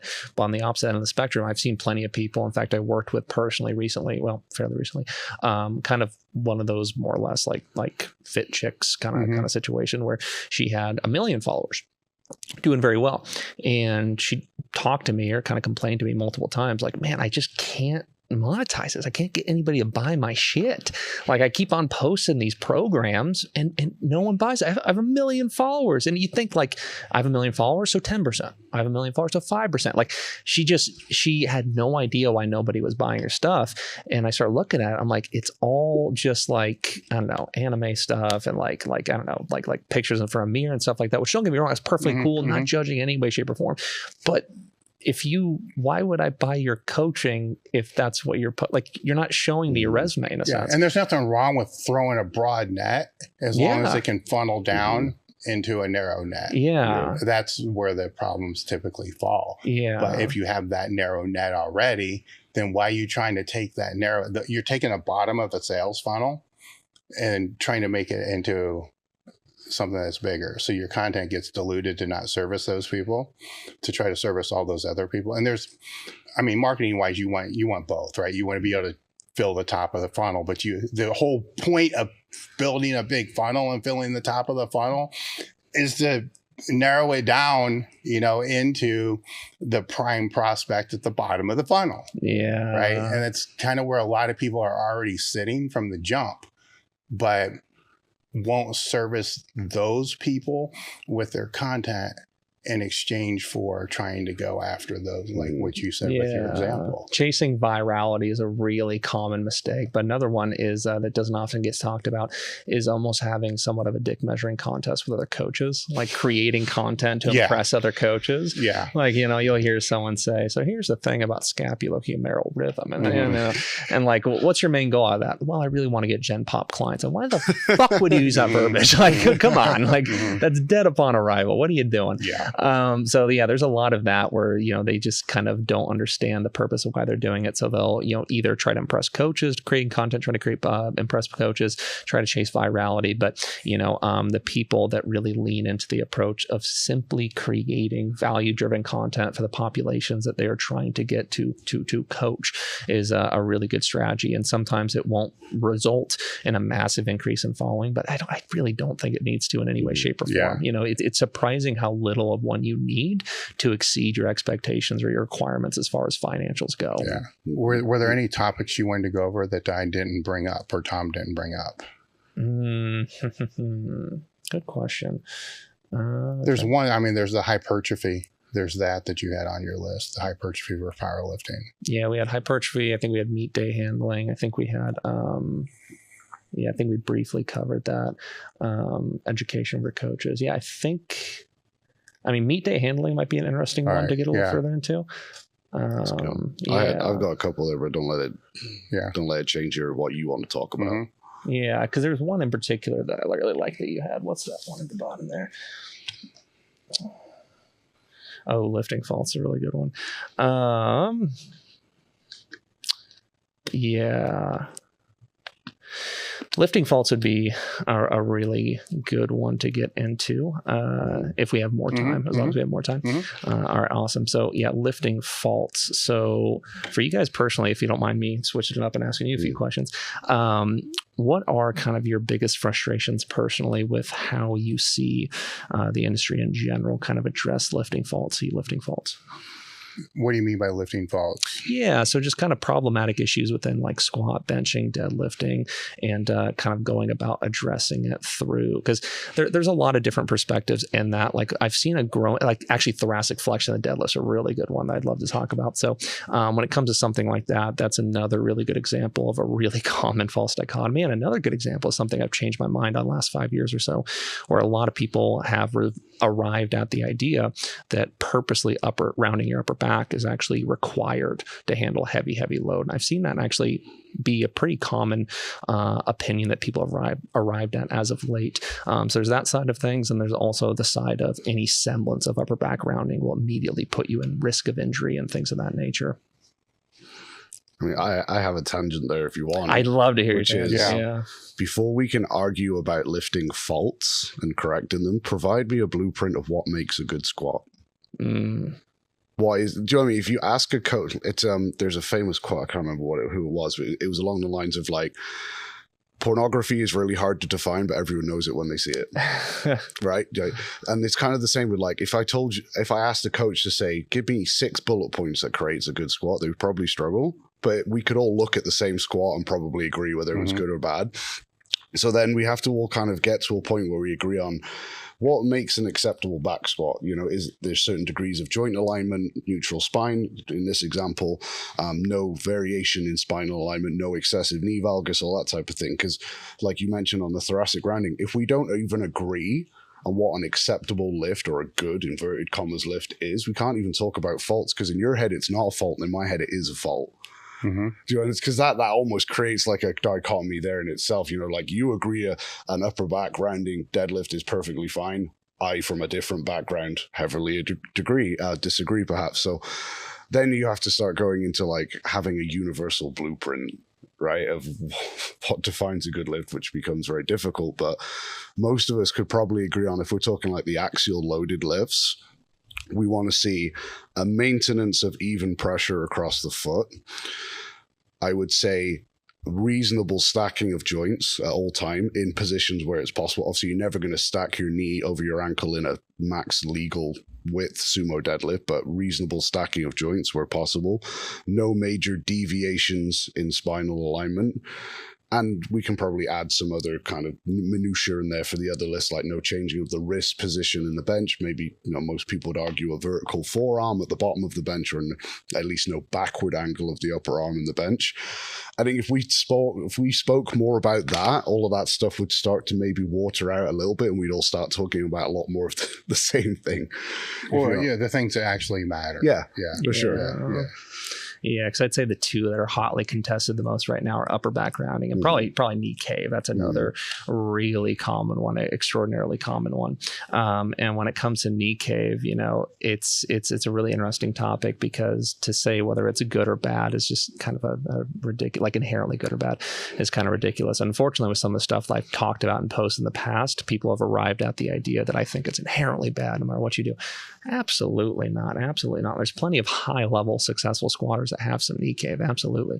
But where I've kind of arrived at personally, I'd love to hear your guys' perspective, is once it gets to a degree to which there's pronation of the foot, then I think we have something to certainly correct. But you can have a little bit of knee cave and still have nice load distribution throughout the entirety of the foot and be perfectly fine. So, when it comes to knee cave, as long as it's not to a severity where somebody has that pronation of the foot or anything, or as long as they don't have pronation of the foot or loss in even load distribution throughout the foot, as long as there's no pain or dysfunction association with it, I think it can be perfectly fine. But the hard part is that oftentimes in this discussion, people love to point to one lifter that just kills everything, succeeds in spite of just massive degrees of knee cave. And there's a few, well, one in particular I'm thinking of that absolutely kills it in spite of her knees practically touching together, which great for her. That's really awesome. But at the same time, if we lived with that logic in everything, what a weird world we would live in.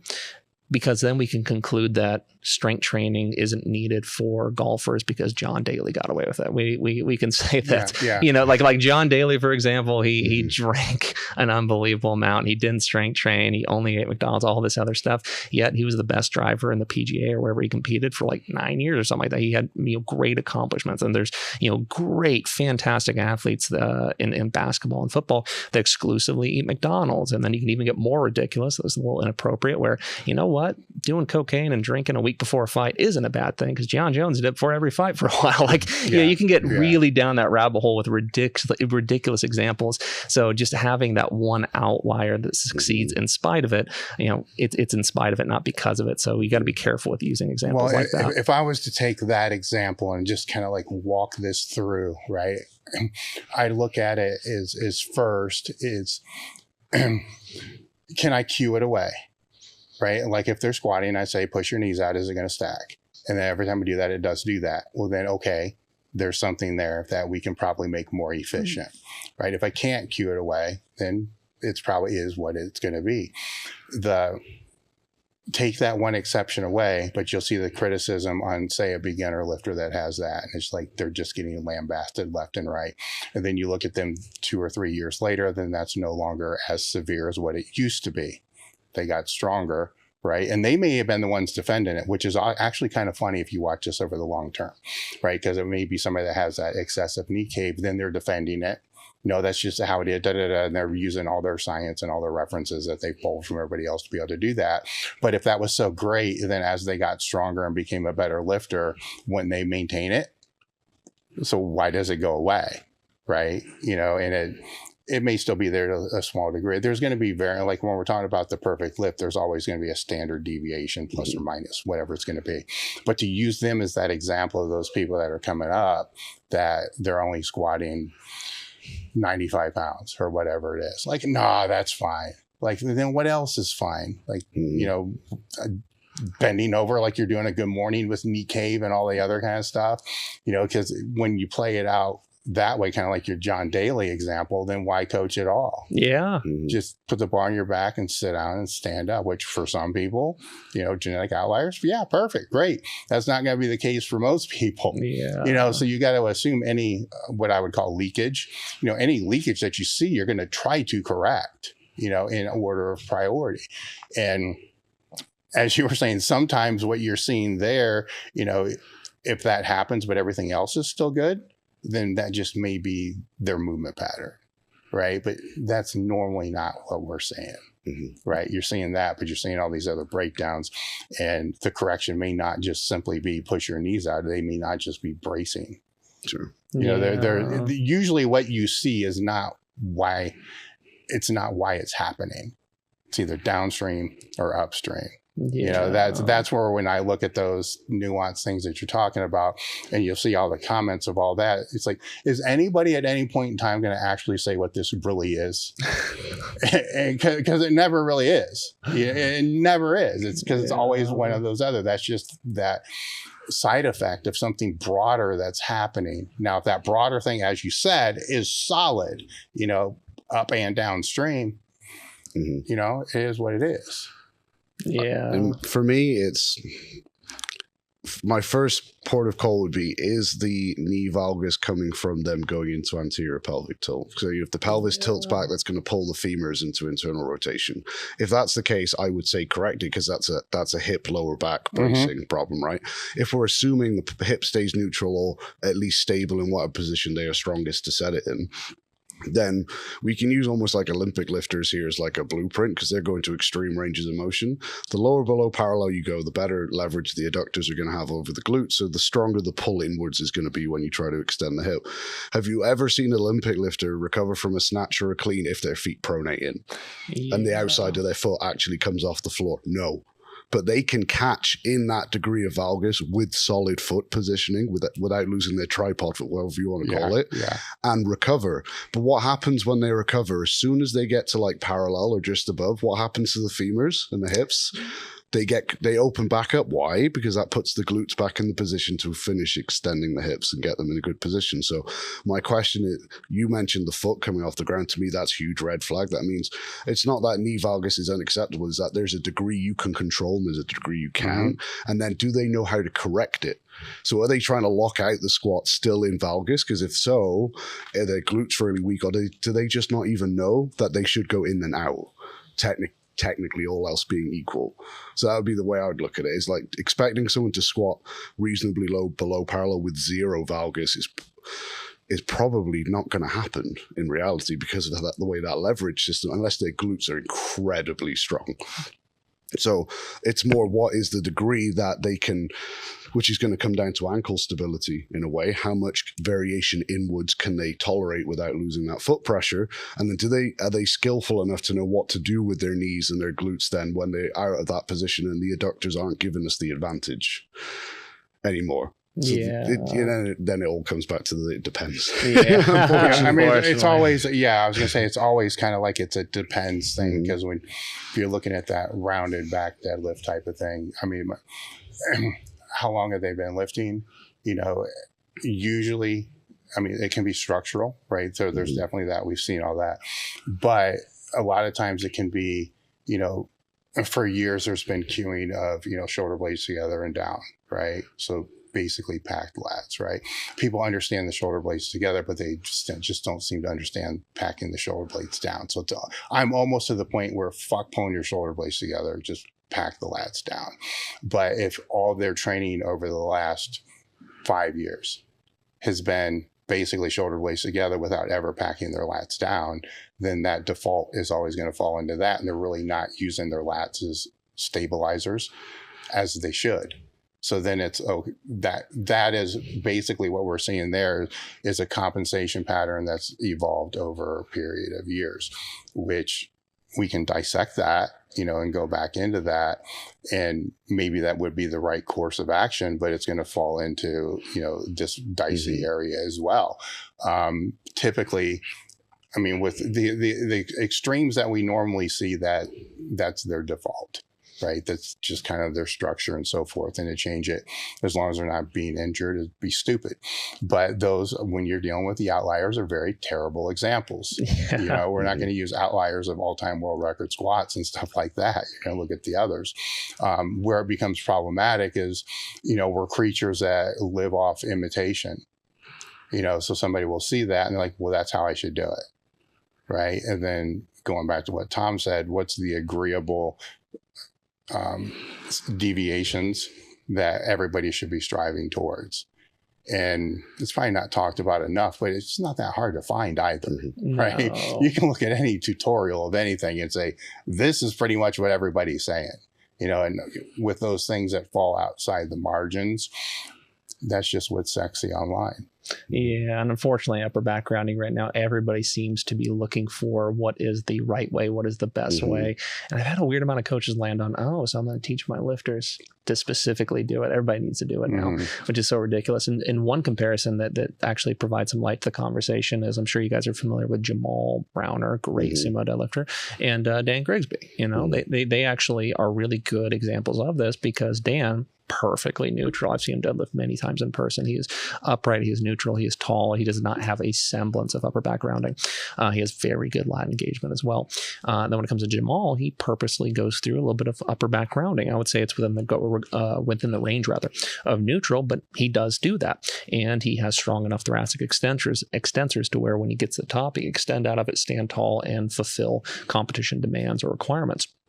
So, but unfortunately, a lot of people have arrived there where it's perfectly fine. So then they take it to the extreme and go, all right, no matter the degree, it's a good thing now. Yeah. And then they can't lock out to save their lives. And then also they then think that it's perfectly okay to have that degrade as they actually deadlift, which is a whole nother topic. So that's a thing, defining, is it static? Is it more so dynamic? Is it positional degradation? Are they still engaging their lats? Do they have lockout issues? Do they have any pain or dysfunction association with it? All that to say, it can be a perfectly fine technique within a range, but at the same time, is it inherently better? Hell no. And there's plenty of examples of that. Yeah. I do wonder how many of those coaches would be asking that question if Konstantinov's never existed. He's a good example. Perfect specimen. It's like, okay, but can you do I can't remember how many he did, but it was like 43 pull-ups at 250 pounds in a set. It's like, is your upper back that strong? Yeah, speaking of belts, he kind of disproved that too. Exactly, right? So like, the question for me becomes, are they, if you're going to cue someone to actively round their thoracic spine, do they even have the motor control and body awareness to segment their spine? Yeah, that's a good question. Can they do that to their thoracic spine without affecting the lumbar spine? 95% plus of lifters are going to be a no to that straight away, in which case you have to, it's not going to be something you should, because we can probably all agree, encouraging lumbar rounding at the start is probably not a good thing.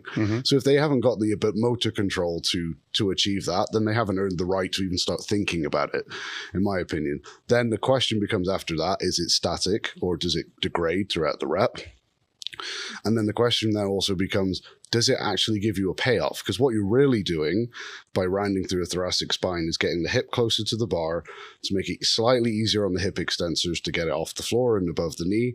But then you're paying the trade-off there of having to extend the thoracic spine and the hips at the lockout, which is why the lockout suddenly gets hard. Yeah. So is that trade-off worth it for you?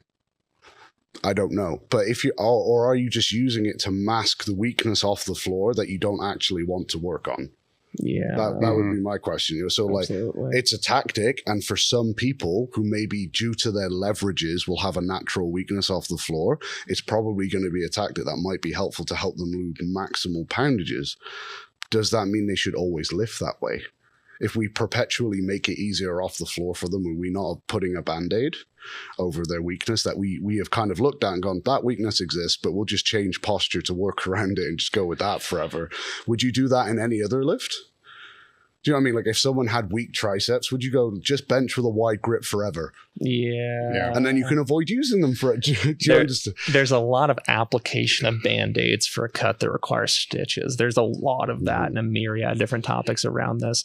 And the lumbar, like when it comes to the positives of upper back rounding, obviously there's a slighter opportunity for a slightly higher, more open joint angle, but also hips a little bit closer. So there's obviously some pros in association with it. But you look at, and I'm going to butcher his name, Constantin. I never get it. Constantin, just KK. Okay. I always butcher his name.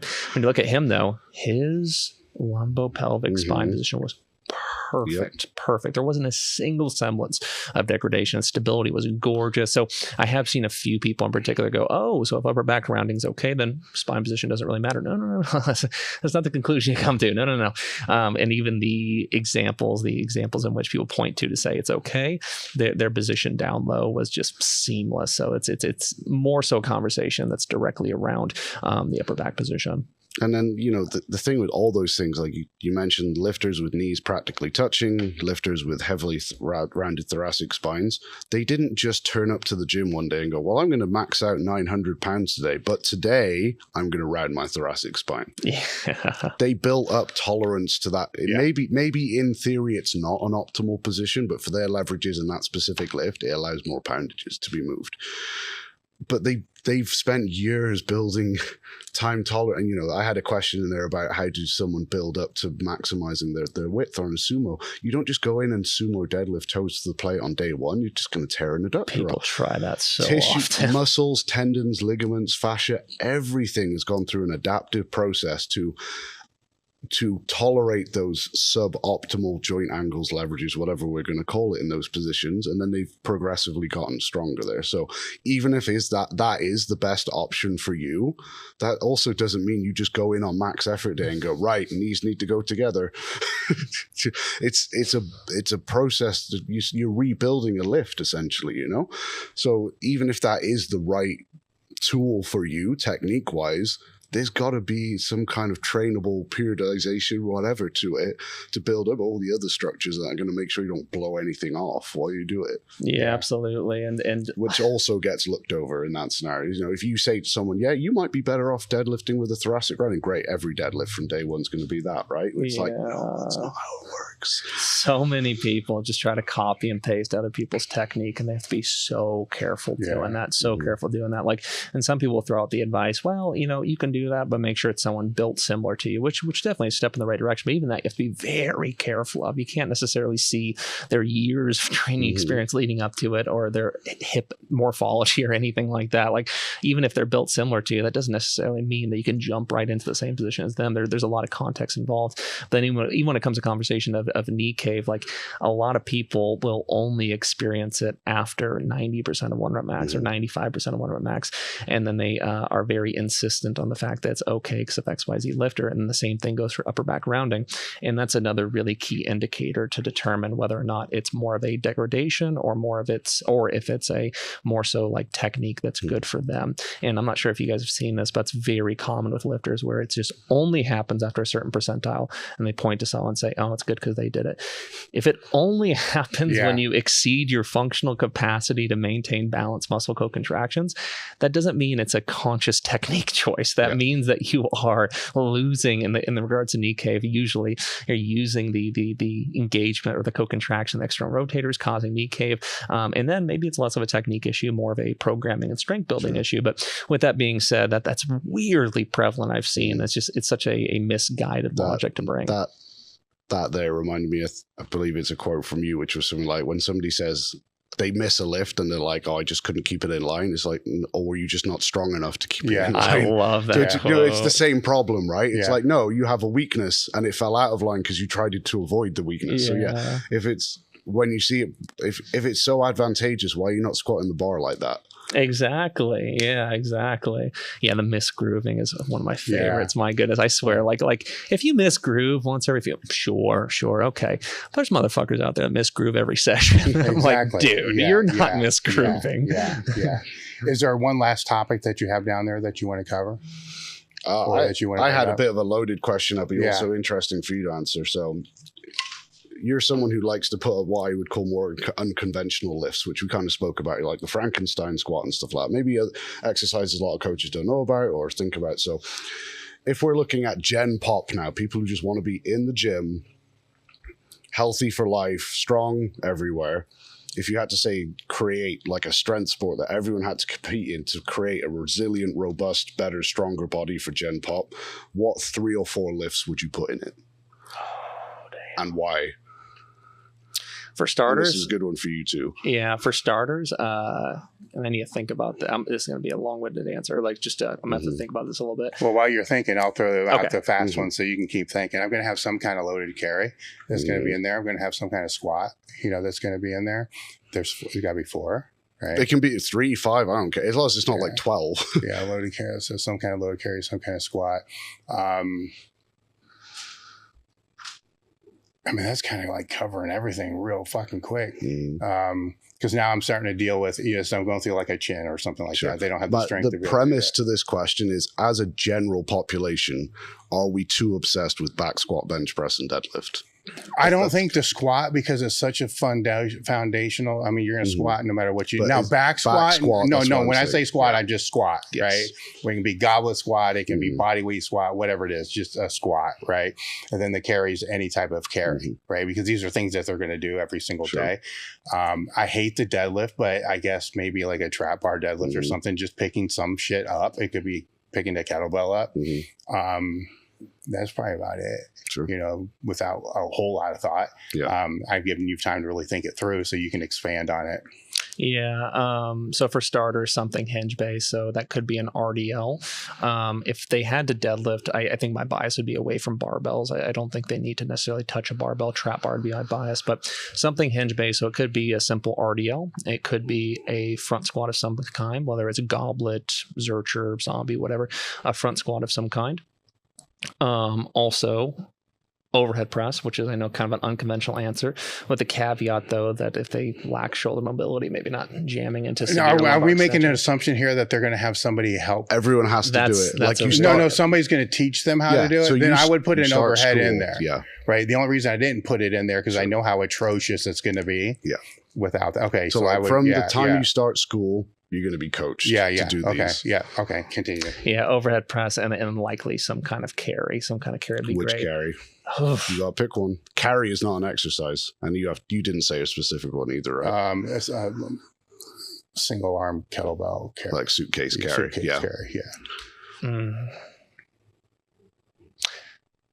Let's just go farmer's carry. There's a lot of variants I want to run with. But I'm just going to say farmer's carry. So to be clear, RDL or trap bar deadlift, we'll just go RDL. RDL, some kind of front squat variation, overhead press, and some kind of carry. We'll say farmer for the time being. Okay. Because the thing is, if you ask some coaches that question and you ask how many of your clients or you have two of those in their programs, there's going to be an awkward silence. What would be yours? Mine would be probably a Zercher squat, because I think an anterior loaded squat is beneficial, but expecting everyone to learn a front squat or Frankenstein squat without the pressure on the throat is probably not reasonable to expect everyone to tolerate. So probably a Zercher squat. It would either be an overhead press or a push press. I think if they could do push press, that would be better, because the ability to stabilize more load overhead would probably be better for them. I probably then would not have a pure hinge, and I would have something like a low handle trap bar deadlift that kind of gives wiggle room to make it more quad or hip dominant depending on their build, but it's something everyone can probably do. And then I would have some other one-sided carry, whether it was a suitcase carry, a one-sided like front rack carry, or overhead carry. If I could put another in there, it would be chin up. And I think chin up should probably be in there, maybe in place even of the deadlift. Well, I almost put it in there because it would stop people getting fat. Yeah. And I mean that in the nicest way, but nothing gets harder faster when you add 2 pounds of body weight than a chin up. Well, that's why I didn't put it in, because most people don't have a starting place. Yep, sure. You know, unless it was assisted chins, and now you're killed the question because somebody has to help them. Yeah, sure. But I mean, I would even take out the trap bar deadlift and put chin up in there. Yeah, not to mention that the chin up, people really underutilize or don't appreciate it for its mobility benefits of the shoulder. Oh, sure. Too. Yeah, like that's the problem with the exercises I chose. There's nothing that's really going to push that, but chin up certainly does. Sure. But I mean, if you're doing something overhead, everyone's going to maintain thoracic mobility and probably not end up too bad in terms of kyphosis and all that stuff.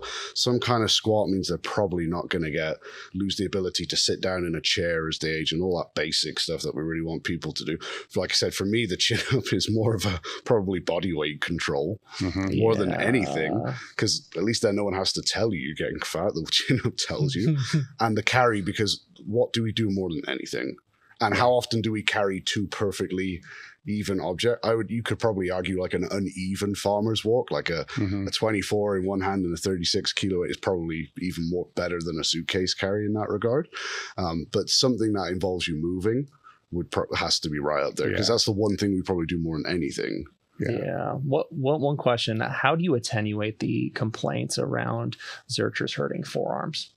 Okay, so most of the time, first off, the problem with Zerchers a lot of the time in that regard is you take someone who's strong, say 500-pound back squat, and they've never done Zerchers before, and now they're capable of Zerchering 300, 275, whatever, that's the weight range they're working in straight away when they have never racked a barbell on their forearm.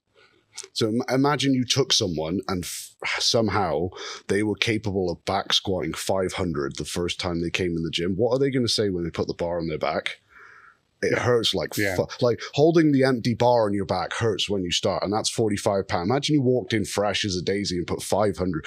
So that's really, it's the same with like we were talking about yesterday. Teaching someone to hook grip is so much easier when they're weak and starting off because the loads are so much smaller. They can stick with it. Trying to get someone who's already deadlifting double, triple body weight, convincing them to start implementing hook when they can't pull more than 185. Is really hard and a much longer process. So that is really the stem of the problem. It's not that the load is limiting how much they can lift. It's that they just haven't developed pain tolerance in the area they need to hold it the same way that would be with a front squat or hook grip or anything like that. So as an intermediary, generally, axle bars work better because it spreads the load out over a bigger area. So it's not just sitting in that one spot. A lot of people will load it actually in the elbow. Right? They will hold up and put it on the tendon, whereas what it should be is arms here so that it can rest on the meat of the forearm at the top just below the tendon. So that's where it really should be sitting. And then even things like putting some knee sleeves, like oversized knee sleeves on your arms, can take loads of the pressure off. I mean, if Thomas Haviland can Zercher squat, would you do like 860 for a double with bare arms? We can probably all Zercher squat just fine if we just put enough time into it. So it becomes more of an issue of load management whilst they accumulate the pain tolerance to it. So, that's just programming in terms of, okay, well, we'll start off with higher reps or slower tempos or whatever's going to reduce the weight enough that all they can think about is the pain in their arm, and just it'll desensitize as the weight goes up. But I haven't seen anyone have that problem when they're either kept in consistently or kept in for long enough to develop the pain tolerance for them. I mean, and Naomi's Zercher squatted 400 at like 148. I mean, if the rack position was really that limiting of a factor, people like Tom Haviland would not be doing 800. She would not be doing 400. It's just a case of sticking with it long enough. That's all. I guess it's similar to knee wraps. I asked that question because, for one, that's a consistent pushback for people online of why they'd never do it. But also, I get comments pretty consistently when I do post about or do it, like, "Oh, doesn't that stress your bicep tendon? That's an injury waiting to happen." So I always find that interesting as far as the response goes. But you mentioned a few things that I hadn't thought of, that using the different implement to spread the load across. I don't see that a lot. That's I mean, smart. Load on the bicep tendon with how close it is to the joint. I mean, you can talk levers and stuff all day, right? But there's no real loading. No. If the bar starts to roll down your forearm, you think, I'm going to save this by curling it up. Then we're talking different issues. But also, if we're talking gen pop safety element, a Zercher squat is probably the easiest one to ditch. If you're on your own with no safety bars or whatever, you just dip forward and straighten your arms and it's gone. It's out in front of your knees most of the time. I would argue it's the safest variation to push yourself on, and be able to dump it safely. So that's probably another one in its favor. But the bicep thing for me, I've never seen it happen. I'm not saying it can't, but in theory, it should only really happen if you try to curl it up when you're losing it, which if you want to do something stupid, you can injure yourself doing anything. Absolutely. Yeah. Do you have any final thoughts? No, honestly, thanks for having me on. I haven't got an opportunity to do a lot of podcasts like this, so I appreciate the hell out of it. And I hope that everybody got something out of it. Yeah. How can people find you? Yeah. So, mainly from Instagram. That's probably what I'm most active on, brandonmorgan.coaching. Also, I have a website. That's the URL as well. And then lastly, I have a website and gym, Saprogenic Strength Conditioning in Vancouver, Washington, which that's exciting enough. A lot of high-level lifters are moving to. We just had one that's one of the top 3 totals right now in the world that moved from Florida all the way there just to train there, which is cool. So we're getting some serious lifters out of there, which is fun. So we got that gym there. Strength Lab Performance Center in Portland, right next to American Top Team, which also has a website. And then lastly, I do have a hypertrophy training app through Train Heroic. So if you want to join that, follow along, see what I personally typically do for hypertrophy training for something that doesn't cost as much of a one-on-one coach. Be sure to check that out. All right. Well, thank you for coming out. Tom, thanks again for co-hosting, and we're done. Awesome. All right, guys. Thanks for watching the video to the end. Make sure to like and subscribe to the channel and click here, or here for more videos.